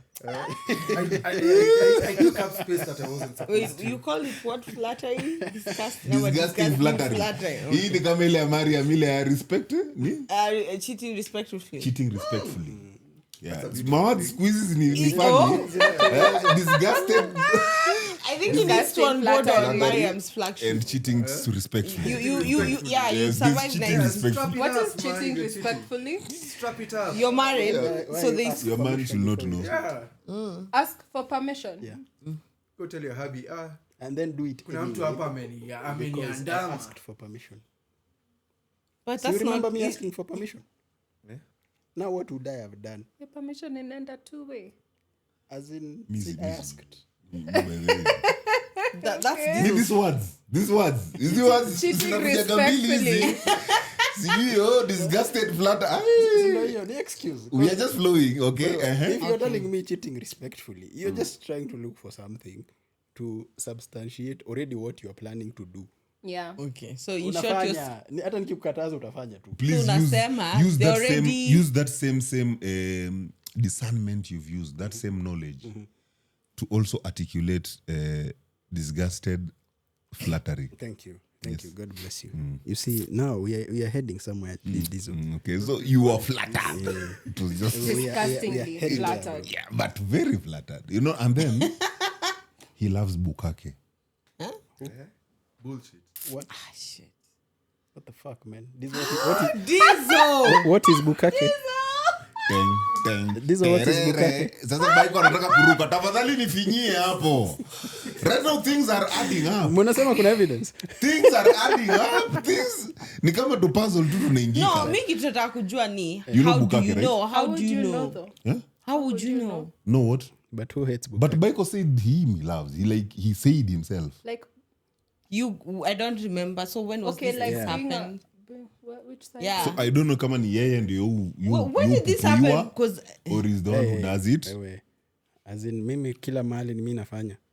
So ni wewe ndo unakula unaenda Me am starring in my own. una so you see kuna hiyo part alafu kuna disgust. Okay, go ahead. Me I'm good, bro. Wewe bora I told We are you. listening. Quality nut. Bora nut. That should be on a t-shirt somewhere, bro. Bora nut. Bora Bora nut. It doesn't matter venye inatoka. Bora nut ama nut bora. That is the exact word yenye nilikuwa na a conundrum rabbit hole mpaka Kiswahili. Bora nut ama nut bora. Akishika belt pale akizonga kaspank kazu bora nut. But Bora nut. let me say this for the purpose of Jesus Christ. You know, he's rising today. Now he might forgive me. Bro, I went on another, before I go there, let me take you somewhere else. I went on another rabbit hole, bro. Yeah, Jesus. God damn. The people who wrote the Bible, even in conspiracy, they are good, bro. They are good. When I went on another book called The Gospel of Infancy of Jesus Christ. There's a book like that. What? Yeah, it's most people say it is separated from the main Bible. You see these forgotten books, ama hidden books. People say that they were supposed to be in the Bible, but haikutolewa from the books of Akina Enoch, Akina Ptolemus, Akina Maccabees. There's a lot of people who are just writing things. They were in that time zone near Jesus, so it is considered that what they were also writing was based off their own experiences. So there's that book, Infancy of Jesus, and it describes from the period Mary received the message. This is an account from Joseph and Mary. From when Mary received the message to now when he started the gospel. And the most interesting thing, Jesus met Judas when he was a baby, 7 years. He also met the 2 thieves he was crucified with when he was 3 months. How?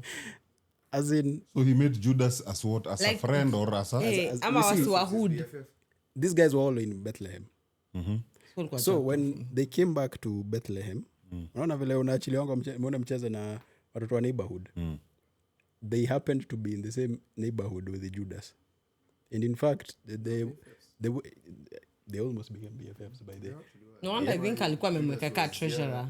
That's another very dark Judas was rabbit hole, bitter bro. because of that. Bruh. Jesus' ministry is pulling up and he makoto hapo tu servant.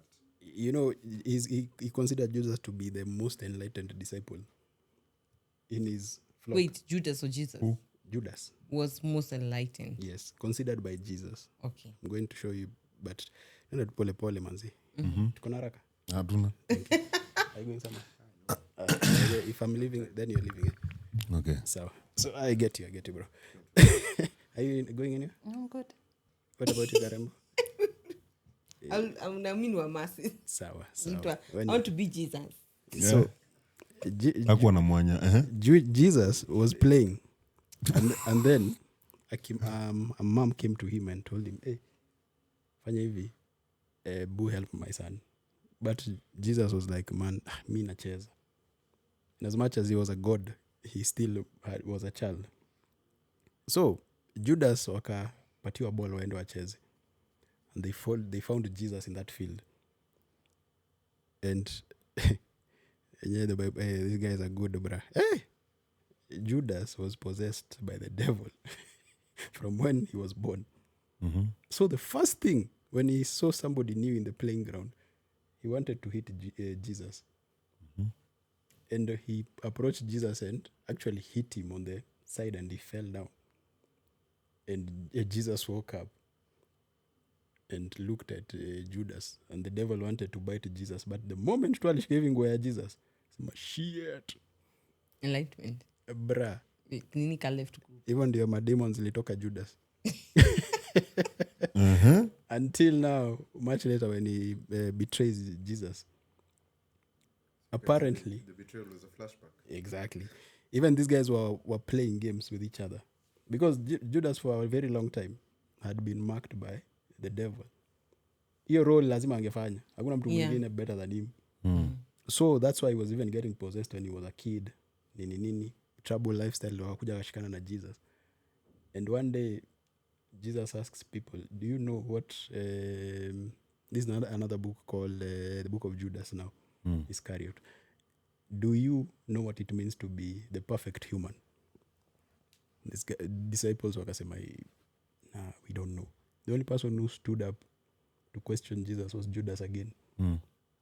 And because Jesus knows what Judas will do, and Judas already knows what he will do, bro, these guys get into a battle. Because you see, by the time Judas was being put on that path, of course alikuwa anapatiwa information na mademons na vitu kaa hizo. He said, but he was not that mtu tu alikuwa tu mdamu. Mzee alikuwa tu anajua tu vitu. Weird shit, man. This guy is good at numbers. This guy is good at bro. He's good. That is why he was even getting to a point he's now the treasurer of the Church of Jesus. And now Jesus discovers that this nigga wants to challenge me. See what I'm many Jesus? Bro, this guy unleashes a whole system of cosmology, astrophysics on Judas mpaka Judas anaanza kuuliza Jesus, bro, what is the meaning of life?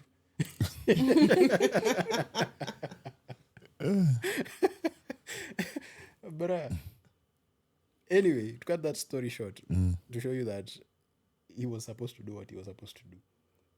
Jesus unleashes, man, infinite knowledge and wisdom on this guy. But after they finish that conversation, Judas still goes to the Pharisees and sells Jesus. No, I thought that whole thing here, the way he sold, the way he alifanya they sell out for 30 whatever.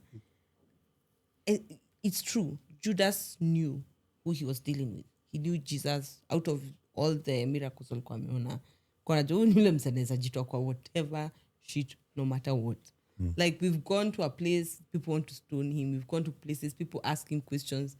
You know, he has, like he's able to respond in a way that they second guess themselves. Come on, so he knew Jesus can pull anything. Hata miracle akitaka kudisappear anaweza disappear. So for him, the way, like how we may actually saw it. What is that silver? Like silver that maybe haikuwa pesa hata mingi. Ilikuwa mingi. Ilikuwa dos katai lakini ilikuwa mingi. It was estimated to be $12,000. Okay. Right, so ndio nasema I think for him alikuwa anasema hii pesa sinichukue. Si Jesus atajitoa kwa hiyo nguri. Na life itaendelea. So bro, itawa benefit too. So I think for him the way like sasa ameshikwa, he's not he's not retaliating. Ako like shit, kimeumana. I think that's why he went in. Akarudisha back the money. Alirudisha? Rudishanga and he threw the money back to them. He just threw them away, no? Yeah, he threw them. No, he threw it back. Depending on the gospel, Luke says he threw the money back to them. Before killing himself. Killing himself. Judas killed himself. Yeah, alijihang. I think those two demons came back. The past Hitler. Hata sikujiua bro. Ndio alikuwa Hitler manzi, alijinyonga. Bra. Sema let me go. I'm done. Alifanya aje kazi kujiua? Nikujiua bro. Alijihang. Outside in the hapo tu tinje. Yeah, the town there's like a tree. And it's like the way you're saying the devil knew what he needed to do, like thoughts. Kids actually chased him into the town, and then he took the nini and Kajini. Let me tell you. Yeah. Know your pesa. So you see now the nini. I think that's the thing. So like depending on the gospel unasoma. So Mimi we always assumed that maybe alikuwa anafanya hivyo tu ile si atajitoa tu. Mimi nitakuwa nimepata tu pesa. there was something I had. There was a rabbit hole.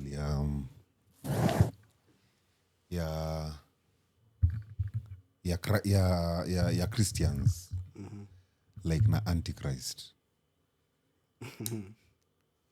So kwa hiyo rabbit hole ilisemekana Jesus was eliminated. Yeye na all information regarding Jesus. All that was eliminated. All the information we have about Jesus is from the pagans. But because the pagans knew they would not be accepted as the pagans, they had to come as Christians. That's why all the holidays that we are having for Christians are pagan holidays, but they've been named in the name of Christians. So the real Antichrist are Christians. Roman Catholic Church. Yeah? It is true, and I'm That would make sense. So I'm an Antichrist. Yeah, so meaning we really don't have the real story of Jesus. His story was totally cleared. That's one. Secondly, Jesus wasn't as spiritual as people as no, okay, spiritual, leave alone. Jesus wasn't as this holier than thou as people are putting it. Jesus was rebellious. Bro, in fact, when he was a kid, he killed 3 children. Yeah. That nigga was rebellious. That nigga, That nigga was fucking prostitutes. Left, right, and he had no regard. Like, his best friend. he was the only person, you can imagine Karembo, What you guys? in which a society. No, No, for real. No, I would really want to read that. It's In a society, no, this was just this. It was a podcast. They were just discussing. Wacha nitakuwa natuma hiyo link, but wanaendaga more into stories. Nitakupea thesis, twende. So, in a society that was raised, in a society that was conditioned on fear, all they knew was what they were told. That's all they knew. Jesus came questioning. That was the first person to ever do that. And he was boldly questioning. So, while you people are mukiabudu awa mamungu, mbona wewe usijione kama Mungu? okay. So yeye hakukuja kama mtoto wa Mungu. Alikuja kuonyesha watu wengine pia unaweza kuwa Mungu. He was a very reckless person. Ni mtu angeingia hivi ati kanisa ati hii place inafaa kuwa na anawaandaa huko, anachapa kuja huko na nyaunywa na wapiga vibaya sana. The audacity. So meaning this guy had to be eliminated from the system. He is disrupting the system. Yeah. Yes. So him being eliminated, it's him and everything about him. And I will back up what you're saying. Because in that book, it refers to a point whereby Jesus was... Unaona venye unasema alienda kwa temple. And in this temple, there was a party. Kulikuwa na kila mtu, all professions of all kinds. From doctors, mpaka physicians, watu wanafanya psychics, astronomers. But Jesus went talking to every one of them and besting them. In your field, wewe unasema wewe ni astronomer. Ushaiona hii planet? Wacha nikupe mpaka size yake. Bro, anakuleta mpaka kwenye huko.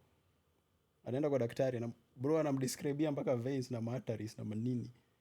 Yenye wewe unasoma wewe ni daktari na ujui, mimi ndio nakushow bana. Sisi wanasema ni witchcraft. Bad. Anaenda mpaka kwa physics. For sure. Anakumela mpaka quantum physics. Bro, wewe umejua tu stories za gravity juice, alafu jamaa anakuingisha kwa quantum. Hapo lilikuangukia pale ukiwa lazy chini ya mti. You are hungry as fuck. Hapo likakugonga. Gravity. Man, this guy tunaanguka. The mom, that is Mary and Joseph, kept on looking for Jesus until they found him. Wasana muza, uli mtoi wako. And Mary, of course. Oh, when he was 12. Yes, that story is also in the Bible. It's also in that infancy of Jesus Christ. Bro, unaulizwa mtoi ni wako. Of course, you already know there is danger here. Because hakuna wazee wanataka kuaibishwa. For that reason, hiyo ability ya Jesus question people and besting them at questions of why and philosophy na nini, they decided to keep Jesus in the house until he was an adult. So we don't hear anything of Between 12 to 30. Bro, this nigga is what he used to do, man. They had already seen what he can do when he doesn't like you. Alafu anarudi kwa say ana notice nyinyi watu ni wajinga. Na aliua watu aje? Ebu yeah. Hey, leo mnataka tuingie kwa ile rabbit. Twende huko. Yeah. That's okay, no worries. Okay, So yeah, when Jesus was a young guy, that is probably 7 to 11 years. Of course alikuwa anacheza na watoto wengine. Na of course boundaries can be pushed, especially kwa watoto. So one day he's playing and one of his friends hakuwa anaona kwenye anaenda, comes and knocks Jesus down. Na Jesus akaanguka chini. When he woke up, he said, bro, because you've knocked me down, sleep and never rise again. First instance. Second instance, this guy is playing wanajenga to dam. To samaki and whatnot. Jesus can make a very fancy dam and whatnot. Kuna ingine nitakuingisha after this, bro. Mimi niko hapo, bro.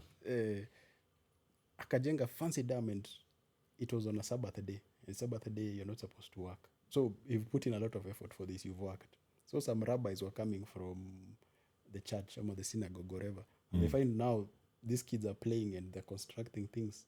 So the first thing he did, he took a stick and went to beat Jesus, telling Jesus, bro, you're not supposed to be working on a Sabbath. And immediately, he raised his hand like this to hit Jesus. Bro, mkono yake ikaoza, na ikaanguka na kadedi. And then kuingisha kwa ya mwisho. Is internal or something. Jesus. This guy, bana, just at some point we were playing with his friends and akamshinda. Akaanza ku gloat that under this world he's a champion. May you lack breath so you know what a champion is. Jama, colors. So by the time So you're saying Jesus was just an asshole? Yeah, he was an asshole. Big one. Bro, as in I have all this power. What the fuck are you telling me, you fuckers? Before he learns how to control. He had to go through shit for him to become, by the way.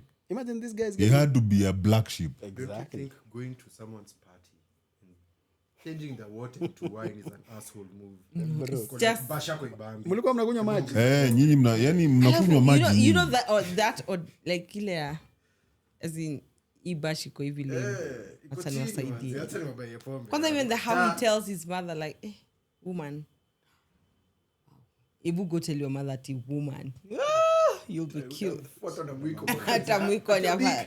Hata before mother kusema woman you're already stricken and So meaning says your story yote tuko nayo about Jesus. It's just a lie. It's a lie, bro. We are just antichrist in so the people real have sense. actually deleted it intentionally. Because we have been, our religion is pagan, it's pagans. It's not Christians. We are antichrist. We are now going against what Jesus was teaching people. Jesus was encouraging people to question. Free thought. But religion doesn't encourage that. Suppress You shouldn't question. That's antichrist. And the reason he loved Judas is because Judas was asking questions. In fact, he was telling him, Judas asked Bana, because aliwarushia kabomu kamoja, nye hata mimi ningekuwa disciple wa Jesus bro. Si ninge perform tu, hakuna njia nyingine. Ashawaambia, you guys are not going to heaven.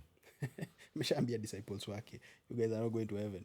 The kingdom of heaven is not for you. It is not for this generation. You're already corrupted. So, ni generation yenye, it's not corrupted. And Judas is like, what the fuck, man? And we got baptized. So, what is baptism? Kaambia pana, hey, relax. Even he takes them through how the world was made and how it divided when my angels will fall. Create now a very, very dark universe. And now the descendants of Adam went, where they're trying to fulfill God's command and whatever. But he kept on saying that kwenye dunia imefika, bro, this other side manipulated a lot of information that at some point people will be baptized in the name of Jesus, but it will not be in the name of Jesus. So the best way for you to go forward is self-awareness too. We do know Kwanzaa today is, we call it the Holy Saturday in Catholic, whatever. In Antichrist. I keep forgetting you're Catholic. You just, wait, this one had to draw in that. Yeah, I have to. Yes. We have all accepted that all religion really is just Antichrist. So, I'm now, when he says about your story about that we are not being baptized in the name of Jesus, and I'm like, today's when they actually do the whole baptism, confirmation, all that. I'm like, so these guys have been baptized in the name of who now? Antichrist, bro. Mko hapo Antichrist. It is so bad that even in that same book, tunambianga Joseph, the father of Jesus, was what? A carpenter. Meaning he was good at carpentry, isn't he? Yes. Bro, do you know Joseph was bad at carpentry? Yeah. Joseph was just a rich prick. Bruh, this nigga was bad at man, this nigga is given a job by a king. Yeah. Because Jesus. Just a rich prick. So it is because was a bastard child. Yeah, but we are going there, bro. That whole thing of even Mary being a virgin, you need to really think about it. But wanasema ati sijui Mary got keep more kids after Jesus. Yes, in fact bakona hata hiyo kiko mpaka brothers za Jesus hapa. Yeah. It was Joseph and Jesse and somebody. So Jesus is Jesus. Bro, of course in relation to Jesus manze utakupata my gigs. You now Jesus is through his eternal power is going to homes. Mseto anamshika hivi ana heal, of course. Want to prepare you in somewhere. There's somewhere I can prepare you. This is not an interlude to porn, bro. So you go and jamana manze, so when carpenter acha nikupe gig manze. Nisikia the king wants a beautiful chair. And Joseph goes of course to create that chair. Alafu akienda ku deliver na realize shit manze nilipata dimensions wrong. And Jesus is there looking at Joseph was the akitense. Kamuza, hey dad, nini mbaya? Hey manze, I'm delivering this shit and it's not looking good, man. But I must deliver. Jesus akamwambia, just have faith that things will work out. Akapeleka definitely hiyo kiti. King akajamu bro. Hata alikuwa anataka kumuua. What the fuck? I thought you were a carpenter. Unatengeneza bench na nimekuambia kiti. Kiti bro. Joseph akarudi home because he knows now he's going to die. And Jesus looks at him and asks him, nini mbaya? Joseph of course akamwelezea predicament yake. Jesus akamwangalia zile za the fuck? So you trust in the Father? In my big dad. Telling you to trust in the Father. But ungekuwa mtu amekata kichwa. Ndio mtu wangu akiniambia hivyo naweza kufeel scared. Niko What father? What do you know? What do you know? You like you're young. So man, Jesus toka shika hivi kiti. Bro, hiyo kiti kaiva mbaya. Umetengenezwa na wood yenye Solomon alitengeneza nayo temple. Bra. Fine wood. Premium design. Ati Joseph aliangalia hivi career yake ka question. This nigga just used to go anaitisha job na kuja kwa Jesus anamwambia bushika hii. Brief client anataka hivi na hivi wewe idare tu. Like here you get the upper hand akamwambia, nigga I've made you my son. You need to be doing this shit. Don't you ask for your mom came and lied to me. Yeah. Don't you ask questions for your own mom? And I was like, ni sawa, nitamweka. Don't you ask questions that Joseph the father who stepped up? What did he do? Anaona mtoto yake akienda kwa deni ya madanguro na atokei kwa hiyo Bible. Akiendea kina Mary Magdalene. Where was Joseph, man? Akiendea kina Mary Magdalene aje? See the way what was he doing in a prostitutes then? So that he meets people stoning the prostitutes. 12 prostitutes with the lamp. Bro, no. That was a parable. It was not a parable. It happened. How did he meet Mary Magdalene? Yeah. No, Magda, he meets her the first time when he's coming, I don't know from where, at the well. No, the well first. So she was just fetching some water. Where was that? So at the well, the way they make it sound, you come hali tu chill tu nje. Okay. Nje lodging kuna kuanga na nini? Kuna kuanga na maji pakoga haraka. So Jesus alikuwa ameenda kubishana. Mbaya sana. Unajua na make like the way we always read those two books of like Nyakio goes to fetch firewood and water somewhere down the river. So that's the same way I'm assuming they have one place that they're going to jot up. Like in a enclosed environment in the past kwa wilderness. Like how, bro? Kwenye nikitoka hivi nje nimekutana na nyoka. And think about it, that's in modern day Arabia. So wells hazipatikanangi just anywhere. You must have money to, bro. Lazima ukwe katikati ya town upate maji free. Jamaa alikuwa ametoka na katawe la kaenda, Mary, ni asi. So bro, sioshe kidogo hapa. It's a smoke break. Man, Diesel, Antichrist. I'm telling you by the way, yani I always thank God I left that shit, bro. I always thank God. Devout Catholic altar. I was to be a priest, what do you mean? Avoidance. Bro, mimi hata hiyo day. Let me tell you, for me to go to Daystar. Bro, na nywele yako imemea kama tu ya kuvaa ile. Ilikuwa nimeacha nini? Kakofia. Ya pop. Kale kapape. Nilikuwa nimeacha I dropped out of med school. So by the time budangu akubali stories za kurudi shule nini, I was to go back to a school Catholic. that at least iko na Catholic iko na morals. Yeah. Mwisho wa kosa. It was Daystar. Na And pia considering the career I had chosen at that moment, so That's where they would have offered nice. Remember you said a story whereby you had your brother's friends describe venye alikuwa anafanya akiwa mtoto. Imagine. Maybe he didn't take you to Daystar by mistake. No. You see hapo tena pia nikiangalia vizuri. Aliona kijana wangu ni kigongi. Wacha Takes after the father. Nipeleke chuma na huko kwenye itafanya kazi. Able does not fall far from Daystar alijua huko haendi kufanya kazi. Alijua pale ni mate so. Akashangaa kumbe kule kwenye hata tusumbua. Umenipeleka kwa nyama ya bure. But you see for me is I had a really big problem. Me in fact my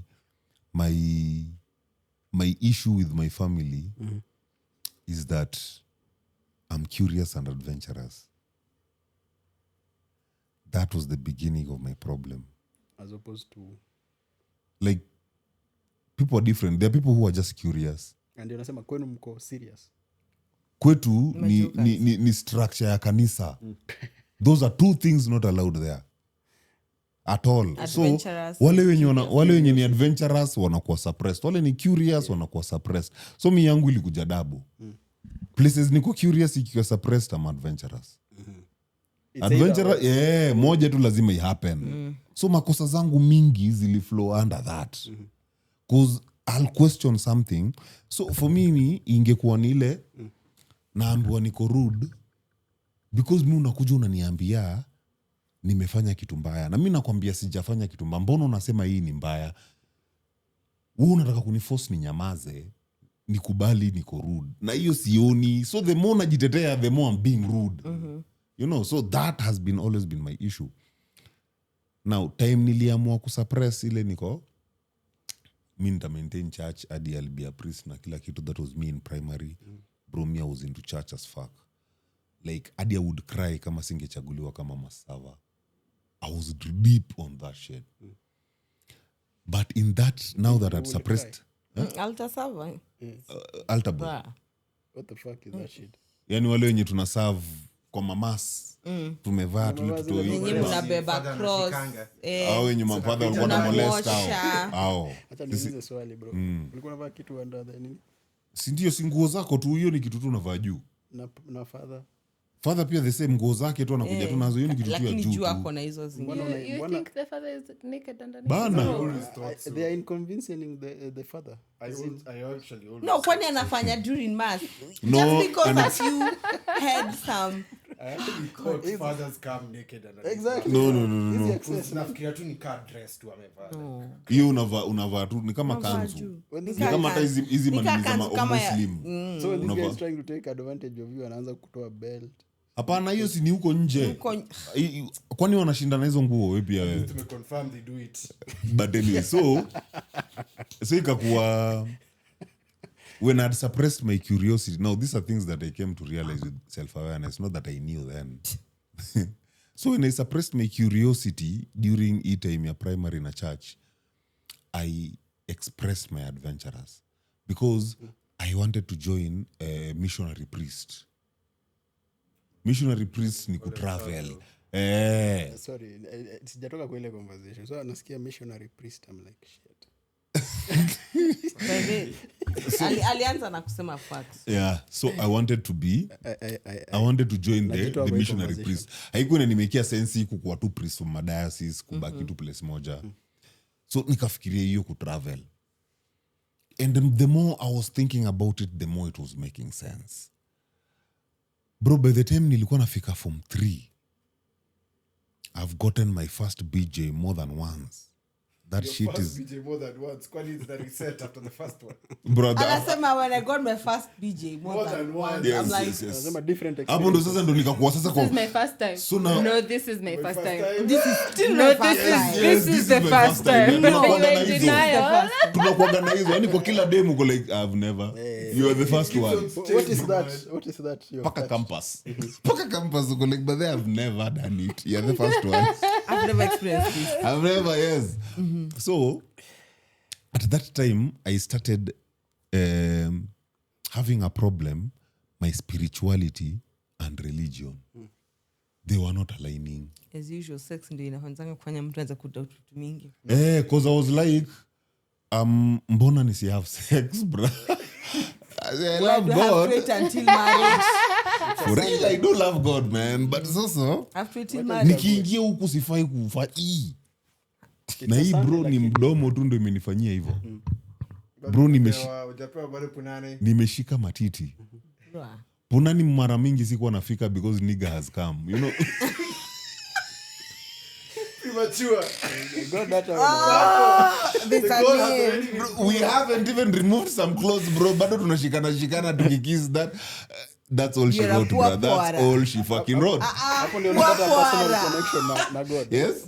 Puara ushaka manaka ujanini. Bro, let me tell you. For me, and then yangu ilikuwa ni ile sitaki tuvue nguo because now I'll become more dirty. Oh, the sin has not yet hit you. I haven't entered there. The sin is only when you get naked. It's still inside. Sijatoa nguo. No, I just this is okay, it's fine. Yeah, for real. So me, that's how I was navigating. But now the more naendelea, and then for me, I thought now I was getting a lot of temptations because I was getting a lot of approach from women. Like for me, I never had an issue with women. So I thought that was temptation. Ile Mungu anakutumia temptation. Yes, so that you can stay strong. Mi hadi kuna mademo alikuwa ananiandikia maleta napelekea Prince. What do you mean? Are you mad? Teacher, this one is disturbing me. I haven't even opened that this letter. So you need to heal. Mimi nilikuwa hivi. Sasa baadaye ndio yani shift yangu ili happen high school. High school ndio sasa I was like, why is it priest nyinyi mko na vitu na watu wenye ndio wanakuja kutafuta help hawana? You know, why would you really ask for someone sadaka huku? On Sundays nyinyi ndio mnafaa kuwa mnakuja mnapeana food huku. You know, why would an old woman ati kila Sunday lazima aingie kwa store a collect vitu kilo kadhaa ndio alete? As in, what the fuck is that, you know? So hapo nikaanza kuwa na hizo issues. But at that moment I was looking for excuse so that I can be fucking, because I'm like, you know, the church is also making mistakes, right? The church is also fucking. Yeah, man. Unasema like yo kadhambi kangu sikakubwa kushinda hii. Bro, mimi hapo, as in, I was I wanted to understand my spirituality was stemmed from sex. My spirituality could stem from awareness. Yangu ilianzia sex. So you find your God in sex? Not that I find my God in sex. I started my spiritual awareness in sexuality. When I realized sex is one of the most powerful thing.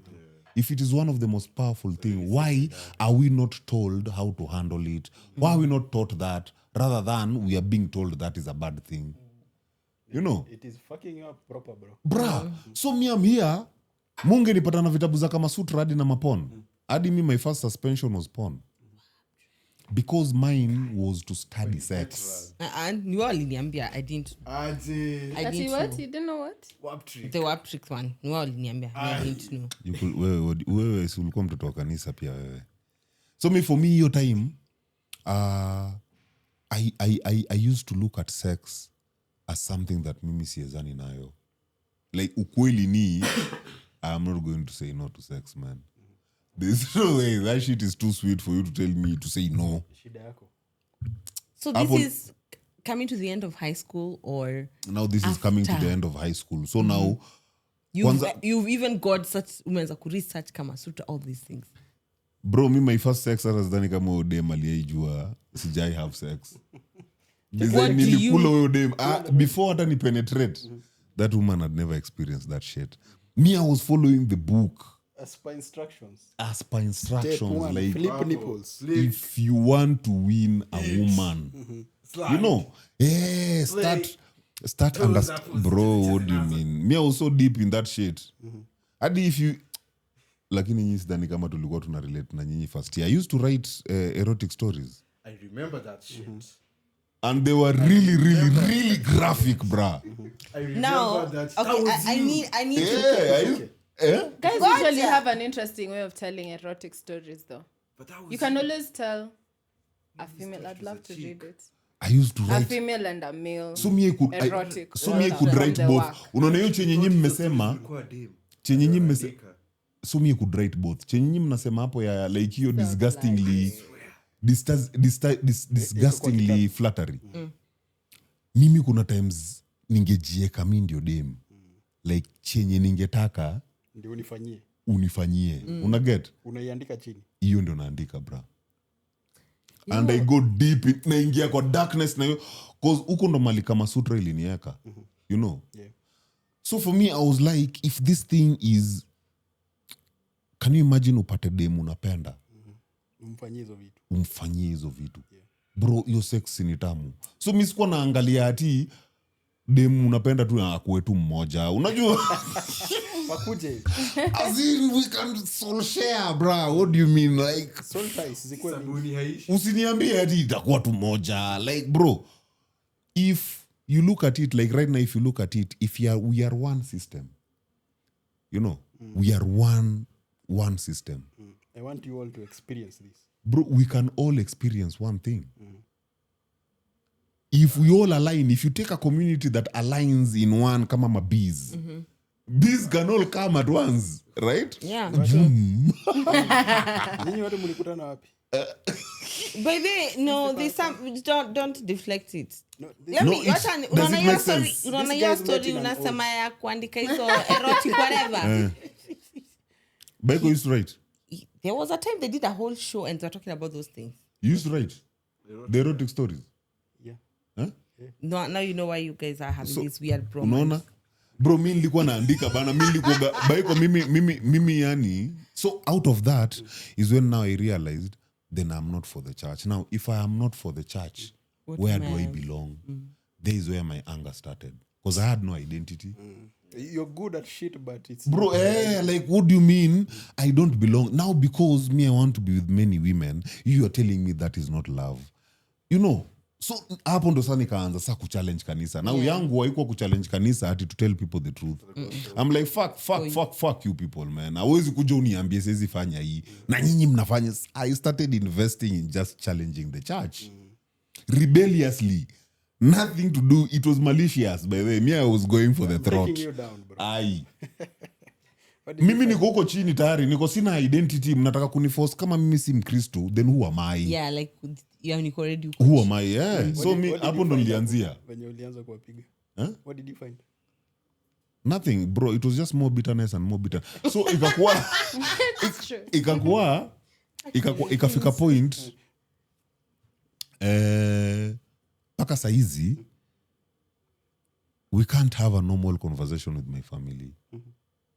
You know, like there's a few cousins we can, but my family we can't because atuko hapo au bado wako church. Mimi saizi mali nimefika, awareness na spirituality mali nimefika. Anyone who still goes to church, I view them as a clown. So I lie to myself pretending that me and you are reasoning the same. No, we are only reasoning on purposes of the circumstances. Toka church kwanza. Buddha, beyond church, me and you can't reason beyond family. Yeah. What we are reasoning here is family. Now that one I'll come to because now you don't choose family. Lakini nikitoka kwa family, I really don't, I have no responsibility to you people. We don't relate and that's just the reality. Nyinyi bado utakuja uniambie thank God nimeamka. Bro, I didn't ask God I want to wake up. So don't give me that shit of thanking you I'm supposed to be waking up. Mimi nimeamka tu. Mimi nimeamka meaning I'm supposed to be better today than yesterday. That's all I know for today. Unaanza kuniambia unajua unaweza kosa kuamka kesho alafu who told you dying is dead. Sasa tufanye aje? Oh my. Kosa kuamka. As you know, see dying is the end. Wametupatia hiyo fear and anything by the way that now mimi naichukua from the church, all that I'm seeing it as fear. Death is not the end. In fact, we should be celebrating because that's another evolution.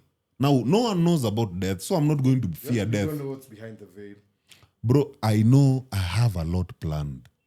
But if I die tomorrow, niggas, you people better kula raha, man. Unajua? Bana nimededi. That shit has happened, bruh. Like, you know? Umeshia.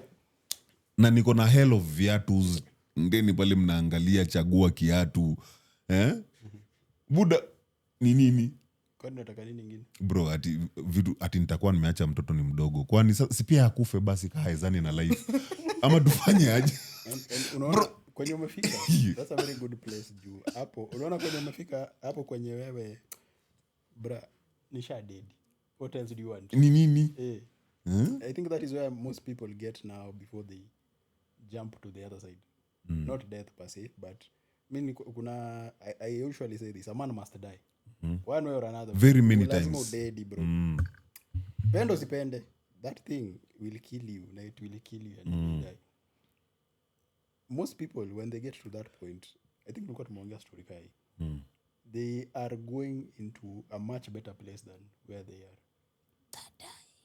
not even dying per se no that you started wacha tuingie kwa third eye kidogo as in you are it's like the transgression ya Jesus Easter lazima I keep it PG pregnant but unlike Mary but so you're going into ni kama transfiguration bro your growth is beyond now normal unaenda into the other state for example somebody who's going into the outer space man ajaenda huko but it's a new territory but mtu tu ana float tu anajua eventually naenda pale outer space so it doesn't matter what you try to do I'm not coming back here that is where most people get themselves before wafike hiyo point ya now they're looking at shit and they're like saningedu there's a story I was reading and it was more about how people shape their destiny some of their futures based off the people they engage with kuna kitu ulisema you have meaningful or rather direct intentions something like that mine is pure intentions they might be bad to you but trust me I'm very it's from a good place siko hapa bahati mbaya I know I am here kana fa kukuchapa trust me I'll hit the shit out of you bro najua sitasema mambo mingi but you're not talking about BDSM for those guys scoff umeona Karembo shanza kubambika pale no tumekuona venye unatutaka threesome hatutaki hatutaki Baiko ulisema alikwambia tu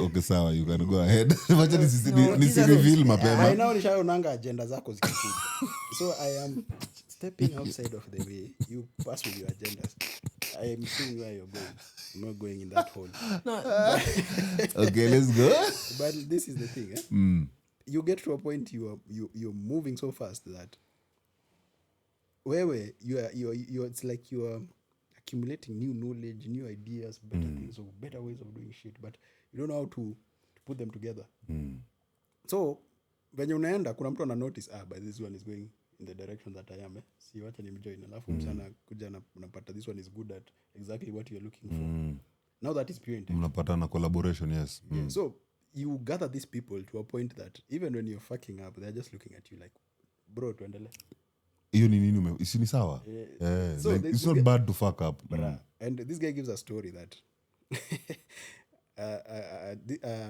a young guy is trying to fly a pilot and he studies man and then bahati mbaya akapelekwa kwa shule yenye iko na watu wa kitambo so they are just doing refresher courses so huko ndio ana learn kunini kufly so he used to hate being there because mimi nimepelekwa aje shule ya wazee and these guys were slow unajua tu vile wazee wanakuanga wako na maswali as in saa ingine hata wajali tu yuko tu mimi ni mzee venye tu inakam so this guy is on his first flight and ametulia anangojea kwenda kuchukua the next shift bra and then he sees the pilot coming out of the cockpit and he jumps out of the plane this is his first flight amekuwa akisoma theories pilot ameruka nje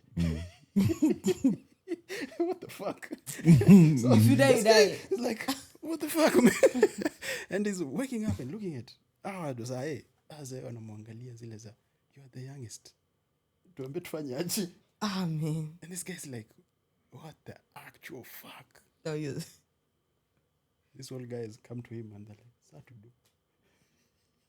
But they're not panicked. I'm only that to do. But has what tense. Even one is just seated at amekaa hivi kwa kiti na "Sir, to do." Tense bana. Ndege ndio hiyo imeanza kuteremka bro. Pilot ako nje. Mimi sijui Kenya kufanya. Hii mmoja wao akamwambia fanya hivi bwenda hapo kae chini. Nilionanga hiki kitu kitambo lakini I don't know whether it still works. Hebu just touch a knob there. Then this guy goes there and turns the knob and the plane stabilizes. Afu mwingine anakama na mshu. Imestabilize. Mimi nilikuwa na guess bro. Hebu guza hii inakaa kama inafanyanga kitu. Guza button. The plane sets course for the nearest landing strip. Hebu kujeni muone bro. Hivi bado nakumbuka. Goes and tells him, hebu shika hii kitu yenye inakaa ni steering. Alafu kanyanga hizo vitu zinakaa brakes hapo. Ni nyingine. Uone kama kuna kitu itafanyika. This guy managed to land the plane successfully. Yeah, and these guys are coming out of the plane, the old guys. And the man there, bana, roho imepiga bro. Ilikuwa ni dead. And these guys were like, "How was your first flight?" So that's Diesel right now. Him is just navigating as he goes. For him, I don't know where he is. Yangu, I'd say maliniko ni, I know my identity. I know I'm curious and adventurous. So everything I'm doing right now has to navigate on who I am.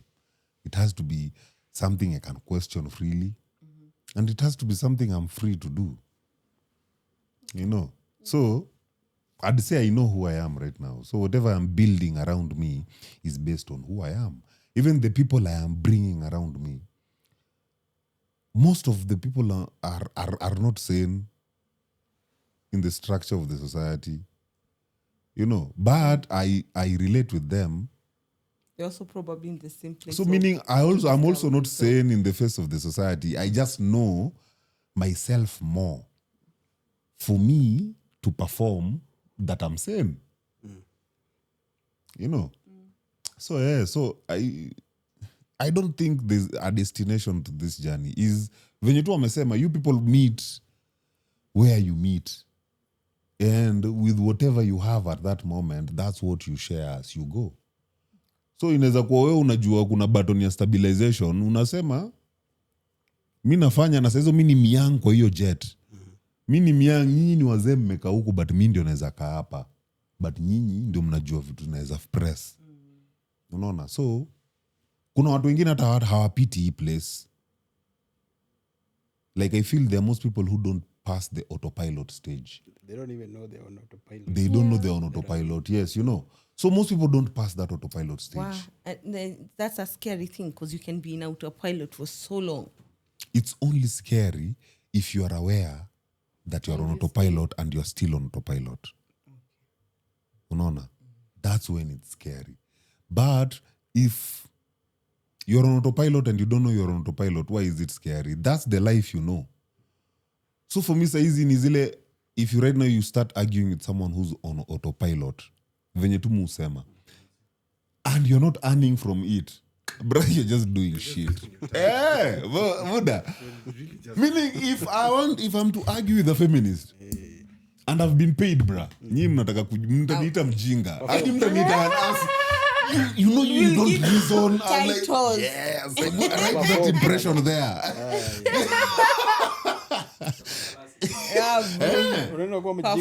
Bro, like as in bro, ni kama mnataka hiyo place mtanieka.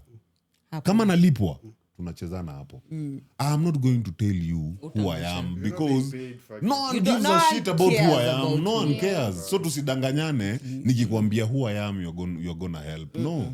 That's for me and my journey. Sasa wewe kwa Easter unaweza play the character of Judas. Watu watakuita Judas. Perfect. Lakini sasa mimi siwezi jinyonga. Hiyo naye msahau. We, na siwezi itisha do kidogo pia. Unajua? See atina, I'm saying that in a bad way. Ni vile Christians wanamtake hiyo kama bad thing. But bro, consider this guy bana anajua we are not going into heaven. Bro, why the fuck am I not getting paid for this shit? Mbona silipi? Wewe you are Jesus. People see you and give you money. Si wacha nikuwe treasurer wako. And then pia ifikirie hivi, I think betraying Jesus was his ultimate purpose in life. So beyond that, this nigga had no fucking purpose. Yenye hata kuishi unaishi nini? So do you believe life is set? Do you believe everything is calculated? Like our lives are predetermined? I believe a structure is set, but how you navigate in that structure is not, you are the one who predetermines it. But there is a structure, there's birth and there's death. So how you people live in that system, you can like look at it this way. If there's a system, there's 10 systems. Yeah. All of them are birth to death. One system you introduce religion, one system you introduce self-awareness, one system, unajua, they will all behave differently. But under, it's just the same, end point is death. Yeah. So I think that's how I see. I don't believe my plan is my life is planned that Dizo, you're gonna be great. Dizo, you're just gonna suffer. Fuck that shit, bro. It's my choice. If I wanna suffer the rest of my life, I'll suffer the rest of my life. If I wanna be successful, then I'm gonna be successful. Unajua? It's all dependent on me. Now, if I don't become successful, and I'm in the process of becoming successful, that's fulfilling enough. You know, for you every day, like, let's say you're in the process of becoming a tech guru. I can't understand that because of one thing. Like, you're getting yourself to the nut, then stopping yourself. No. Or you're just delaying it so long that it's not gratifying anymore. No, in that case, when you pursue it like that, when you pursue what you're looking after. It's how you get to the chase You'll of. be glad that you're on your level to getting to your greatness, but you've died before that. It's like not getting your nut, and you've been working towards it the whole day. So the nut is not the end goal. You come and realize every day waking up to work towards that end goal, that's the success. You know, like imagine you can wake up in the morning to do what you love, bruh. Every day. Like every day you're telling yourself this thing is gonna big, man. You know, every day you are happy doing that shit. Yeah. So you're experiencing, every day you're experiencing your success. So you might even blow up after you die. Definitely. You know, lakini wewe pia ulikufa tu fiti. Ni kama hata uone kama hawa these artists wenye mtu amezaliwa akiwa celeb from a young age. They've done everything. And then you're living in a system of self-awareness. You know, in a system whereby at a certain age, your family releases you to go find yourself. A whole year. Uzipange. Bro, just go mess. Here is money. Go mess. Try that in Kenya. Or even, Kenya ni kubwa. Funny enough, people do it. Only the self-aware people. But the majority unamaliza hivi shule unaambia dadi mi nataka kuchill kwanza, ni relax tu, ni kule tu, nione venye tu life wewe fanya hata kompyuta nini, hata sijui nataka nini kwa maisha, as in bro, inaitwa sabbatical. Unapata hata mimi nilikutana nayo mahali nikastuka. What have I just had? Imagine you're taking an year out of what? Just to do what? To find yourself, bro. Imagine. But the ones who are introducing that, do you think they're really introducing it to us or the generation after us? Ngoja kwanza ni land. Okay, sorry. So I was talking about our wenye wame grow kwa system ka hizo. You've had success, you've had the money, you've lived the life. Bra, you are 30. Alafu naambiwa life expectancy ni 60. 30 years nikifanya nini? Bra, what am I living 30 to do? What is it that I haven't done?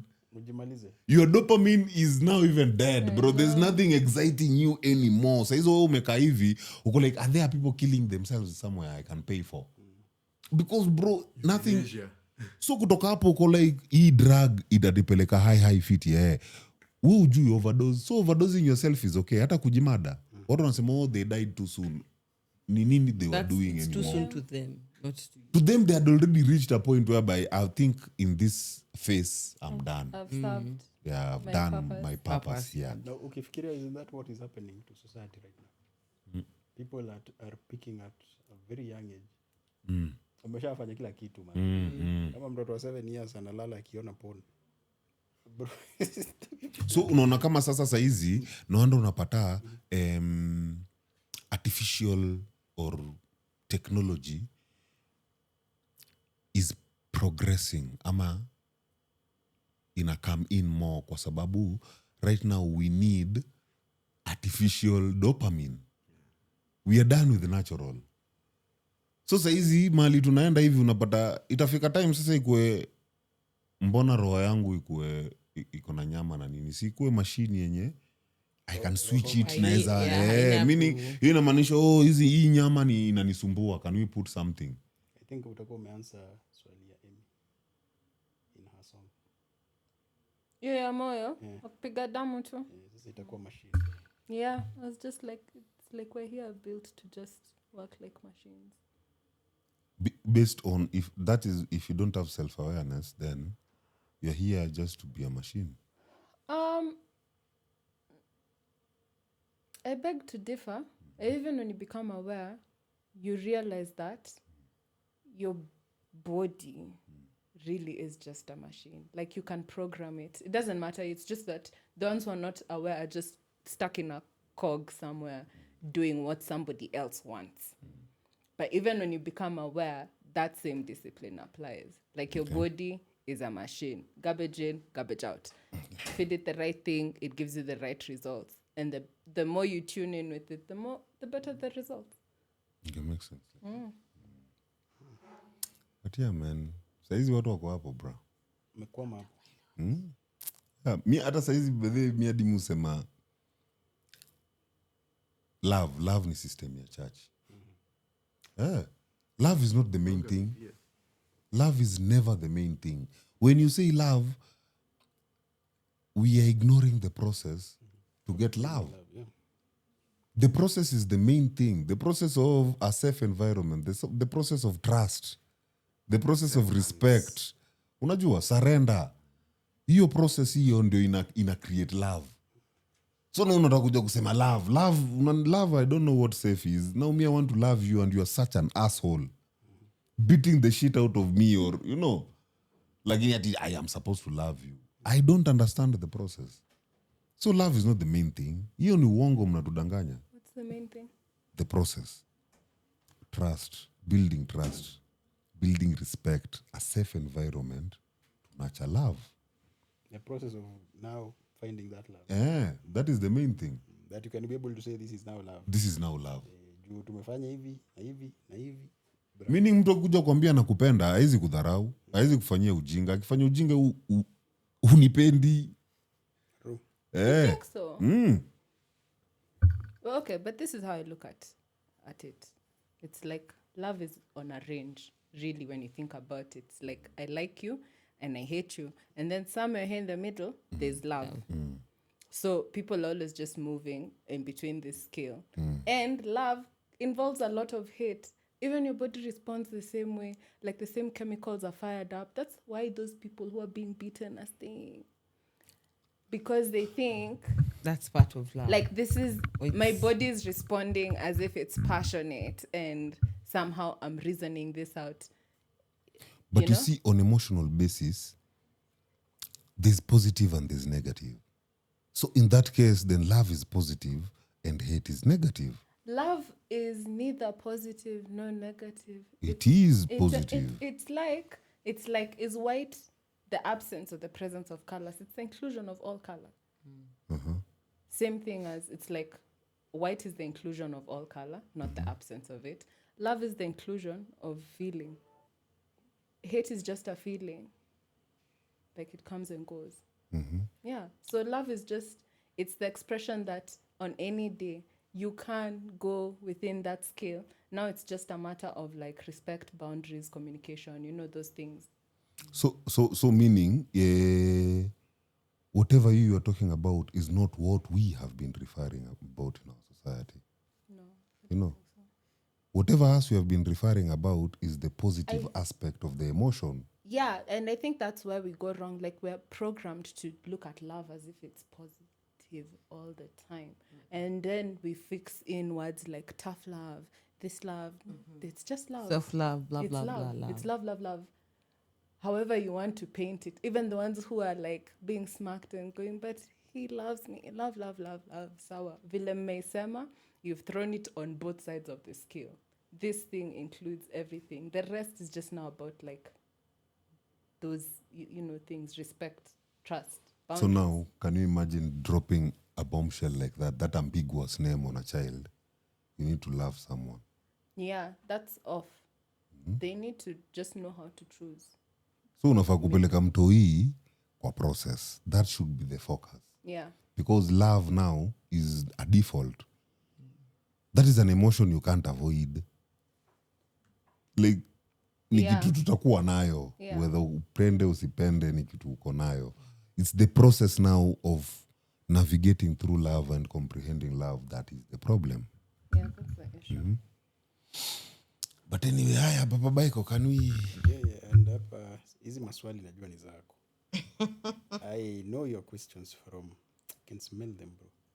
None other than. Yeah, so hapa ni myth versus fact. Definitely these ones are yours. Okay. Yes, nakuona sana. Niambie. Yes. Umejiona mahali hapo? Hapana. Ninakuona. Okay. Kinakuona venye unakaa.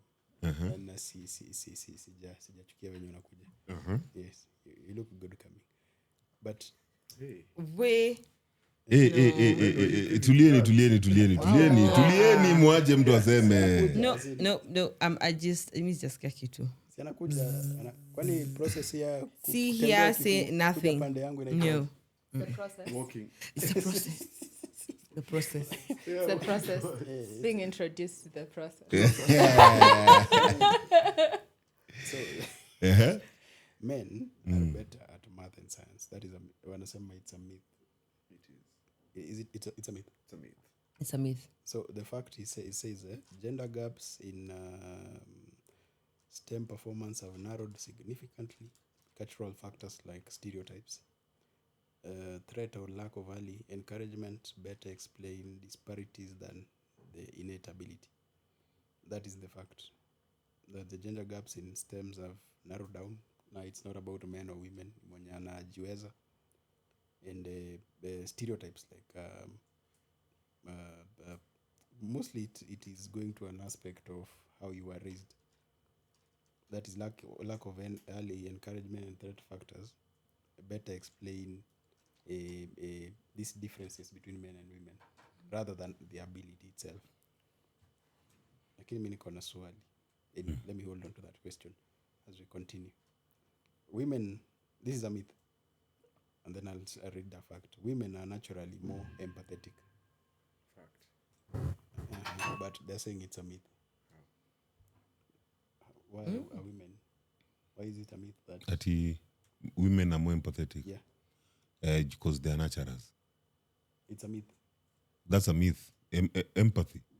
Empathy is built on environment. Yes. It doesn't have to do. More nurturing. So it's that's the myth. Yani just because they are naturals, but they are more empathetic. But women are not naturals. Women are naturals. They're not. In our society. In your society. Hao ndo wamekuwa naturals. So when you are saying it is societal. Expect. Hapo kwa now them being the naturals. Inadependa kwenye wako. Oh. Okay. Yeah. So hiyo venye tunaambiwa ati empathy ina grow na environment. Like kuna maboys hata ni empathetic. Hata wakiwa watoi utaona hata by the way huu venye na behave environment ametoka.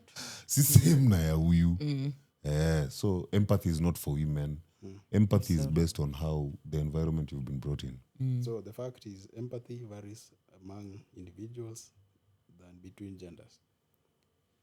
Social expectations shape women's tendencies to display caregiving behaviors. Hapo naweza agree kwa sababu actually if you want to experience that thing you're calling love, you have to also be at a point whereby it is being given. Because these zingine zote bro, it is your environment, that is not love. Bado hujajua ni nini. Kuna mtu ana hizo biases. Kuna environment love ni kupigwa bana. Exactly. Yeah. So the other one is myth. Men don't experience emotions as deeply as women. That's a myth. It's a myth. It's a myth. It's a myth. Men don't experience emotions more than as deeply as women. deeply. That's a myth. That's a myth. That's not a fact. Problem is you don't talk Amy, about it. myth, fact. I just think you're less expressive. I don't know now. I don't know if it's Men cry. because just because This or diseme.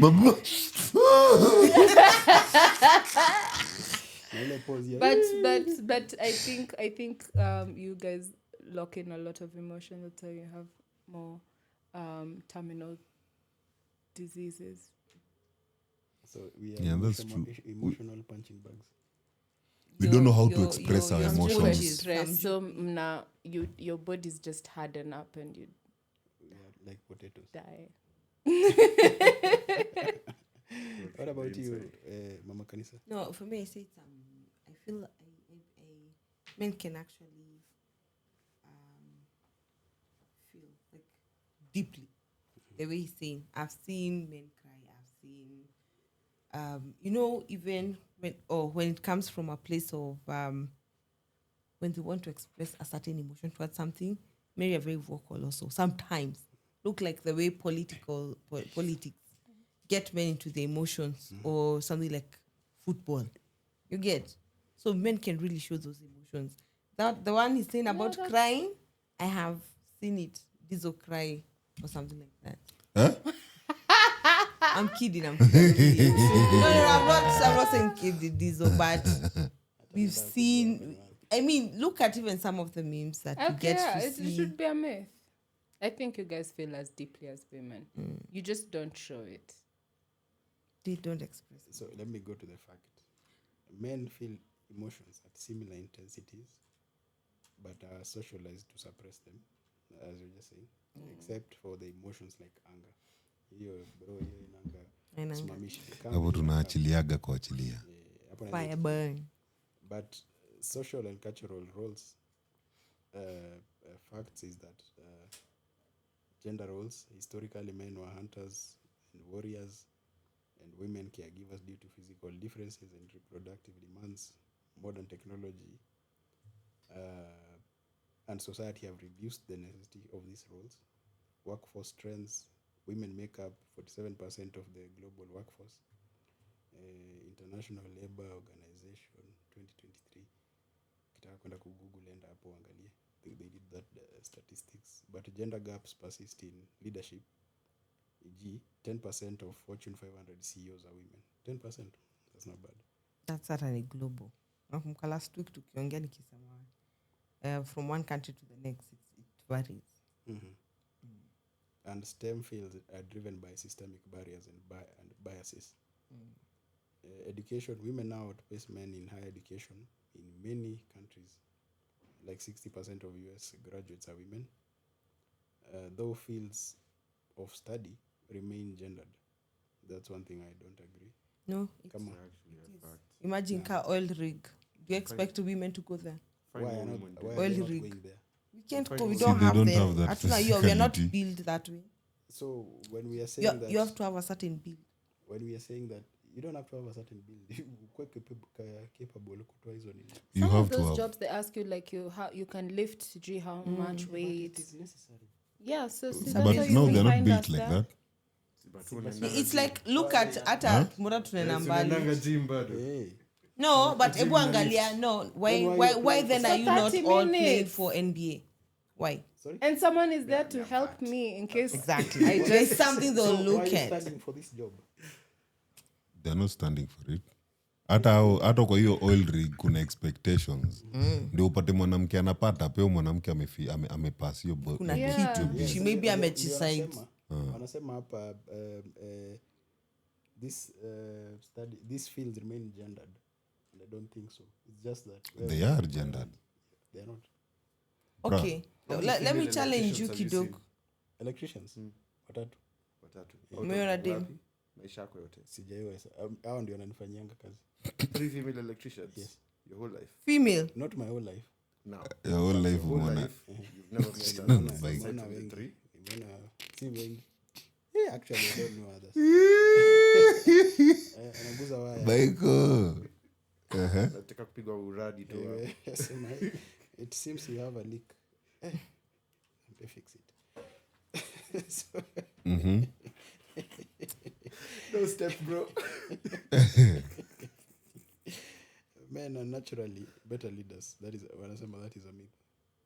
Yes. I'm starting to feel Yeah, inclined It's a myth. towards that direction. Yeah.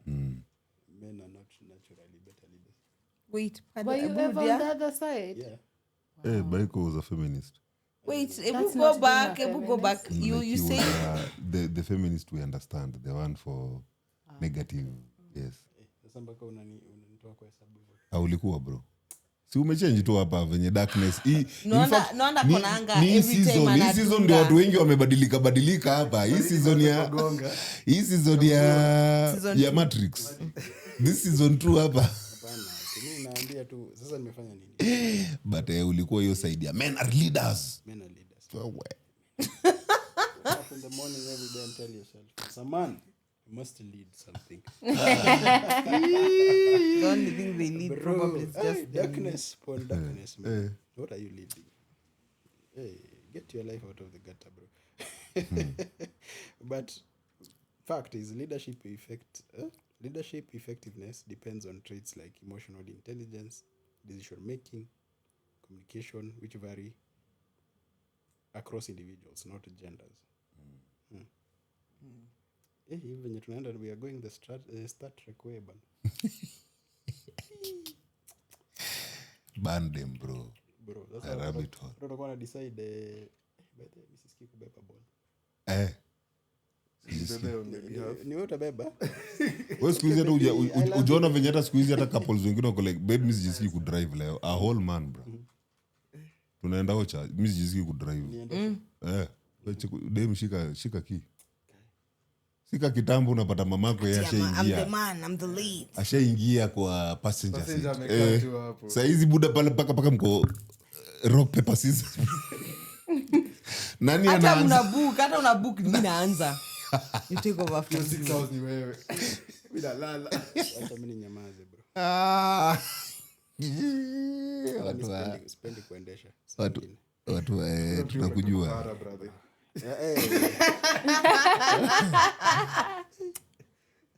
Unajua kunielezea aje? Are you okay? No.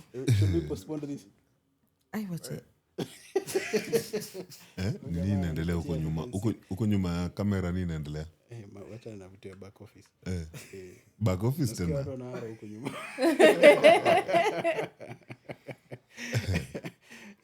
This is definitely Diesel's handwriting. Bro. Myth. Hey. Diesel, man. Stop. Ban them. Women are meant to be homemakers. Fact, homemaking is a cultural role, not a biological mandate. Both men and women can excel in domestic or professional spheres. Is that a lie? Wazungu wametuonyesha pale the person who earns more goes bro, haven't they made a home? Unapata mzungu paka ni DIY. Ni watu gani ufanya hizo vitu? Ni wazungu. Mtu anakuja na kuonyesha whole home venye amechange. Dem ndio ako like, hi guys, welcome to our YouTube channel. So my husband made bro, men are also homemakers. Tuache hiyo puzi hapa ya kujifanya sijui. Unajua time ya corona this was proved much more than we thought. Yeah, man. True. There was a lot of restructuring. Kwa hapo banana bread. Bro, banana bread pudding? Wanaume wangapi wale walienda mpaka kaanzisha ma channel pia. Guys. Tap. Kwanza una imagine you've been there thinking that you're the one who's been cooking the real deal. Wacha mwanaume anza kupika. You're like, my food has been tasteless. Wanawake wengi kwanza wamepata majina za ma spices kutoka kwa wanaume. Hujaiweka hii. Hiyo kitu exist. mimi najua tu ni Mtu amezoea tu Akienda sana spice ni Royco. Konge kitu. Alikuwa afikia mtu asema nikuchemsha tu. By the way, pia mimi beyond Royco. We are trying. You niko force. Alafu kwanza that whole demystifying story ya Royco is actually not what they want. They want fresh sijui what. Not hizo spices wanaikaanga. Royco pale nikai crash tu hiyo cube alafu niongeze na Unajua hivyo ndio wanaume wengi. This is already doing the salt baby. Niongeze na unga. Nimecrash hiyo cube vizuri. Alafu niongeze na hiyo Royco unga ku thicken. Kwanza siku hizi nacheza pale na hiyo Royco ya unga hiyo naiweka pale na ka cornstarch. Kumix huko hivyo nini alafu huko nimeweka cube, nimekaanga na vitunguu. In the beginning pale ukianza. Hiyo ina create supu nyingine strong. Atoka pika nayo mboga bana kuna kanyama kana test somewhere. Itakuwa illusions huko. Uko pale unatafuta hivi mboga mwenyewe unajiambia Kitu gani hapo ndani tandroni kaika nyama. No. Mimi sitachesta kuchekelea bro. I see you. Bro, I cooked for my kid. I was one hell of a chef. I see you. Na inakuwa tamu bro. With minimum. Daddy na hiyo chakula. Ina slap. It was necessity is the mother of invention. Acha tu. Bro. Anyway, so the other one was we've gone on that for making shit. But tomorrow is another day. Stay strong. Gender equality has been achieved. That is a myth. When I say it is a myth. In fact, when I say while progress has been made, disparities in pay, e.g. women earns 82 cents for every $1. I think this is the study in the US. It's a US study, but those numbers are usually fudged kidogo. It's not as accurate. Yeah. Some women earn way above average. Actually, right now, if you look at what has happened, especially after COVID, I think women are being paid more and way better on the same level if a man was holding the same position. Even if you do those comparisons, but they were bad. Women are kutaina. Yeah, even in Kenya, bro, women are earning. I think are out earning men. Yeah, they're out earning men. True. Yeah, so that is he studied in anza kuichukua. Anza kuwa na mambo. So there's no equality there. In health and longevity, facts is life expectancy. Women live longer than men on average, e.g. 80 versus 75. Bro, this is technically a study in the US. I don't think. But what do you think? But yes, bado hata Kenya wanawake live wanaume. Don't share your emotions. Yeah. Die with them. Amy. Umeinsist ma. No, we live longer because we are lighter at heart. It's Amy mwenye unaambia share emotions na wewe. Point them. No, maybe I share with her. Me, I'm also light at heart, but I'm very light at heart. Feelings, bro. Putin, talk about your feelings. I don't know shanga at now Diesel is the one who shares. Men don't share. But then me, I don't share. You do. Actually, you guys share feelings. Me, I'm very open by the way. And even you're too masculine for me to share. Somebody who wears pink socks and nakuyo na pink, brother, that nigga is ready to share. I agree. Yeah. Yes, I agree. It's good at least you have somebody who can. You see, it's because of people like you with your mentality that men don't share. Tell them. Me, in fact, I won't even defend them myself. A bitch because they're sharing their emotions. It's people. Your research inakuongelea you and yes is following your thinking. I'm not saying anything. But then due to that, I always perform vizuri kama venye this one is a perform. You umeandika hiyo time short. Sitaki kuperform kama hizo. Unaambiwa na mtu unafaa kuperformia wanawake. Yeah. Wasikize bro. It's good. No, it's true. He will be a better performer than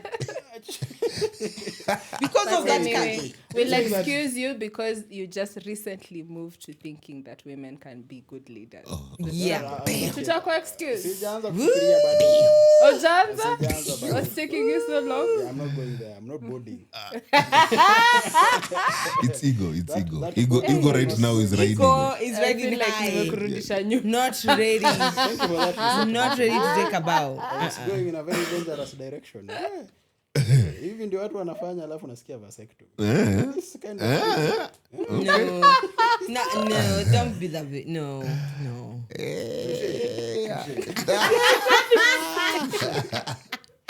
You guys can be serious. I don't even have a comeback for that. Oh, Yeah, you're damn. Hey, damn. yes. So disease patterns. I think this in Kenya also applies kidogo. Men are more prone to heart diseases. Bro, in a line in agenda ya me man. Exactly what I was telling you. Certain cancers, e.g. lung cancer. Are you Sense, yes. Kwanza unaona saizi We're just by the way, concerned about your health. most boomers But listen to this one. Women face higher risks of autoimmune disorders True. and madness. But no, no, autoimmune is that's a lot. Fighting you. Okay, so us Yeah. we have our bodies But to deal with. imagine- That we know. Yeah. Women have not been made to be hardcore. You said it. Yeah. We are softies. So if something is at all, definitely there will be some women are men. softies. Me I know congestina, bro. Okay. At what? We still have capability to focus and become good at something. Yes, So there's you nothing had like leaders do softies. not get to express themselves at hawezi See, you need us to right now. No, but that Now you are but that autoimmune is true. Most autoimmunes you can ladies more than men. So be And- stronger. By the way, Okay, it's true. Here's a point. Because if you just, I think on both sides but why is it saying it's women who are is women. who are on Thank you. You're autoimmune coming on my disease? side. Uh-uh. Okay, thank you. Goodbye. No, to let me ask you a Ati and question. madness. Hiyo ni research gani? Which women in which society? Because it's not ours. And I look at your hairs. You know why no at ears. Achana ni Sijasema ears, nimesema nywele. apana hairs, no. But let me ask something, Amy. What about its influence also by our hormones? We have mood swings all the time. We do. We are 4 different people every 4 weeks. You suppress like a man. But that is what love is. I thought we just discussed. No, ninasema the hormones. Zetu. I guess okay, I get where that research is coming from. I just don't like it. Yeah, so it, She doesn't like the fact she doesn't. I don't like it. Yeah. at you. It's science. No. Remember even the bra sizes, you told me it was science. Usijali. Hapo tu tuko hapo tu na heart disease na wewe. Heart disease, yeah. Hivi bado. But Kwanza If you don't kwanza express umerealize maboomers wengi wako na testicular cancers. Mm. Yeah. you know that, bro. What do you mean, how do I know that? Most Sisters. boomers size wanna complain about it. Kwani boomers ni what age sai? Huh? What is the leading cause? Sijui sasa hiyo ni kitu saizi nafaa kuchekiwa like But inakuja na old age pia. ni hiyo age yao tu ndo wamekuwa na hiyo issue.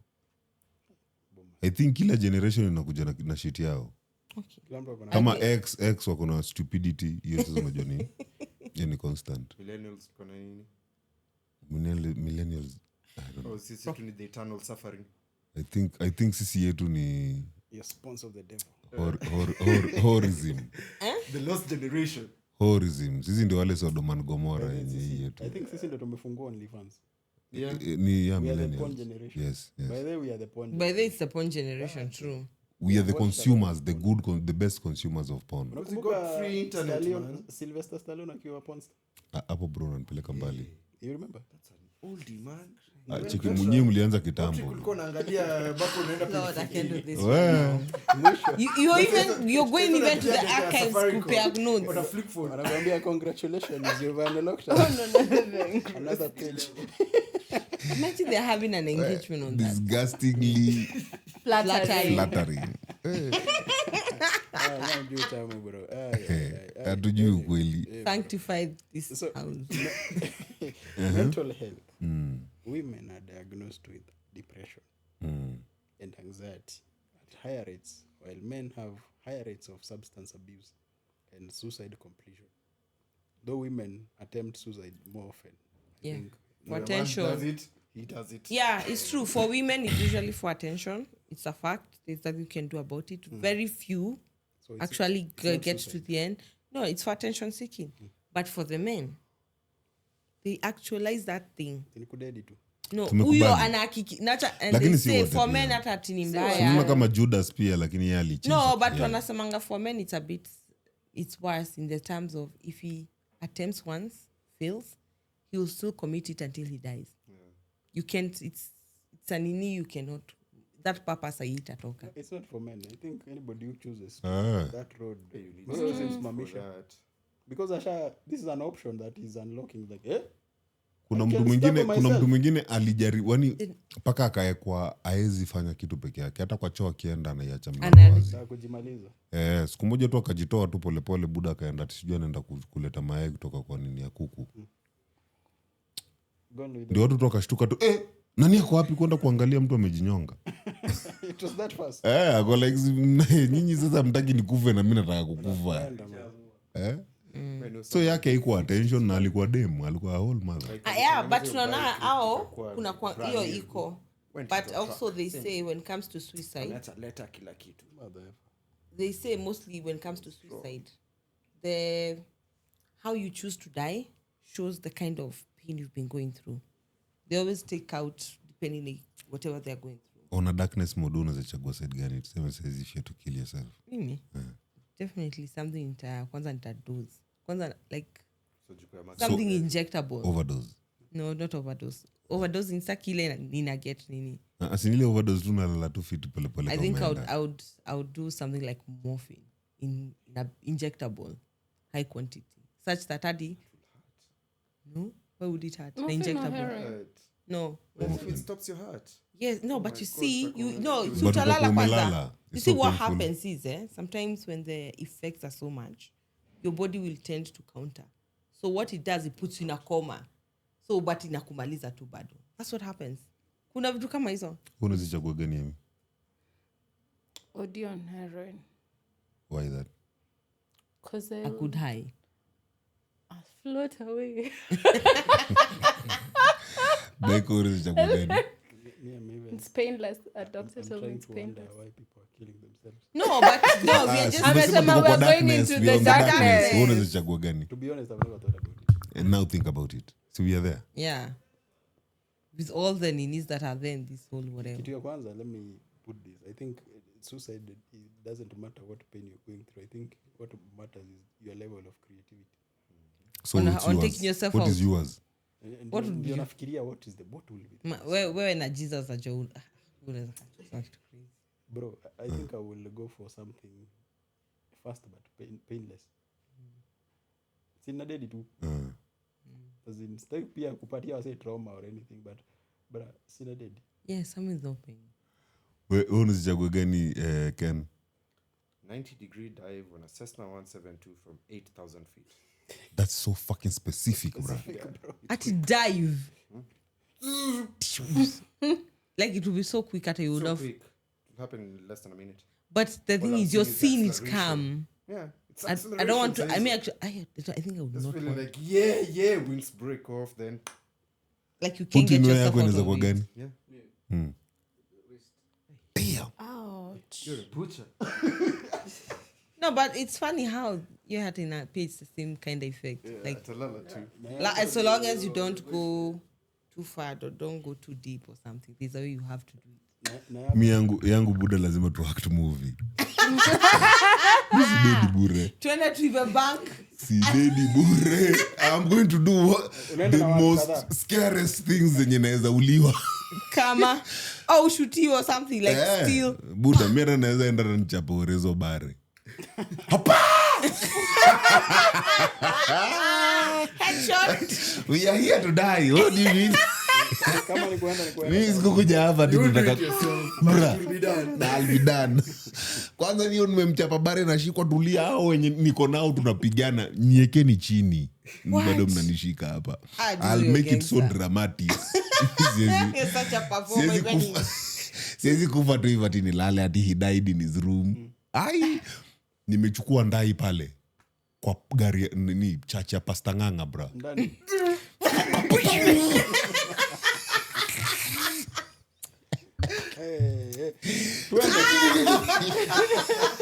Kwanza alikuwa kwa gitaa.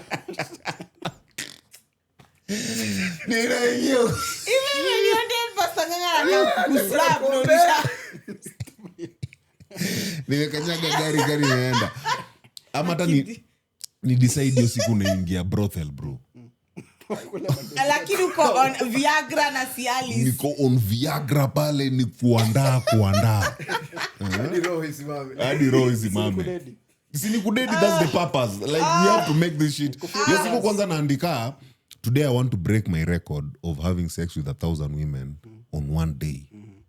Where's my Viagra and where's my njugu? Sageni hizo vitu zote mzieke kwa uji. Yeah, kwa tu. Hata elimu yake na drip. Ni gaga hapa tuwe kujeni. Unaona dizo We are dying here, bro. came. I came and came. Come and go. Same way he came in is the same way he went out. Ama so najichukua process najisema time ya 1 month. I want to die within 1 month. Nadinya mabibi za watu prominent wote. Mwenye anataka anaripiwa. Unajua unataka kufanya. Bro, wasiponipata hujanipata aje. I'm making it so careless. You just need to check me out soon. You're not seeing your car parked somewhere. Kwa gate yako bro. Na uko na CCTV. I don't feel you so like this is me. This is me. Take me bro. out. Sijui majamaa Allahu Akbar chezeni na mimi. Suicide bombing huko. But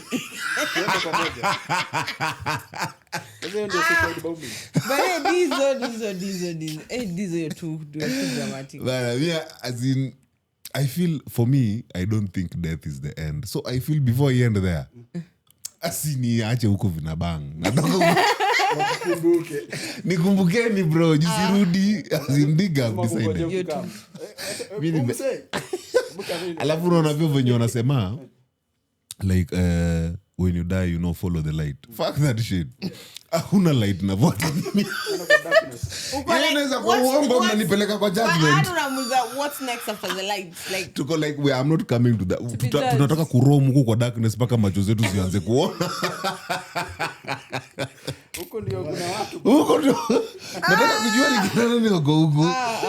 Because there's no way you can tell me what we can do after death. You know, that thing makes me question a lot. Why? Who is that who said you should follow the light? Don't. What if following the light is you returning me back here in this life?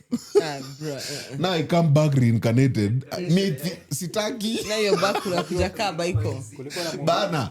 Kumbe your light into 9 months, bro. Come out of the vagina. Bana. Someone is wondering why a child is crying. Kumbe bro, you people called me. You people called me. Straight to a couple like No. At the end of the light. Unatamani kuambia watu msiende kwa light lakini unamea unasahau.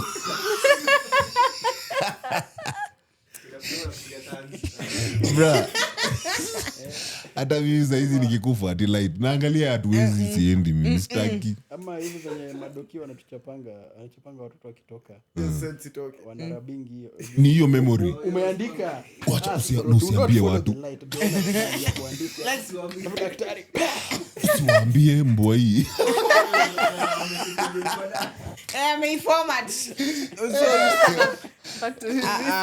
Hivi hiyo kureincarnate hiyo.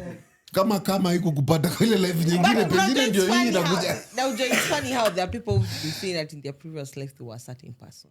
Although you say somebody's an old soul or kama hizo. That's the reincarnation. Probably that's what happens. The light, you've been born again. Na unajua kuna movie kaa hiyo. In Malindi there was a kid alikuwa anapeana story watu hiyo hawakuwa wanafaa kupeana. Like angeongelea experience fulani, like nakumbuka sijui ilikuwa tunafanya hivi sijui na mzee nani na mtu hizi jua kwa 1 year 2 years. Hiyo utaita nini? Huo kuna kitu huo mtu hiyo anakumbuka watu wengine wakumbuki. Hata kuna katu kingine ka US kalikuwa kana replace scenes za World War II. Everything. Anaambia mpaka ase plane yenye aliendesha. Alikuwa na fly. And that picture of that plane and him is there. Katoi. Mpaka anajua mpaka bibi za best yake. So na vitu kama hizo. Vitu kama hizo so na explain aje. Light at the end of the time. Unajua, so hata ukajaribu kusema ati maybe reincarnation, maybe see it's not. Point is that's not a normal thing. Period. I don't know what that is, but it's not normal. Kids don't talk. Amefanywa bidii yote, amenenda kwa pasta nganga. Alafu ati nifuate light. Sirudi. Huko nimechoma naweza rudi nirudi bana nizaliwe sasa kwa poverty stagi. Unamkia Kibera bro. Bro.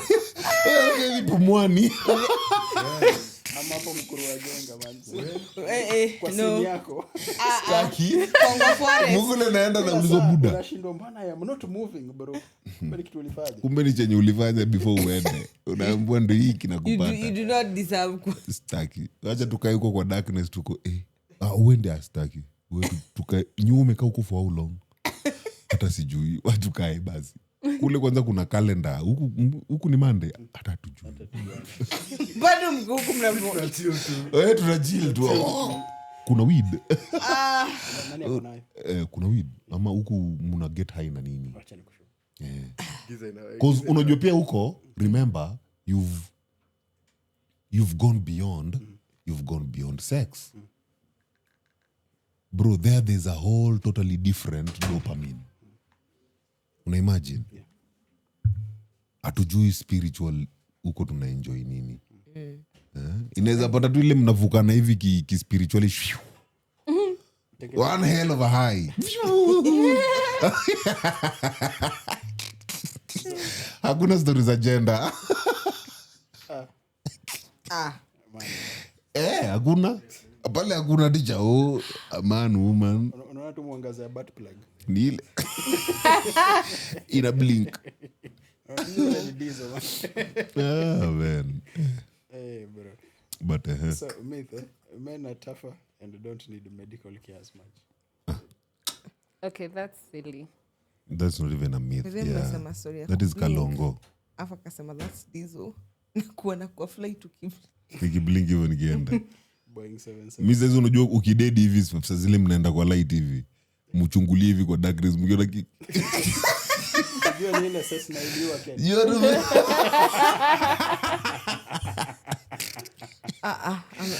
Unazani ile sidizo yule. Shikani yule mtu yule.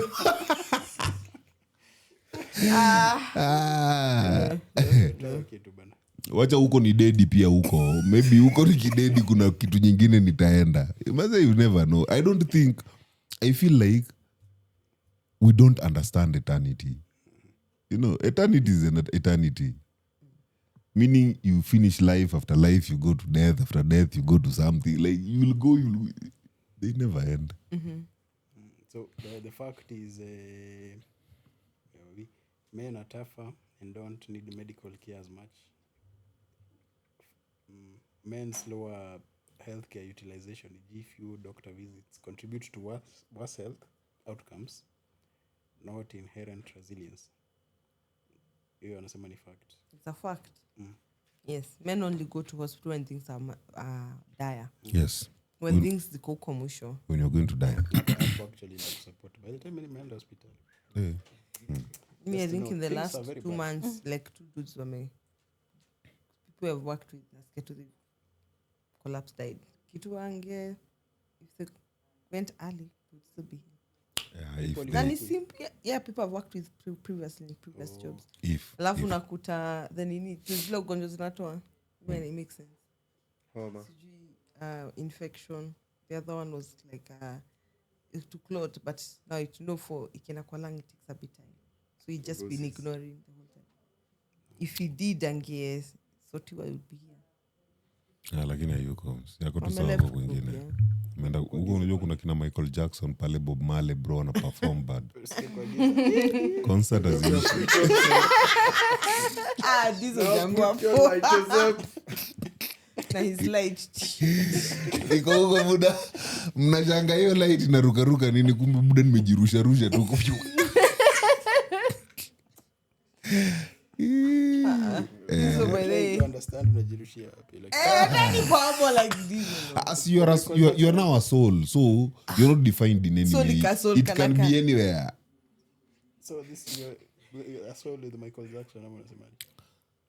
Tunaweza kuwa naye, tunaweza kuwa na Bob Marley, tunaweza kuwa na anyone bro. Pale Kama hakuna na ule Dizo version wanini wa pale hivyo Kibera.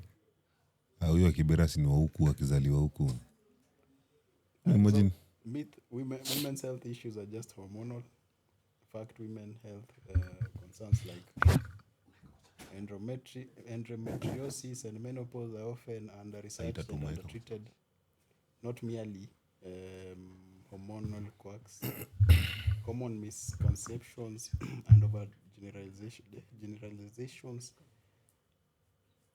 individual variation, gender differences are often overstated.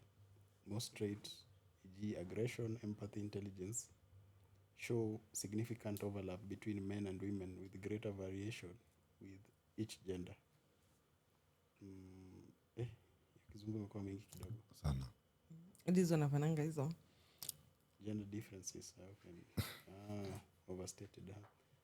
So they are basically trying to go for the traits associated with each gender. Kama aggression, empathy, na intelligence. Alafu they are coming to a point whereby it is showing that they overlap each other. It doesn't matter. It is not specific as to why it is. Unapata at one point huku kuna empathy, kuna aggression huku. As in Zote ni dependent environmental factors. Nature versus nurture.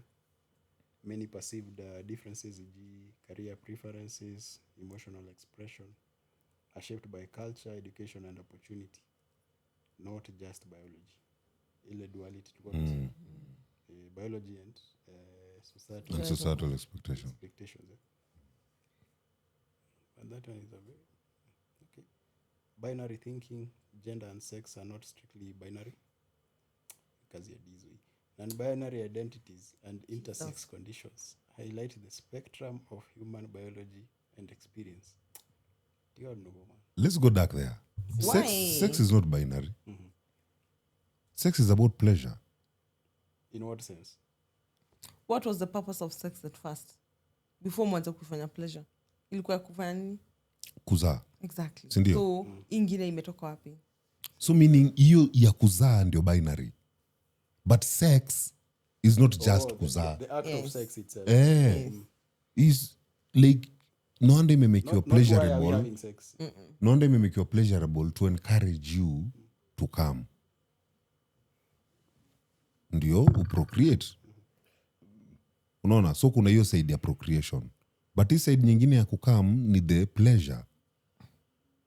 Both so, there is pleasure there.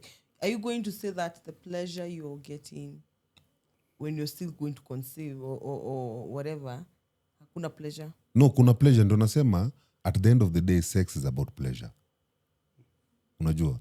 So meaning it's not binary. Si lazima ukue na na mwanamke ndio upate pleasure kawe ni mwanamume. True. Mbona unaangalia Ken ukicheka? Exactly. Nimeangalia nyi wawili hapo ndo niseme. Yaani ndio nielezeke. Flattery. It's too much. No, but then at this point, I think ninaona sasa kuna kajealousy mna piki like your point on It was this guy was very specific. No, you guys just you need a room, a smaller one or Sex is something. not bad. You don't have to get pleasure from But a anyway, woman. my point is the only reason tuko na hiyo hatred na magays na nini is because we are stuck to ati sex. Purpose ya sex ni kuzaa. Hiyo ndo the only reason. But if you look at it in the sense of pleasure, then you can have sex with a woman, you can have sex with a man, so long as the goal is attained. Yeah, that's what utapata hata kama like Wonder watu wanabaya kina nini? What have you? hata kina P. For them it was all pleasure. It's not that he is into men. Kinda. Ile, It was like some crazy level of hedonism, though. and then it comes with that dominance type of shit. How the So- hell are you found with that much baby oil? But what's wrong with it? Why do you have a problem with someone having baby oil? What would you A room full of baby oil. What's Kwani wrong with Johnson it? and Johnson. What's wrong with it? No, Slippery slopes. No, it's a simple question. Even me, I was like, What's wrong with it? Someone has baby oil. What's wrong with it? well, like, I think it's just tied to what he did. Yeah, That's the only because it's not thing a business. that is making because So- the media chose to make that the headline, right? So They had it's, to find something. they had very to find absurd. like Make it what as would be. disgusting as Si ndio possible. nasema hata sisi wenyewe venye tunaiongea ukweli ni what's wrong with him having baby oil. What are you doing? That's a copious amount, though. Why? To be honest, So US ndio place yenye imagine LGBT walienda kwa White House Because wakaflash then you TVs. do have a huge house, the same excessive place, rooms, same but place. clearly Yeah, it they just worry shows about what you video. prioritize also. which is okay if I prioritize porn.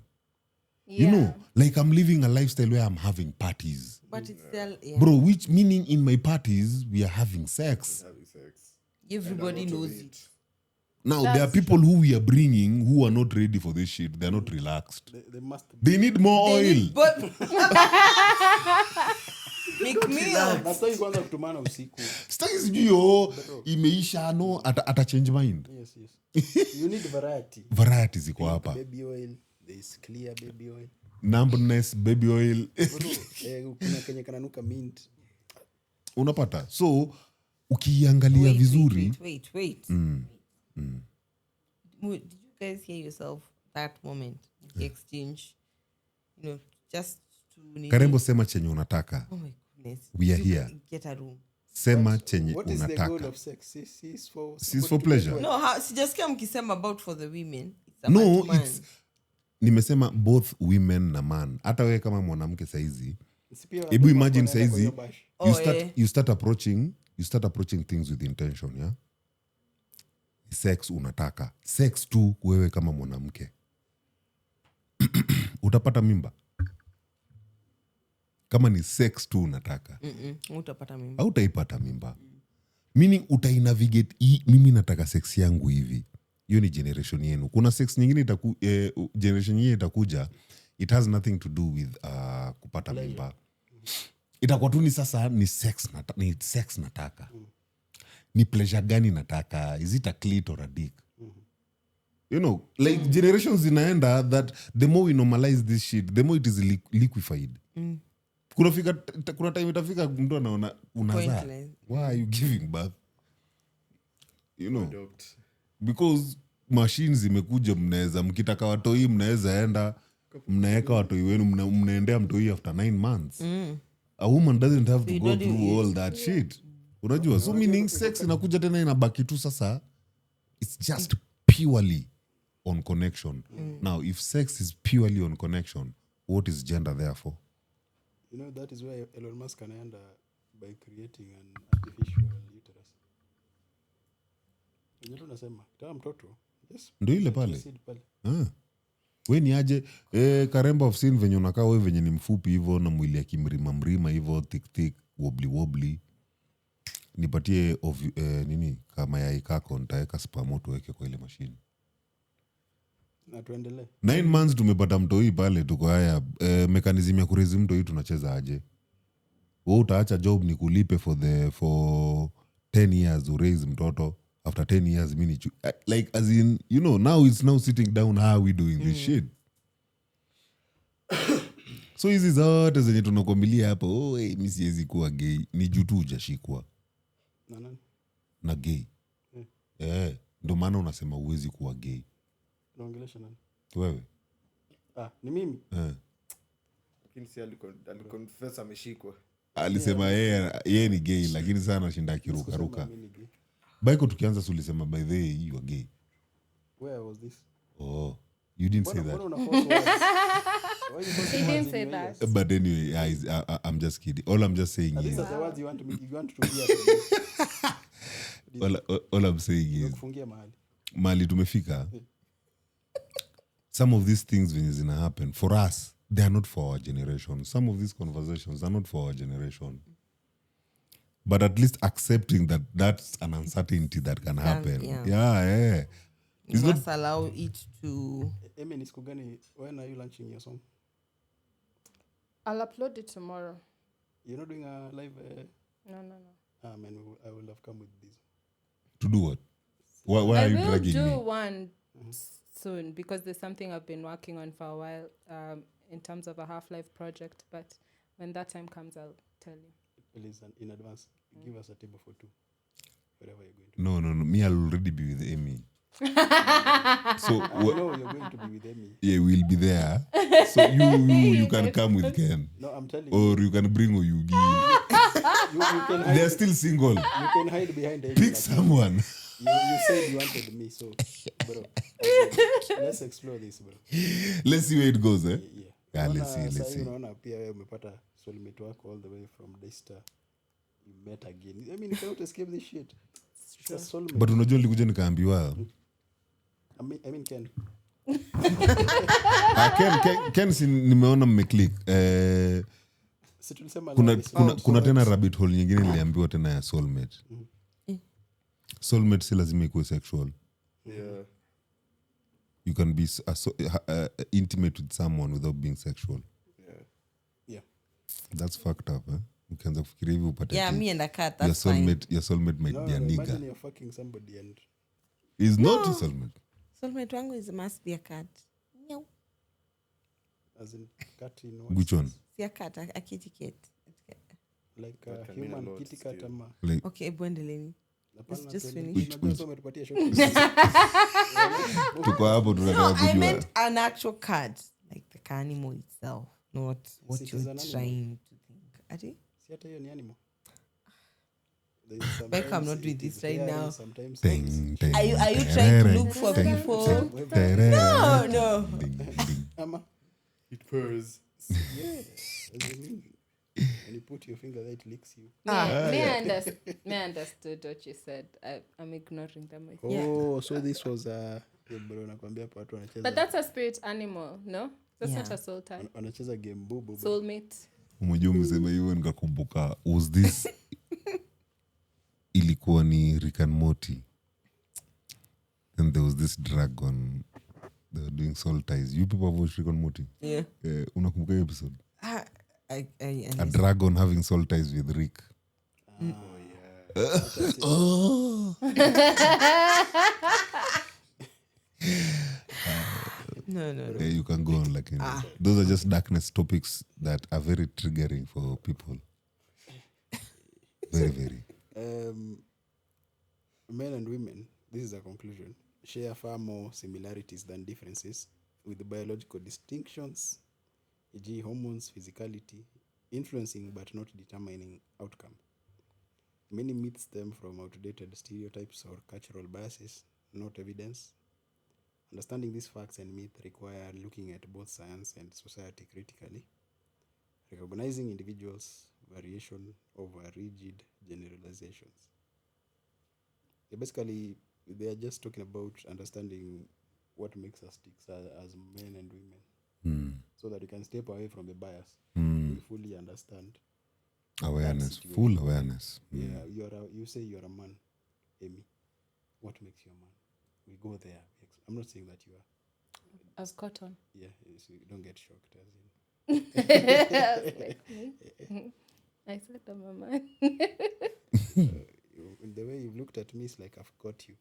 But Unaka ukweli hatujapata? yeah. Lakini no. What do you want to? What are you inspecting? I was checking if actually can be a man. No quote. But if you are a man, that would be so very, very, very confusing. Ushaiona kuna video zingine bado unaona huyo mtu paka atano kono. That's not fair. That be a is man. No, you should be a man, man. Kidogo mpeleke Nyeri. Kidogo bana, kidogo ulikuwa utupe PayPal. But yeah. Hey man, anyway, we have come to the close of our Embrace the Darkness in the Rabbit Hole. And by the way, before you finish, I want to remind people, manze, this show is not for education. There's no solution being looked for here. This is just entertainment. Yes. Amy, how was the how was the show now after a while? The other time you were so fucking confused. Do you remember? Yeah? I was. You were the one who was trying to have a battle. The last show. Yeah. I was confused. About? See, about everything. You don't remember. You just guy. Where was I? Where were you? Baiko, you were not there. You don't remember that day we were telling you, hey, You today missed you it. missed It was a it. Sunday. You haven't seen Amy. You came here. Not here. The It was other my place place. now. Oh, so sure. Lakini hiyo siku Baiko alisema na nimekosa hii. Uliona kwa YouTube. By there, so it. Yes. You remember how she was confused, yeah? I was not confused. Are you sure? She was more passionate. Yes. Oh, it was not confusion. It was not confusion. Okay. Kunataka kutoa point yake na kishindo. I Okay. don't know what was happening in the studio, but So, Amy. kulikuwa na fireworks. I'm good. We're good. So how was today? How are you? Yeah, Are you back on the last- fully, consistently? The crucified Sundays. I think we just do the soft launch tomorrow. I know I'm dipping my feet in pole pole, but people just bear with me. Yeah. We'll see from there. Niulize hiyo swali kesho. Okay. Yeah. We bear with you. Thank you. Why do, How why do kind we of know? you. Anytime you mention bears, Ken goes in a rabbit We hole. think of snoring. Karembo, you can finish for us before Baiko ichukue. Baiko will finish. Yeah, today, what can I say? I think I really enjoyed this. Thanks again for coming. Thank you for Yes, we are glad you have another. Okay, but the next time tutafungua na wimbo ya Amy. The next episode. Kama ataiload. It will be there. Kama utaiload. Hakuna hapa cha kusema tutafungua nayo. Alafu atuambie it's not online. Sawa. Anyway, yeah. But Avoidant. take home. At least avoidant. Amy is avoidant. we continue. Endelea. Our by the way, sexual tension. Sijui kama mnaenda kuhave OG watu wanne. Ni nini unatutakia? Have you thrown me in that equation? Mbona nipangia hapa? Aki, weather today has been a lovely day. I felt some sort of dude. Yenye umesema si lazima upate pleasure from the same gender, si ndio? Oskof. So I think nimeona leo love between people who are not or from the different gender. Watu wamependana. Umeipenda lakini pia hadi ukatamani kuwa part of it. Yeah. It's okay, Karembo. It's okay. Remember, you must have been a very bad sugar thief Badly. when you were a child. Why? No. Yakula skari. Skari kwa Hey, Karembo. Happy Easter by the way for And you're there, you're going with your clowning shit. Antichrist. I am yet You Antichrist. No, I am people. yet to go discover the pleasure of that. Lunasema sex. I will challenge. But then right now, go and look at Kama Sutra, not from a porn angle. We have books at home. Sasa enda kaisome from a spiritual side. No, ilikuwa vitabu. Don't use lust na kila kitu. Enda tu kaiangalie spiritually. By the way. I'll Google that. Thanks. Okay. Yeah, Ken, how was your experience on Embrace the Darkness in the Rabbit? It was first time here, first time viewing, first time listening in. You guys are a vibe, man. Thank you. I'll check you in a while. That is Hiyo ndo uzuri wa kukuwa soba. Bye, sir. Very nice. Very nice. on a scale of 1 to 10, would you do him again? Do him again. Do it again. As You got pointed. What was the point? no, I'm saying, will you do it again? As in the Embrace, the one. They embrace the darkness. Yes. Very fun, man. At least you get to hear the people's perspectives. Kale sikuwa najua Mangiti ni malaya hivyo. Inaitwa Pillow Talk. Nilikuwa mtoto mzuri. Nimeambiwa. Ulikuwa Pillow uko peke yako. Ai walai. Kumbe malaya wengi sana hivi. Malias. Mirayas. Hata yeye tu ako kama wewe tu. Hata yeye hakuwa naamini. I was like, what the You know one thing, you know what I'm noticing now? when I look across from where I am, we have these birds are the same are flocking from the same one. Yeah. Even these ones. Birds of even these ones. Hey. Yeah. Nye, nye. Na tulisema tusiingie huko. Okay. All I know is mi napenda kufuata kanuni za Yesu. Itu ni kanuni. Nataka nimeenda kwa kanuni. Lakini Yesu hataki kukufuata. Hata mimi sitaki anifuate. Akinifuata vitu tunafanyanga na yeye. No man. Ni bro. Chude genje tu shit. Watu wa chude genje. That song is But what I know is chude Yesu ni genje. Yesu alisema acha nirudi nyuma kidogo. When you see somebody ama unajua ile dogi kali kabisa ni inakuwa na chain. I remember kulikuwa na trend fulani when we were young, watu walikuwa wanavaa chokers. Bro. Eh? Watu wa BDSM ni wengi huko. Dogi takuuma. I'm not saying anything else apart from that. This has been Embrace the Darkness in the Rabbit Hole.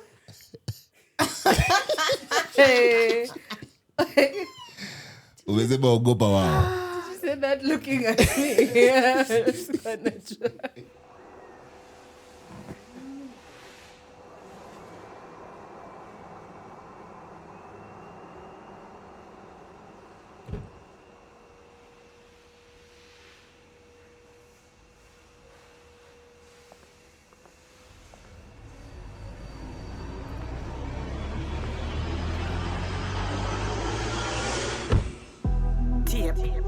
Measure, tape to the measurement. Tape, measure, tape to the measurement. Tape, measurement, body a fi fit length pan the tape measurement. 8 a fi 9 a fi reach pan the 10. Body length a fi long to the tape measurement. Body fi more than 230 millimeter. If you want enter in a me middle center. Body edit a fi big round the perimeter. Long like 25 centimeter. It a fi long to the length of me tape measurement. If it's small and a little then a that me prevent. Long till it bend beat it make it dent. If you live in a me hole then you have to pay rent.